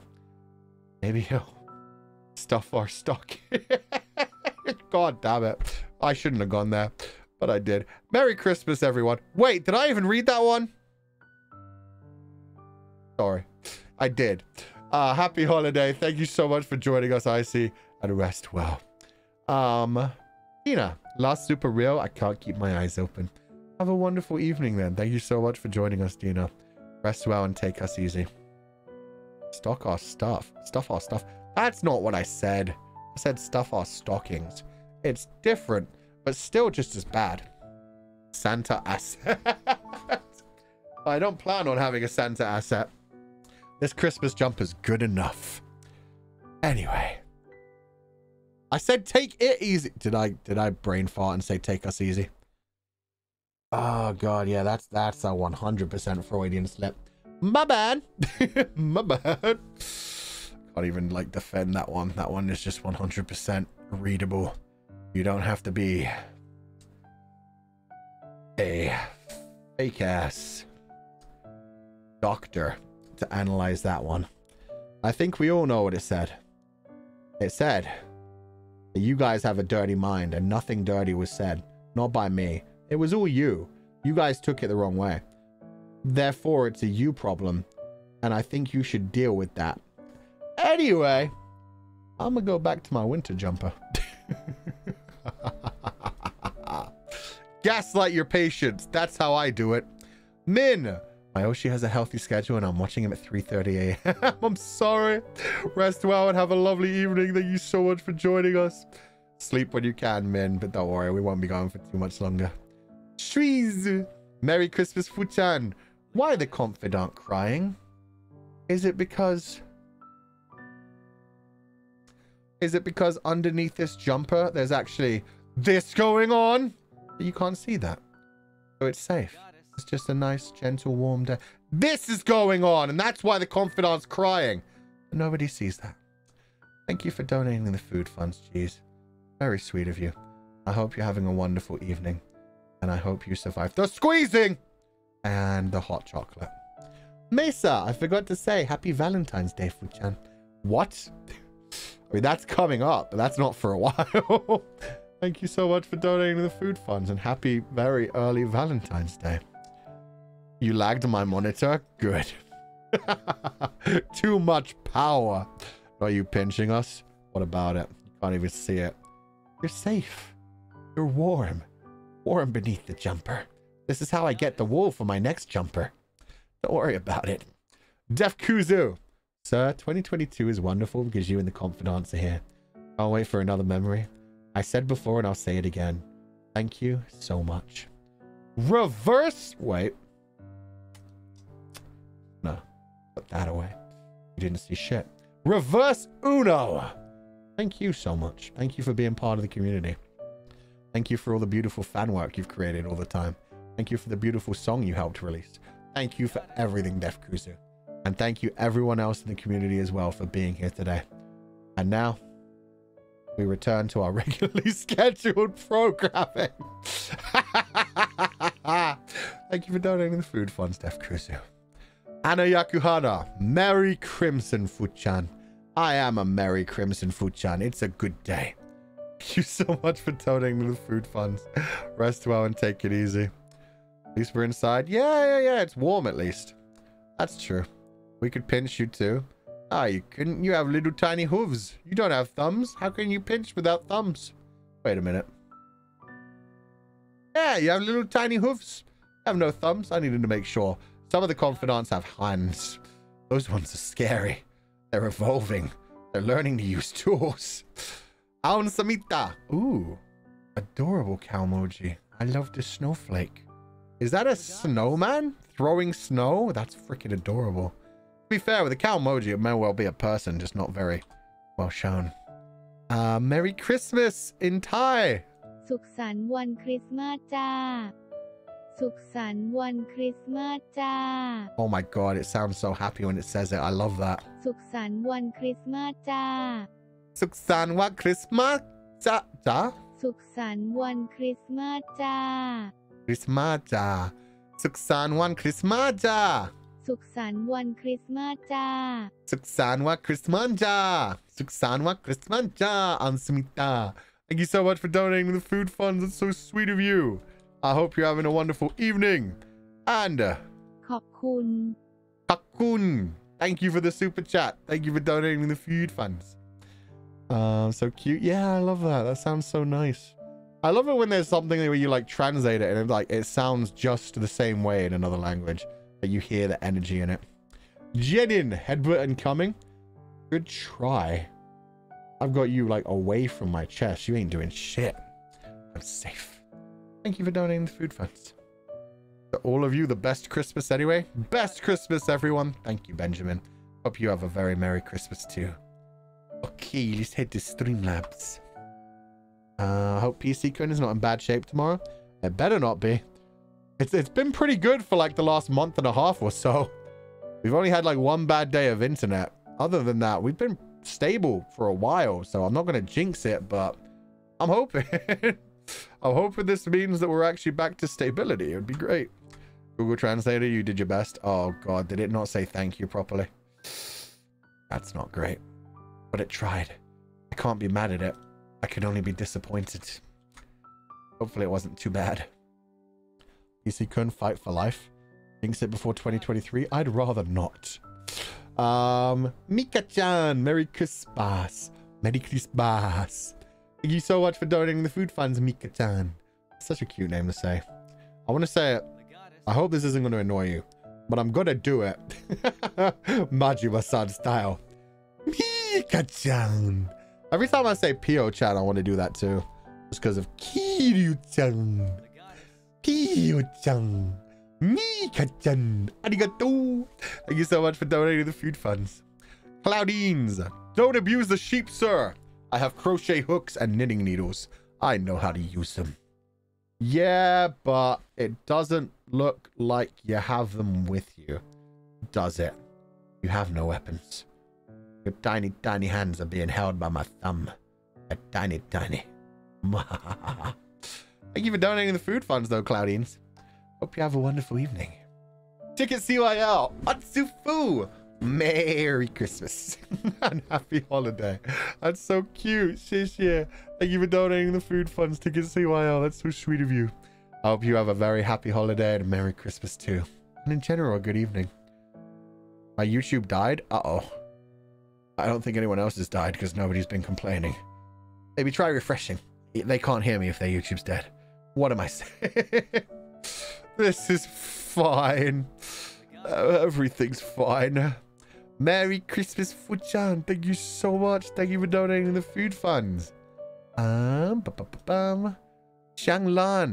Xianglan. That might be the wrong pronunciation. That might be... damn it. Either way, thank you so much, Xianglan. I'm sorry if I'm pronouncing that wrong. The translator doesn't have the function. But thank you so much. I hope you have a wonderful evening. And thank you so much for joining us. Have a wonderful time. Merry Christmas, happy holidays, and happy New Year. Fine for me. Good. I'm glad to hear it. We do not like things disconnecting. Oh, out of character. Sorry, I missed this one. The comment grabber didn't grab it. Hi, Fuchan, a random Christian. Would you want to be the beauty that... What the... Would you want to be the beauty that a beast, or be the beast that by the beauty? Asking for a friend. Please choose beauty. I bet $10 on this. I mean...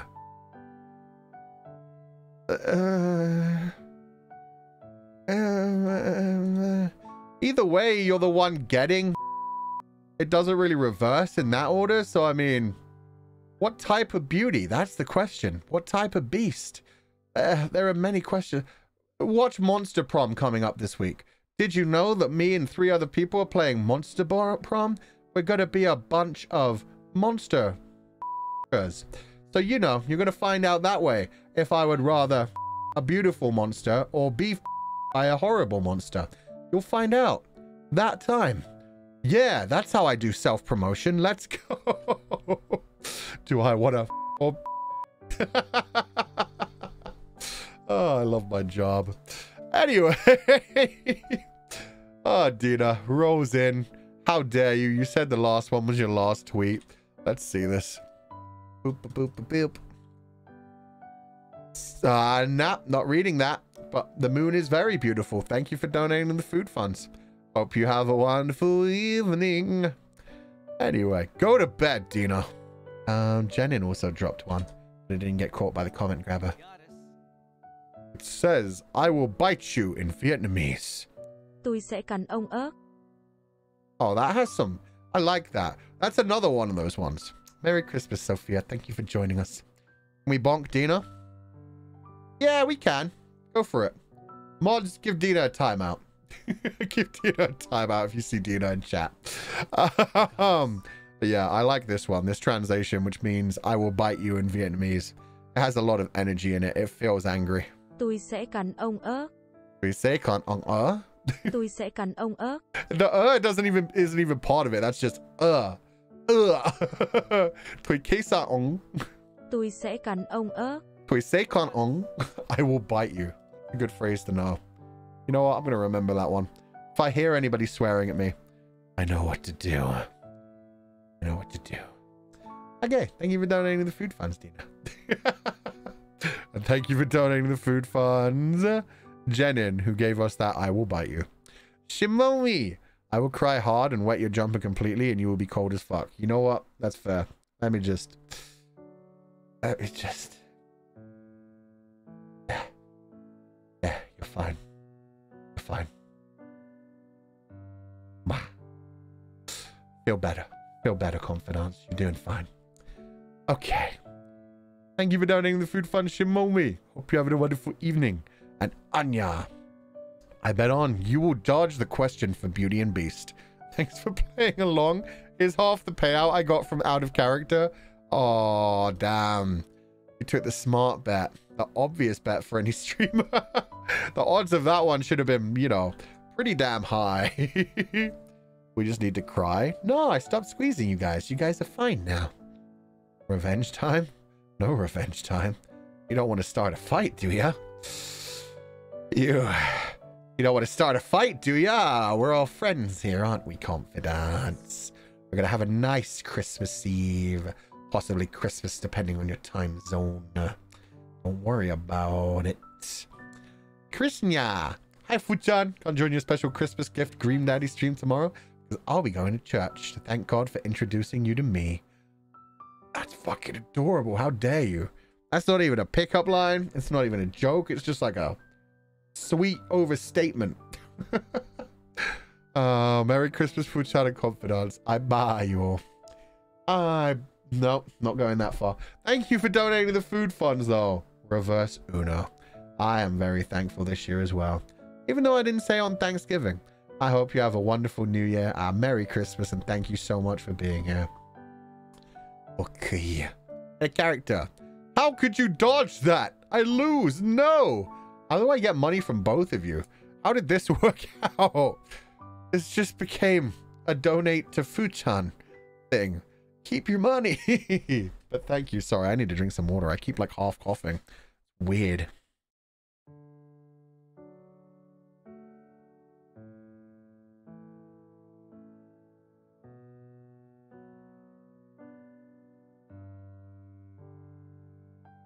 Ow, that really hurt too. What the heck? Oh, I'm gonna have to wrap this up in a minute. Ow, ow, ow, ow, ow. Ho ho, Merry Fumus. I think it was sangria I drank. Me no likey. Fair enough. You shouldn't do that next time. Thank you for donating the food funds, though. I hope you have a wonderful evening, Dina. And Jenin, Wait, what is this now? Different bit in Vietnamese. If it's delicious, then need it. Wait, what? I don't even understand what that means. And Min sent Biden Korean is ang. All you have to do is say ang. You see, that sounds like a bite too. That's fucking adorable. Ang, ang. Thank you for donating the food funds. Okay. How many super... Yay, we didn't get too many Streamlabs today. From Slingblade. Let me try that again. Merry Christmas. God, I can't even do that right now. Thank you so much for donating the food fund, Slingblade. That's such a huge donation. That's so sweet of you. And that was before the stream even started, by like a good 10 minutes. I hope you got to watch the stream today. Thank you so much for being here. Hope you enjoyed your stay. Have a wonderful evening. Have a Merry Christmas and Happy New Year. Thank you for donating the food funds.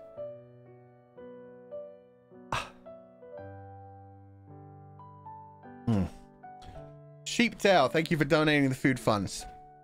Christmas? I hardly even know her. That doesn't even make sense. Anyway, would you like to share your feelings after you finish playing Ragnarok? Yeah, if I ever finish it. Now I've actually got work to do, so I'm not sure if I'll ever finish that one. At least I made my way through Miles Morales.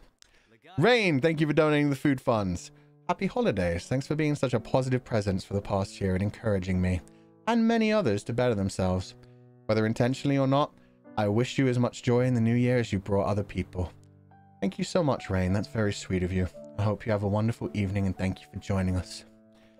Kiwi Q, Merry Christmas and New Year, Fuchan and Confidants. Thank you for giving me so much joy this year and giving me a place to find comfort.